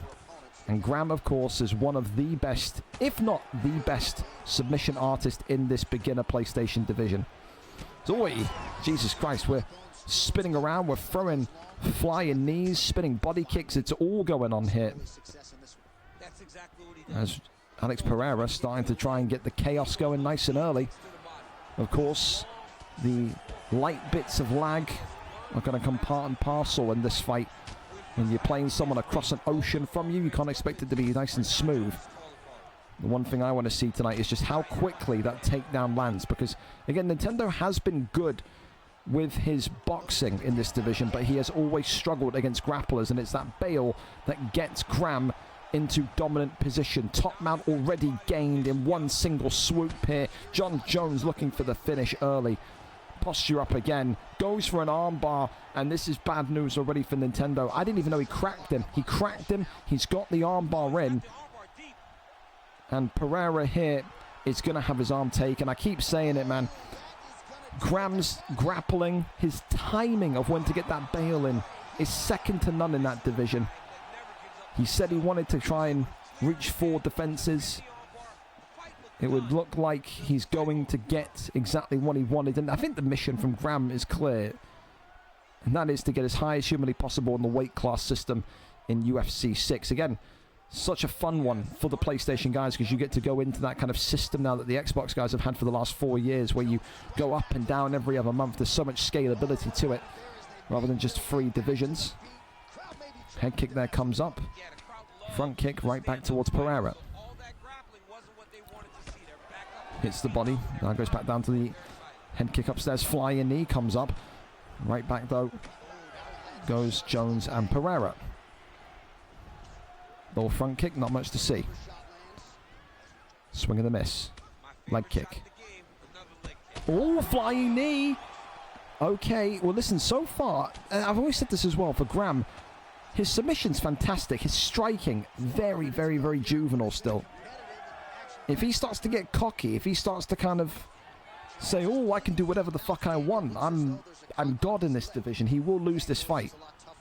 I like it so far that Nintendo is making Graham almost believe that he can do anything, because it is luring the John Jones pick out into mistakes. Oh, flying knee comes in though. I still think that Jones' best way to win this fight is going to be through takedowns. You are playing with fire. It is an unpredictable force when you box against Pereira. Oh, flying knee again. As these left and right-handers continue on. Nintendo, though, survives round 1 and heads into round 2.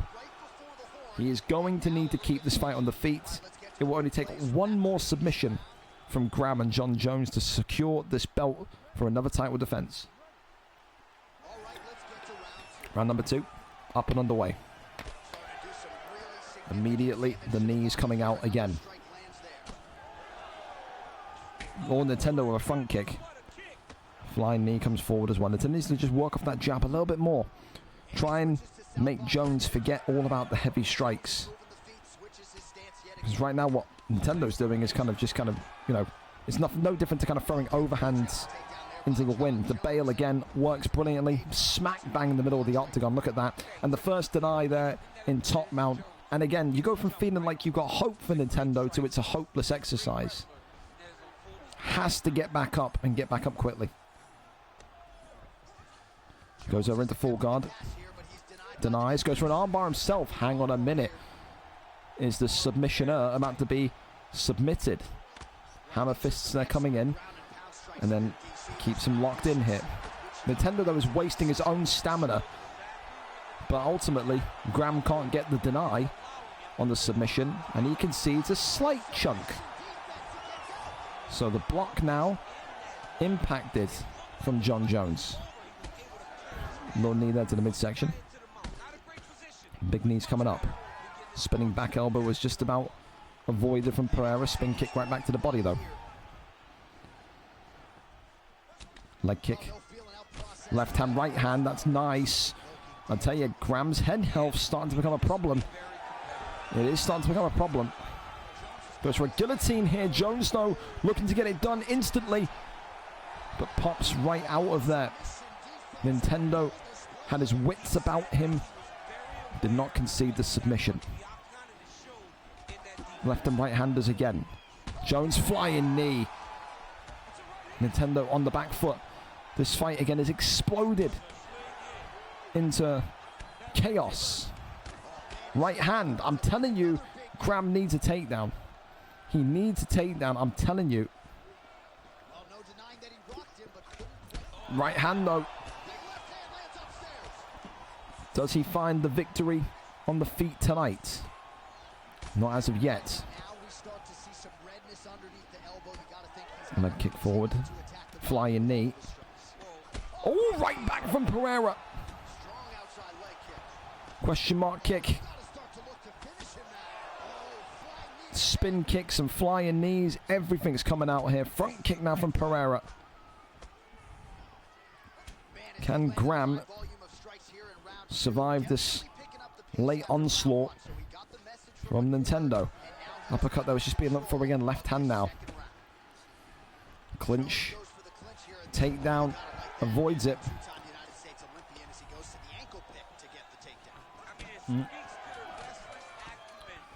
Well, round 2. Oh, question mark kick. Flying knee. Drops him against the cage. Listen, he's doing okay on the feet. But it's just, I don't know how to describe it to you. You know that the safe way to win this fight, if you're Graham, is takedown, 1 submission. You did it instantly in round 1. You have a chance to win this fight on the feet, but there is more risk associated with that. 1 miss, 1 flying knee from Pereira, 1 hook from Pereira, you lose the belt. I just think his corner have got to be telling him, please take the safe option. Round 3 of a possible 5 up and underway as we approach the potential of championship rounds again here this evening. Do we start to maybe go and feel more of that safe performance now from Graham? Or does he continue to try and show people tonight that he can knock people out as well? Show people that maybe his striking isn't at an amateur level. If he does lose this fight because of this though, he'll have no one to blame bar himself. Good takedown there. Defended. Leg kick that comes up, flying knee again. Another takedown. Pulls up and away. Goes back down low to the right hand. Swing and a miss on the leg kick. Head kick comes upstairs. Leg kick right back. Right hand now from Pereira. Front kick, body shot. Big knee to the body. Right hand, I'm telling you, he's got to shoot. This is just such stupidity from Graham. It's such stupidity. Finally, a takedown lands. And all he needs is 1 submission.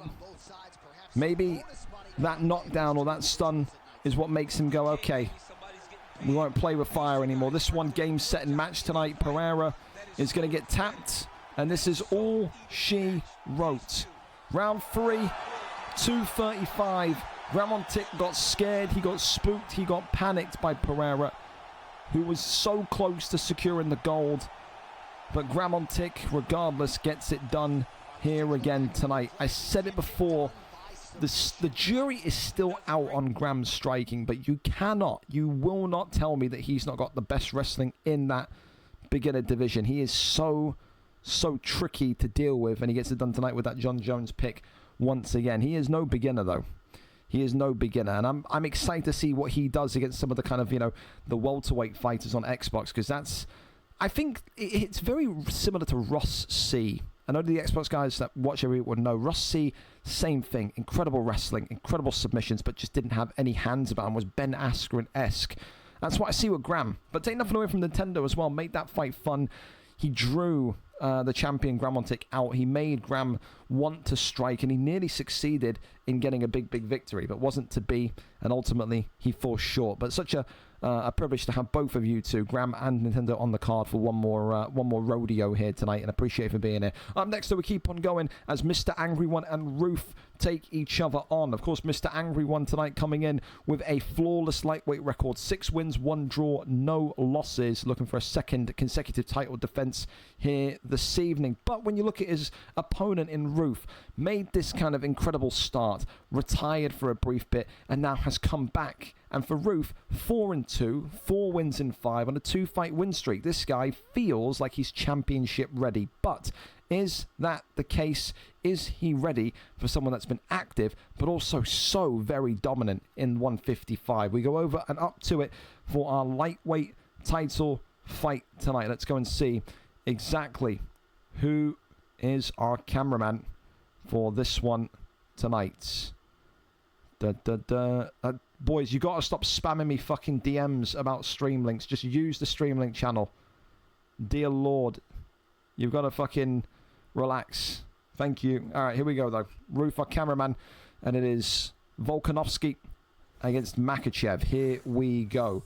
Black and gold trunks, of course, for Volkanovski. Makachev in the white trunks. As Mr. Angry One, the champion, in black and gold. Whereas Roof, the challenger, is in the white trunks tonight. Now, for Roof, listen, it's a very simple kind of process here. You know what you have with Makachev. You've got good hand power, but I said this in the prelims and I say it again now. When you pick Makachev, you don't pick him to box Volkanovski. You pick him to dominate, to smother, to wrestle Volkanovski. This is a pointless exercise if you have no intention of going to the ground. Volkanovski, you have to stop him from enacting those vicious pocket boxing performances. You do that with the clinch, you do that with wrestling. You have to limit his time being in a dominant striking position. It's that simple. Of course, if you're the champion, Mr. Angry One, well, what can I tell you that you don't already know? You've looked phenomenal in every single fight you've had. You're a phenomenal kind of boxer in your own right. You have to have exceptional takedown defense today.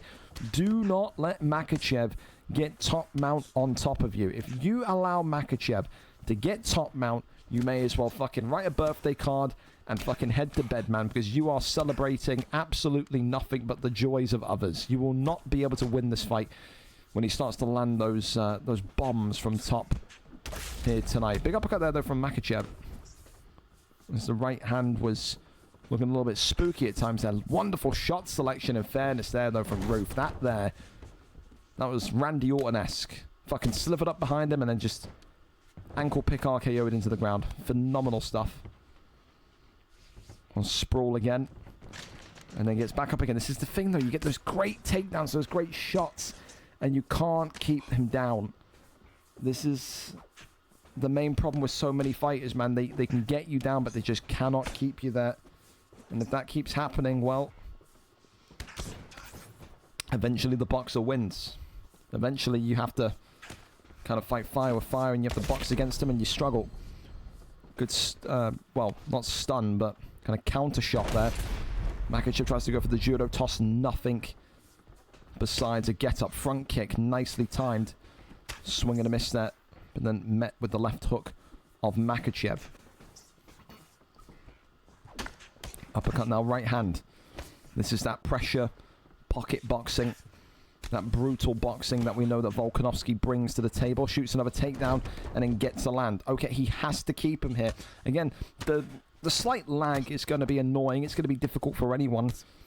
But you have to fight through that. It's not no contest worthy as of yet.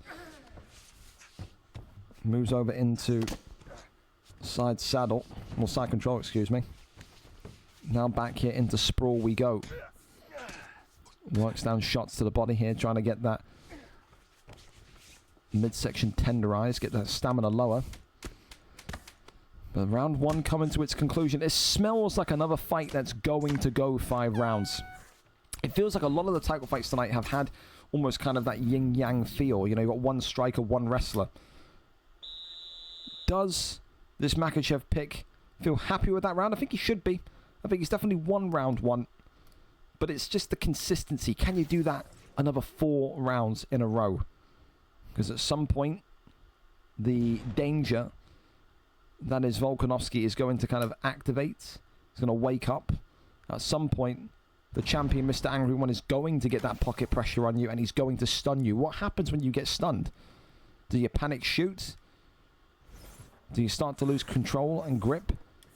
Because so many fighters have had this happen to them as well. They only perform well when they're doing well. As soon as a little bit of adversity hits, turn into a pile of shit. Terrible. Of course, though, round 2.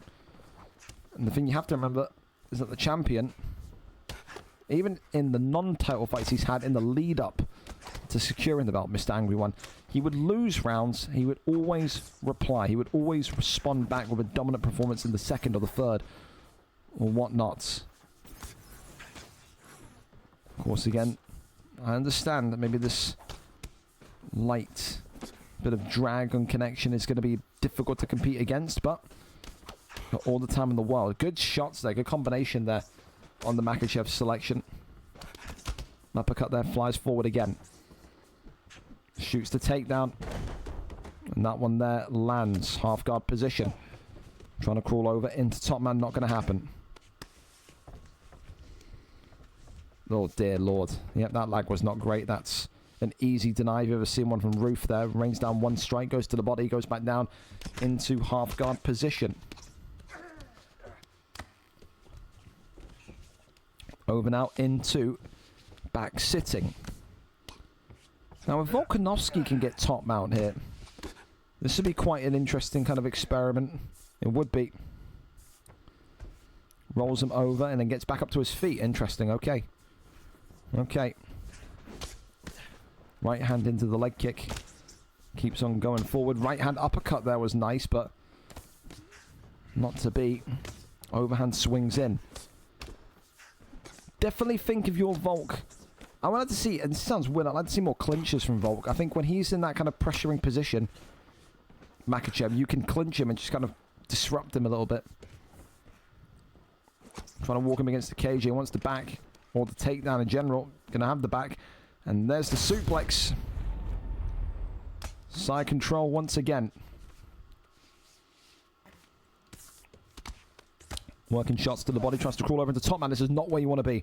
This is the worst position that Mr. Angry One can find himself in. Goes for a triangle choke. That's really smart here. He did not expect that. And the champion could be in some big, big trouble here. Tries to land one in. Fakes with one. Draining that stamina bar down. But can Mr. Angry One escape this? No. He goes into top mount instead. Interesting that Roof didn't feel that he could lock that one in. I thought he could have. I thought he could have got that, but ultimately decided against it. Half guard position again. A couple of shots to the dome there on Makhachev. Posture up.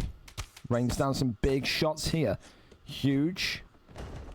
But nothing more than that. End of round 2. And right now, you are looking at 2 rounds to 0 for the challenger Roof.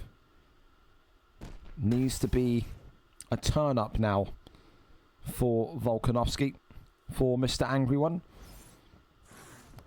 Round 3 up and underway. No signs of clear damage. No blood, no cuts, no wounds, no bruising, nothing. Oh, well, I say that and then look what happens. Oh my god, he leaned into it. He leaned into it. He's going to go for stat guard, surely. He's not going to go for stat guard. Oh, he gets it done. Oh my god, wow. Oh, you have got to be fucking kidding me. How is Makhachev? Oh, what? Bro, if that was me, I'd be absolutely furious. He's saying, well played, he's a better man than me. How is one tripping in full guard posture up? Got enough damage on him. Oh my god, it was such a good performance. It was such a good performance from Roof. I feel like EA's done him there, I can't lie. How is... I get it, yeah, okay, the stun's fair, the drop's fair, but full... I mean, he should have been able to survive that, man. He should have been able to survive that. Round 3, 31 seconds in. I think Mr. Angry will be going, what a relief. Got away with that one. Because the game plan that Roof had there was absolutely phenomenal. It was exactly what he needed. Kind of frustrate Mr. Angry One, work the wrestling, and move from there. And I, just as I said, there was no damage. Because there wasn't. There was no health pack. There was no cut. There was no blood. There was nothing. It's just... Volkanovski, I guess. I don't know. I feel terrible for him, bro. I feel terrible for him. Everyone on this is playing checkers. I'll put everyone in checkmates. Do you guys want to see my chaos? Not tonight, but thank you for the offer. Do we still randomize? Do I choose weight now? I'm champ. You are the champion, Reese. You can decide what weight class out of middleweight, welterweight, and lightweight. So think carefully. I think you choose. There you go. It's fair. So, all right. Well, listen. I feel so fucking bad for Roof again. Commiserations to Roof. But congrats to the champ. Mr. Angry One ends UFC 5 with an undefeated lightweight record. What a phenomenal fighter he's been since going into 155. Up next then, Reese 786 and Slenders ready to brace the octagon for a huge fight. Slenders, the challenger, coming in with an invincible record of 3-0. He was saying, is there a chance I fight for the belt? Well, kid, you get your opportunity. Can you tonight finish UFC 5 with an undefeated record and a gold strap? Or does Reese 786, one of the most notorious knockout artists of the last year and a half in the PlayStation division, get his first title defense and go to 22-14? Tonight, only time will tell. 21-14 for the champion, Reese 786, against the 3-0, invincible, undefeated Slenders. Who walks away with this PlayStation Championship of the world? We are there. We are set. And I have to go through the DMs because you're all DMing me links rather than fucking putting them in the correct place. Thank you, though. Slenders, cameraman, here we are. Ready and set for action tonight. The lightweight division is where Reese is taking us. He is the champion. He selects Topuria. The challenger, Slenders, says, give me that 99 or that 100 power Conor McGregor. Power for power. Speed for speed. 2 elite level boxing picks from 2 elite level boxers. Here we go then.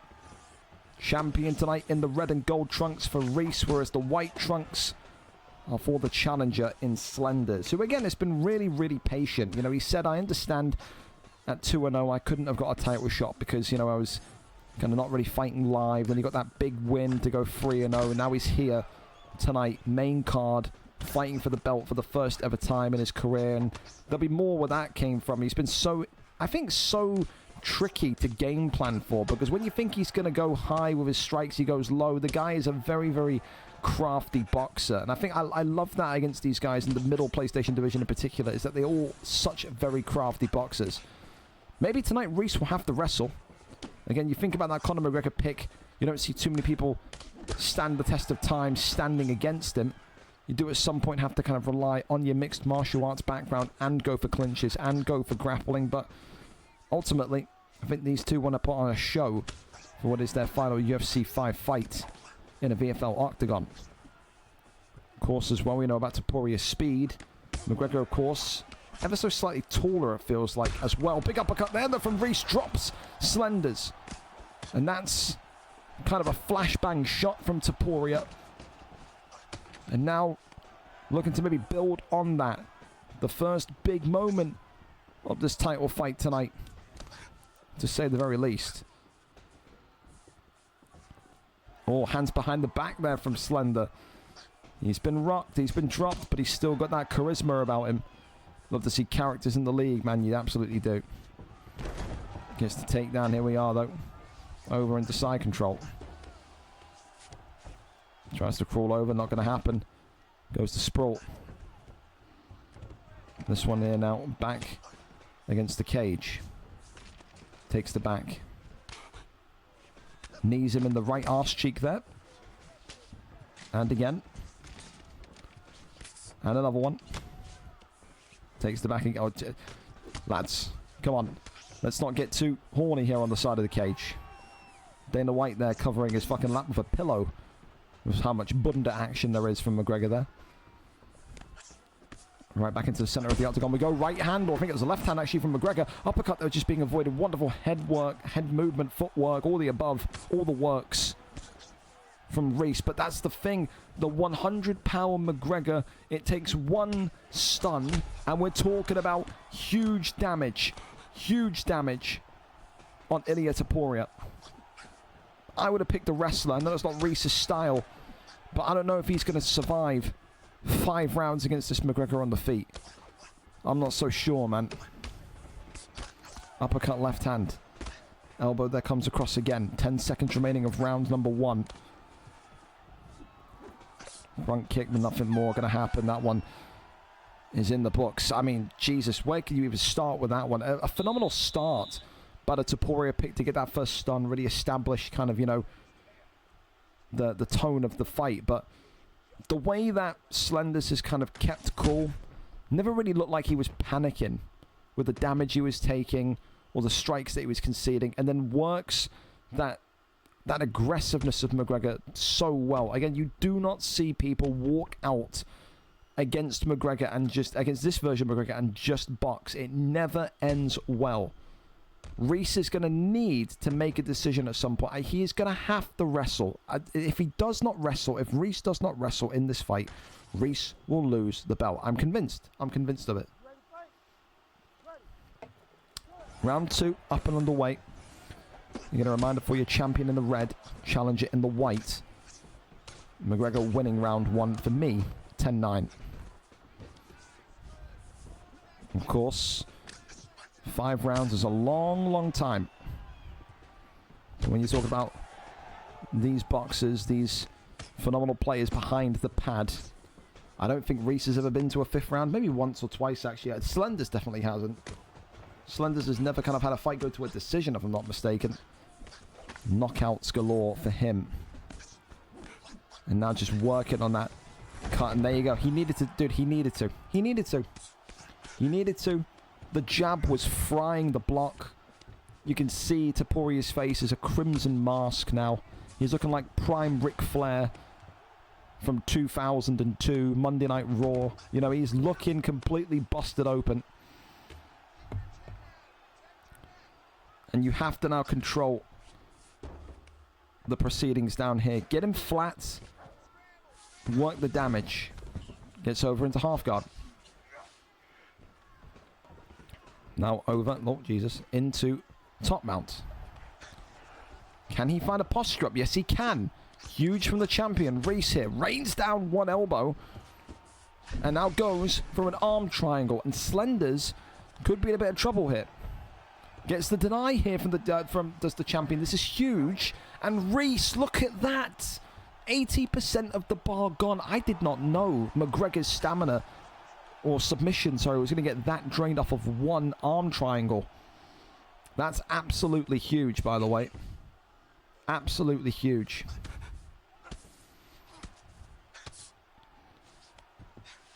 That one there denied. You have to think that if you're Reese, you just got to go for submissions. Submissions, submissions, submissions. You cannot afford this fight to go back to the feet. Back sitting here. Over into top mat again. 1 minute and 24 is a long time here. Slenders could be in trouble. Gives up his back. Trying to go for an armbar. That one there is denied. Trying to test how ready McGregor is. Peels the arm to the side. Goes for half guard position. Gains half guard position. I don't think Reese will do anything too stupid here. I think he knows he's won this second round. I don't think he's going to try and advance to a position where he gets himself in trouble. Stands back up though. McGregor with opportunities still to maybe go and get one knockdown before this round ends. Tries to go for the takedown there from inside the clinch. Does Reese. Oh, and gets a knockdown. Oh, wow. Big shots here. Can he survive it? Yes, he can. He cannot afford to stand with Conor. And that has just won the round for Conor. That just won the round for Slenders. 7 seconds, all it took. All it takes. Oh, mate. If you are Reese, that is the biggest wake-up call you could possibly have. That now has to trigger in your mind. You absolutely cannot stand any longer. Slenders has to have excellent takedown defense. And Reese, the champion, just needs one submission. One submission, and you're still champion of this division. But it is a very dangerous game in terms of how do you get him there. Because if you go too close to McGregor and he blocks the takedown, one hook and you're over. Immediate turn into that is perfect. That's the definition. That is the definition of perfection, by the way. Wonderful takedown. Straight in there. 4.5 minutes now to just keep control. Make him make one mistake. And the victory's there. Slenders has to find a way to just shove Topuria to the side and get back to the feet. He knows. It took 7 seconds at the end of the last round. He knows he's got a puncher's chance here of getting this done. if Herb Dean stands them up, if Taporia decides to get up by accident or whatever. Goes for all the rear nakeds in. Is he in trouble? He could be in trouble here. Slenders, though, concedes top mount. Elbow there, drop down from the posture up. Gives up the back again. So risky the way that he's giving up the back repeatedly. You can see he's hunting, he's fishing for that armbar. Is Reese, he really is. Elbow there comes off. Oh, arm triangle. Now he did well last time with the denies. He could well get it done here. One big deny. And I do think Slenders is going to be out of that. No, he survives it. Reese should have played for the deny. And now McGregor's going to stand back up and he's going to have that puncher's chance. All right, here we go. The arm's extended. He says, come on then, what do you got for me? All right, all right. He can't stay in that pocket for too long, though. Immediate clinch work. McGregor switching stance here. Minute 50 left of round 3. He's in a couple of fights already tonight. Go. Oh, God, he's dropped him. It just takes 2. McGregor looking for the finish. Oh, I thought he got it in 1. I thought he got it in 1. Oh, wow. Why did McGregor... I guess I understand he didn't want to be down there in a bad position to concede a submission. Oh, my God. Reese is in some bad trouble here, though. Uppercut. McGregor's stamina is fading, though. That arm triangle from a couple of rounds ago doing what it needs to do. Right hand there to Taporia. 49 seconds left of round 3. And things have gotten very tense. Taporia not too far away from a doctor's stoppage. Goes back down low. Left hand there. Being looked into. I think McGregor's trying to get the stoppage. I think he is. I think he's trying to get the stoppage. Oh my God. Oh, it's all over. Just like that. 4 minutes and 56 seconds into round number 3. 4-0. He survived a really dangerous submission attempt. He had no stamina. But it just takes one shot, and ultimately Reese will have to look back at that round 1 performance when he took so much damage from McGregor. 456 of 3. And new PlayStation Champion of the World. Slenders wanted the opportunity. He got given the opportunity, and he seized it with 2 hands tonight. What a way to sail into UFC 6. With your first ever gold strap and an invincible record, an undefeated record. What a fight, by the way. Phenomenal fight, excellent fight. It's just that McGregor, man, it's so tough to outdo him on the feet. It's so tough. And ultimately, you know, paid the price. Paid the price, didn't he? Congratulations, though, and new PlayStation Champion of the World, Slenders, here tonight. Congrats. We keep on going then, and we're over to WhimperingIann and DJD. Now, DJD has turned up his Colby Covington, his trash talk all the way. He was ecstatic when he got this fight. He said, I'm going to shock the world tonight. I'm going to show people that Ian isn't this invincible force that everyone thinks he is. Of course, though, history would say he very much is. Of course, 25 wins, 1 draw, 4 losses for the champion here in the PlayStation division tonight. 4-fight win streak, looking for his 2nd title defense since becoming champion for the 2nd time. DJD, of course, is the BMF champion. He will have that advantage going into the BMF Grand Prix next month, but he tonight comes in at 26 wins, 23 losses, 2 wins in 5. That does not include his BMF title win last week. The last time these two competed against each other, though, was some time ago, because Ian has been not only dominating on the PlayStation side, but dominating on the Xbox side as well. He's in 2 fights tonight. That's why he's multi-champion across both divisions, across both consoles. You know, this is a guy that very much is the standard. He is the number 1 pound for pound for a reason. I think that's Bully, actually. No, I think it is Ian now, actually. Never mind.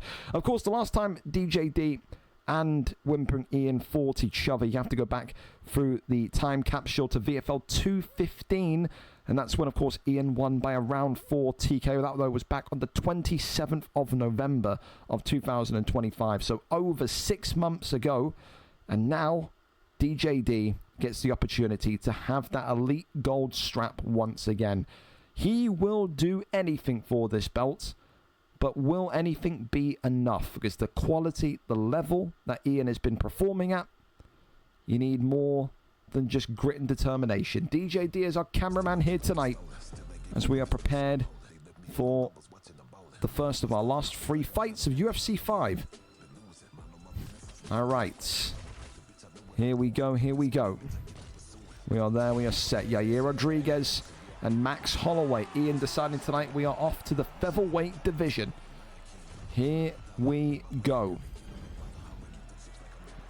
Can Ian get it done again? Or does DJD truly shock the world? That's the words that he said tonight. He said, I will shock the world. Bank on it. Of course, Max Holloway tonight, the champion, in the black trunks, whereas DJD in the green with Yair Rodriguez. And it's almost full circle for DJD. You think about, you know, back when he made his debut and he came into the featherweight division and he was Yair Rodriguez. He was one of those rare Yair Rodriguez picks, and you think, well, you know, you don't really see Yair picked often, but the way that he uses Yair's movement, the body kicks, the leg kicks, the way that he turns Yair into a purebred kickboxer can surprise even some of the most talented fighters in the world. However, Ian has combinations beyond comprehension. He is someone that absolutely knows how to fool you. He's tricky, he's crafty, but he's also a dominant fighter. He can absolutely have you beaten to a pulp within a round if you allow him. However, there have been times where he has been not as fluid, not as dominant. You go back to his first PlayStation title reign, there was a period in time where this guy would never ever win a first round. He just couldn't do it. Of course, he has become more confident, he has become more dominant, and of course that Xbox title reign has definitely helped him, I think, kind of achieve the greatness that he now fights with. But ultimately, DJD is a guy that has nothing to lose and says tonight he will fight in that type of way. Rugged, aggressive, and he says, I will force Ian into mistakes. Of course, opening round, almost a kind of recon round for both of them. See what your opponent does, what tells they give you.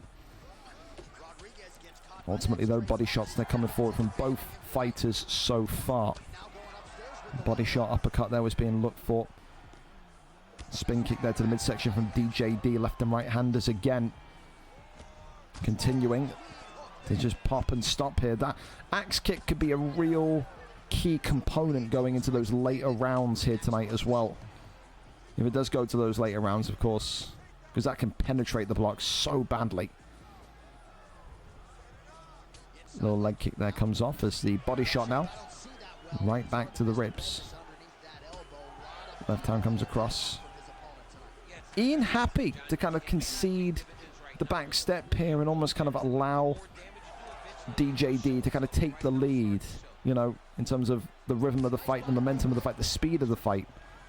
He's saying to DJD, I will react to what you do and I'll win the fight that way. However, damage there is very much alive now on Holloway and now equally alive on Yair Rodriguez. So a very active first round for both fighters. As this one comes to its conclusion. Round one, I think you've got to give that to Yair. I think so. I think you have to give that to Rodriguez. It felt like he was the one leading the charge. It felt like he was the one that was, you know, in his face constantly. He got the damage first. Yeah, I'm happy to go. Without seeing the stats, I'm happy to go Yair Rodriguez round one. I think DJD got round one. I do. Maybe he's back, Ian, to losing every single round one that he fights in. Maybe he'll turn it on. Round two, up and underway. Rolling Thunder immediately. You gotta love DJ. Oh, DJD. The Rolling Thunder's come back to haunt him. The Rolling Thunder. And he's eating a big shot. He's trying to go for a wacky strike. And it's nearly put him in a bad position. Oh, left hand. Oh, DJD. Knee on belly. Oh.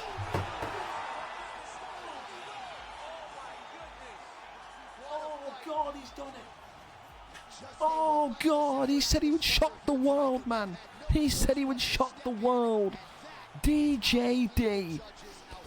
He's talked and talked and talked, and tonight he's backed it all up. Ian will not enter UFC 6 as a double champion. DJD, win number 27. No one gave this kid a hope in fucking hell. We said it at the end of 2025. He's the ultimate underdog. He loves it when you doubt him. And tonight, he is given Whimpering Ian a rare, rare PlayStation loss. He ends. And I tell you, this guy deserves it for the amount of horrific losses he's taken. He's had some incredible wins, and this will be right up there. He has beaten Whimpering Ian here tonight. Yair Rodriguez, full circle moment. His first ever VFL fight, Yair Rodriguez, and his last UFC 5 VFL fight, a Yair Rodriguez title win. Fair fucking play, DJD. Talk your shit, let your nuts hang. People are going to look at you now as a serious, serious name. Hell of a performance, hell of a fight. Maybe Ian took him too lightly, I don't know. But Jesus, man. He gets it done in 2 tonight. No one has beaten Ian in 2 rounds since a long, long time ago. 40 seconds exactly. DJD. What a way to close out his UFC 5. Fucking unbelievable, mate. Unbelievable. Gary Neville-esque. And the first Yair Rodriguez poster I've made in quite a long time. When was the last time Ian lost? Let's have a look at this, including, of course, his Xbox fights as well. Because that's going to be some hefty win streak he's got there. That's going to be some hefty win streak he's got there. Last time he lost was VFL 228 against Nightfall, the 6th of March. So nearly 3 months. And finally, he has lost. He was on a 1, 2, 3, 4, 5, 6, 7, 8, 9, 10, 11 fight win streak. Just shows you that that PlayStation run that he had where he had 9 defenses was just one of a kind that would never be repeated. Hell of a performance though. DJD gets it done. What a way to do it, and what a way to secure it. Oh, there's Dave with the paragraph. But there you go. But, oh, we're talking about exploits. Oh dear, oh dear. Well, I imagine Dave will have something to say about that. I bet he will. I imagine he will. Nerd. I mean, he's our nerd, though. Yeah? He's our fucking nerd. God bless him. All right. Well, listen. We go over then to our co-main event of the evening. We go from one fan favorite to the next in Showtime, who has one more opportunity to get a middleweight strap over the line. Rupert tonight comes in 3-0. It is everything that encapsulates a difficult fight for Showtime. A grappler, a submission artist. You can say he's a kickboxer, but the grappling that this guy has to show is ridiculous. And since he has moved from that welterweight division to that middleweight division, he has refound his dominance and his mojo. Because there was a period in time in this welterweight division that Rupert was just kind of win-loss, win-loss, win-loss. No consistency.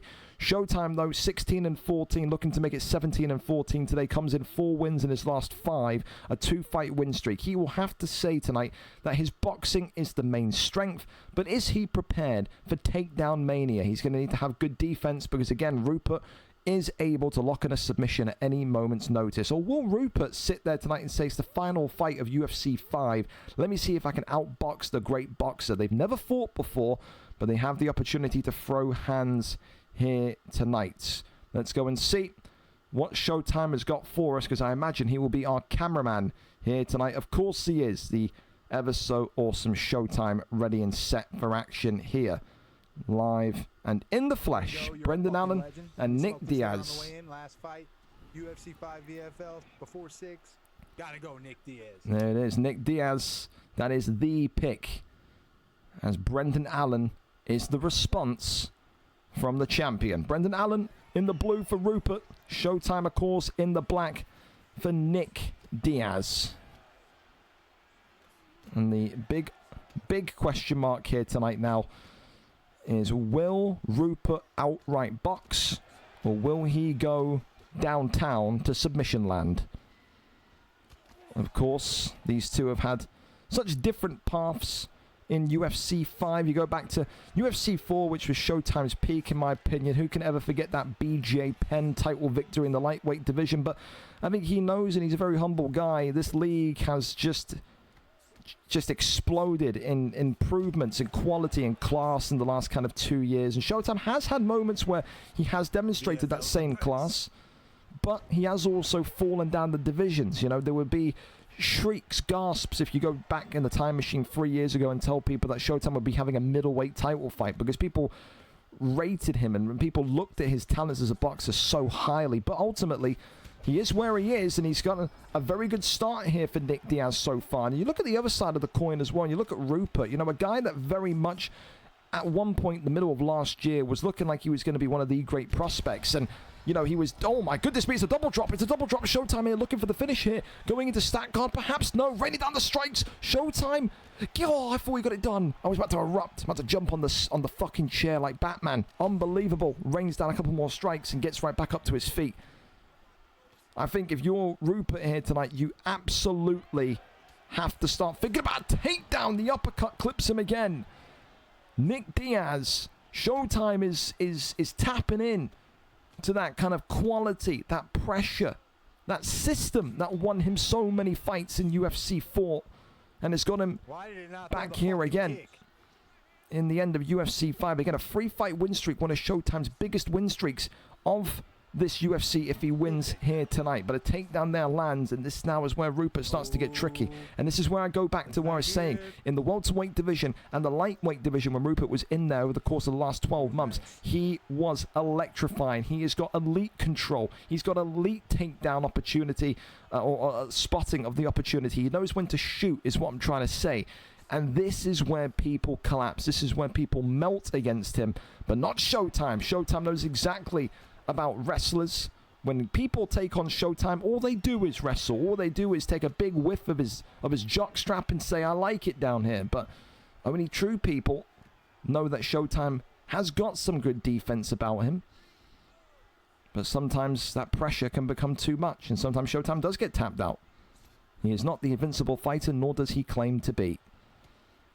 First round, though, we've seen a little bit of everything. You've seen the boxing, you've seen the takedowns, you've seen a little bit of control from Rupert, but ultimately, round one, and it's a Showtime round. Good takedown, too. Well, no doubt that's going to be a wake-up call for the champion. People thought that maybe Showtime's boxing was no longer at that top level. Well, let me tell you, you've never been more wrong.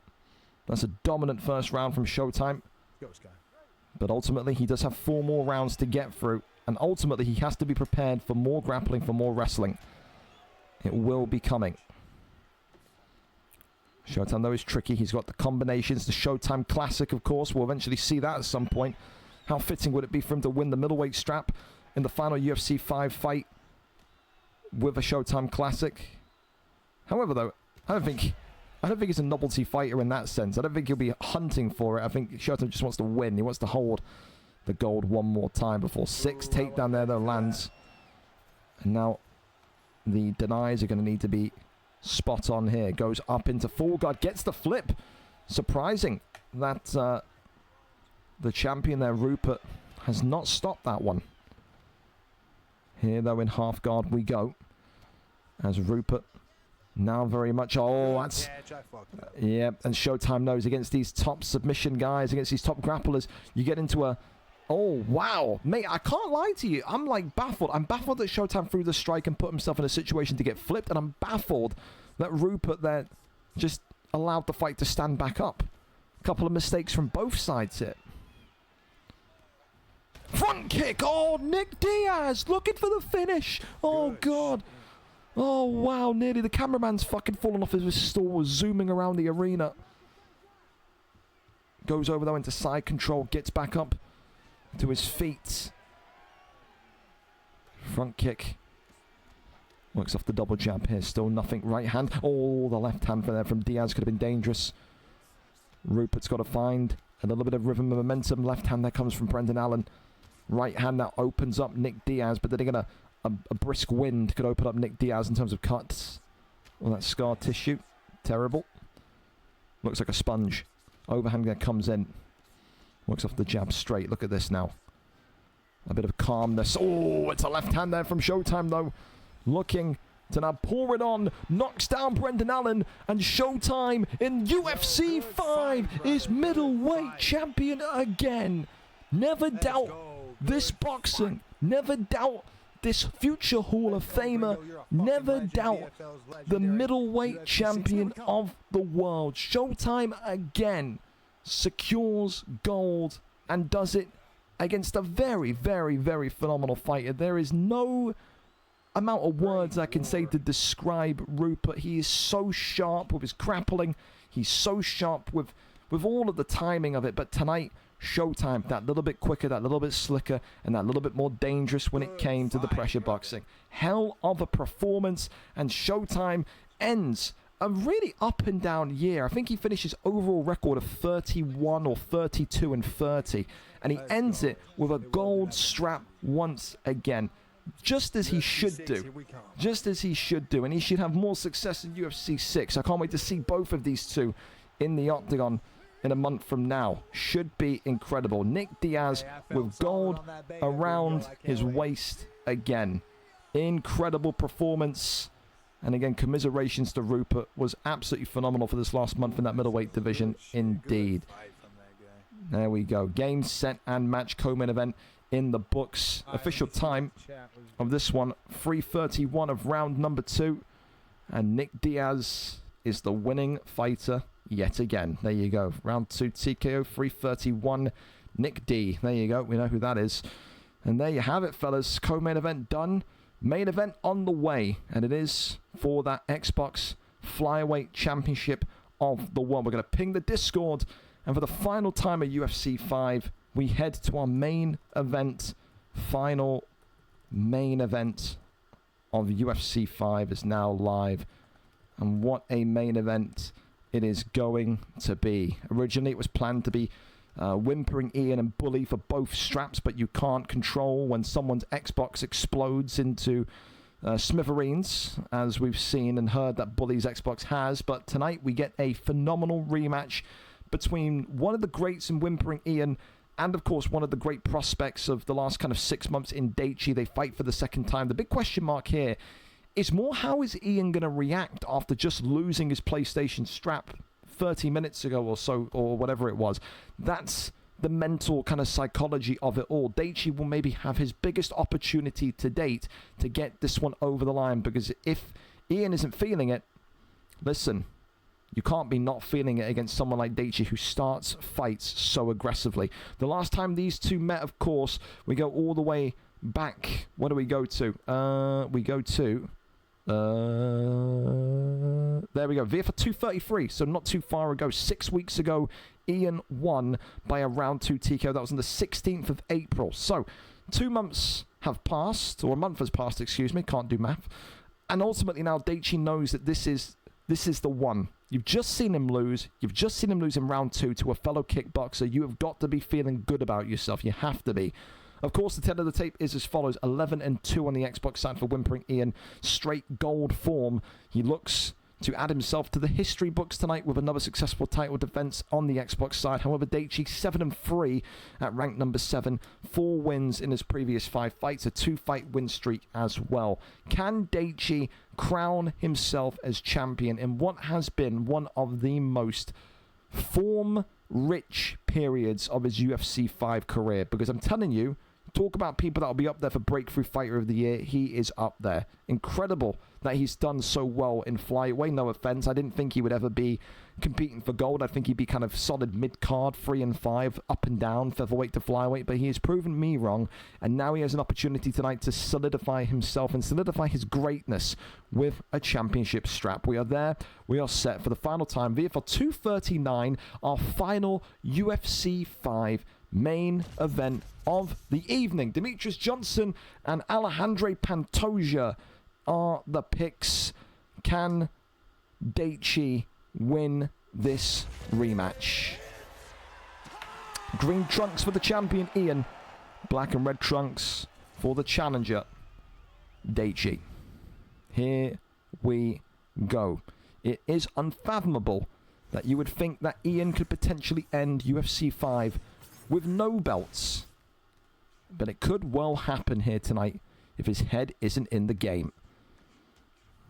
vDlchi's had to wait 6 weeks for this rematch. Tonight, will revenge be a dish best served 6 weeks down the line, or will it be a repeat and an Ian victory? Of course, when you think about that Demetrius Johnson pick, so much speed, so much fluidity in the gloves. Of course, though, Pantoja, heavy hitting, durable, all of the qualities that you would want in a main card fighter, in a meta fighter. But it is about surviving this kind of blitz that Ian puts on you. Look at how he just sticks to Pantoja, and look already at the severity of that head damage that Ian has got on off hit. Uppercut there comes in, works up the double jab into that straight.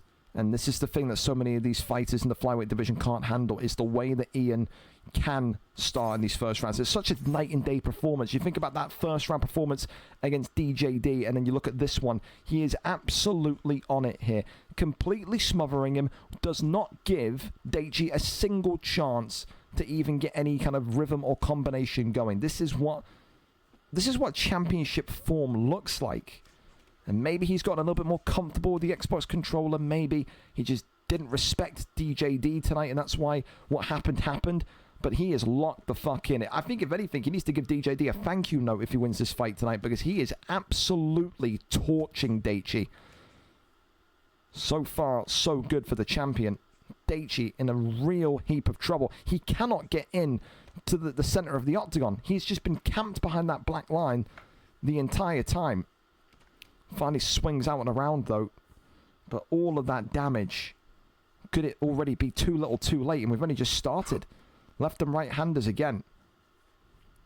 Pantoja. Uppercut that. Overhand away, it's a good bit of head movement. Left hand comes up.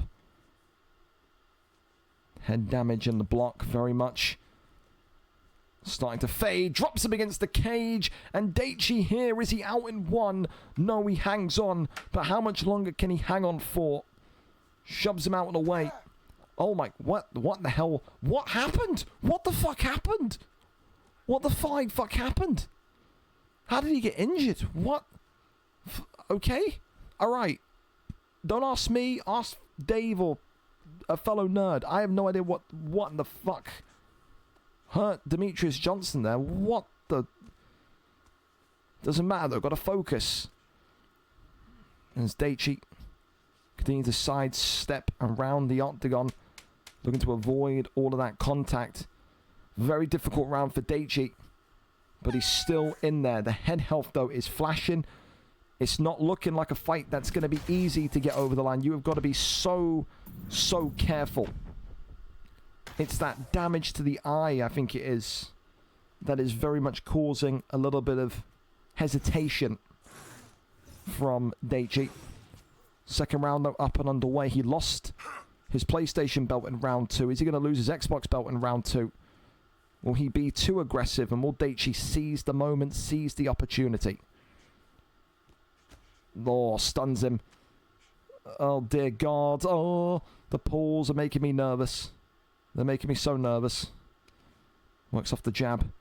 Uppercut there from vDlchi. Big straight down the center. Uppercut. He's got encamped behind the black lines again. vDlchi just can't go anywhere, man. Oh my God, the uppercut. Ian, he's got to be careful. Ian, oh. vDlchi is fucking going for it. Little firework. Look at him go. Waiting for opponent. That may be lucky. It's only a jab. We could have got a freeze frame there of the knockout if that happened. Do both of their head health now. Oh, he's stunned him. He's rocked him here. Behind the black line again, but vDlchi continuing to keep... Oh, firm. The head kick was a poor decision. Elbows now coming from vDlchi. Head kick. Double jab straight. Shoots the takedown. I can't lie. I think he needed to. It's a very tense fight, but it's all over just like that. 2:23 in round number 2. And vDlchi, who forced Ian into a bit of a brawl there, who made Ian sweat a little bit at the end of that first round. I tell you, what a performance. He may have lost again, but he's looked even better than the fight 6 weeks ago. But for WhimperingIann, I think he's got to owe a lot of that to DJD, because that PlayStation fight woke him up. There's no other way to describe it. He looked superbly sharp in that fight compared to the one against DJD. A round 2 TKO tonight, 223. Gets it done with Demetrius Johnson. Doesn't end UFC 5 with 2 belts, does Ian, but at least he ends it with 1. What a fight, and what a near moment. I don't know what he caught him with at the end of round 1. If someone can tell me, that wobbled and stunned Ian, because I didn't even see it. It's like he got jabbed, and then Demetrius Johnson, fucking, I don't know, just exploded. Not a clue, but there you have it. Done and dusted, 25 minutes early. You want to talk about brilliance, fellas? We've done it. There you go. Couldn't have been more wrong. Clean slip KO. There you go. GG, and rest in peace to UFC 5. Yes, enjoy uninstalling the game, lads. I know definitely a lot of you will be happy to do that. I will say this. Really, really thankful to everybody, whether you're a viewer and you kind of just lurk in here and watch, whether you're a fighter, current, former, if you've ever kind of competed at any point in UFC 5, it's been an absolute pleasure to have you. Hopefully we see as many as possible of you across UFC 6, but that's it now. There is no more UFC 5 fights. We're going to have 2 weeks of a post-season, 2 weeks of a break, and you will see there will be a big message being posted in the VFL UFC section that you want, if you are wanting to fight in UFC 6, you will need to read and react to over the next 2 weeks, okay? But yes, that is it now. No more UFC 5 fights. You can uninstall the game. Nothing more. Let's go over then, final time, our final champions of UFC 5 before we cross into the new generation of 6 and crossplay.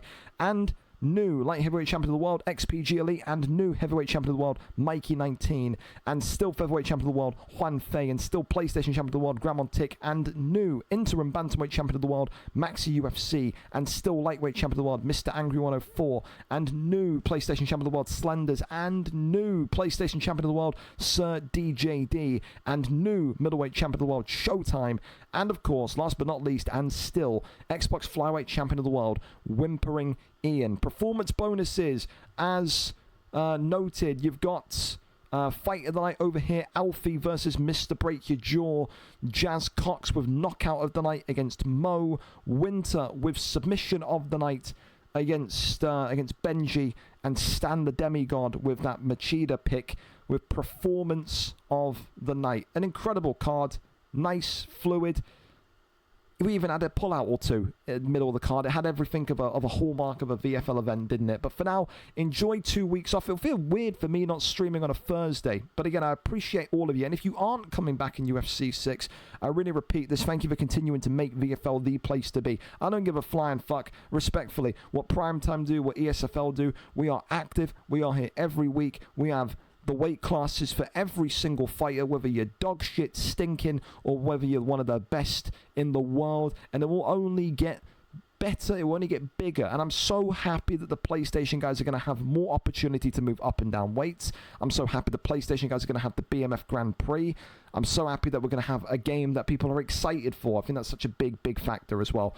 But for now, fellas, for the final time from me on UFC 5, it has been an absolute pleasure. Thank you for being here and rocking up tonight, especially in the heat if you're in the UK, especially when many people don't want to play UFC 5 when the game has been in its death cycle. I would like to think that me, you, all of us combined, the team effort, have made this last kind of 2 months of UFC 5 bearable. If it hasn't, I apologize. I can't work miracles. I don't work in the offices of fucking Canada to make the game good. Take care, take it easy. I'll see you soon for UFC 6.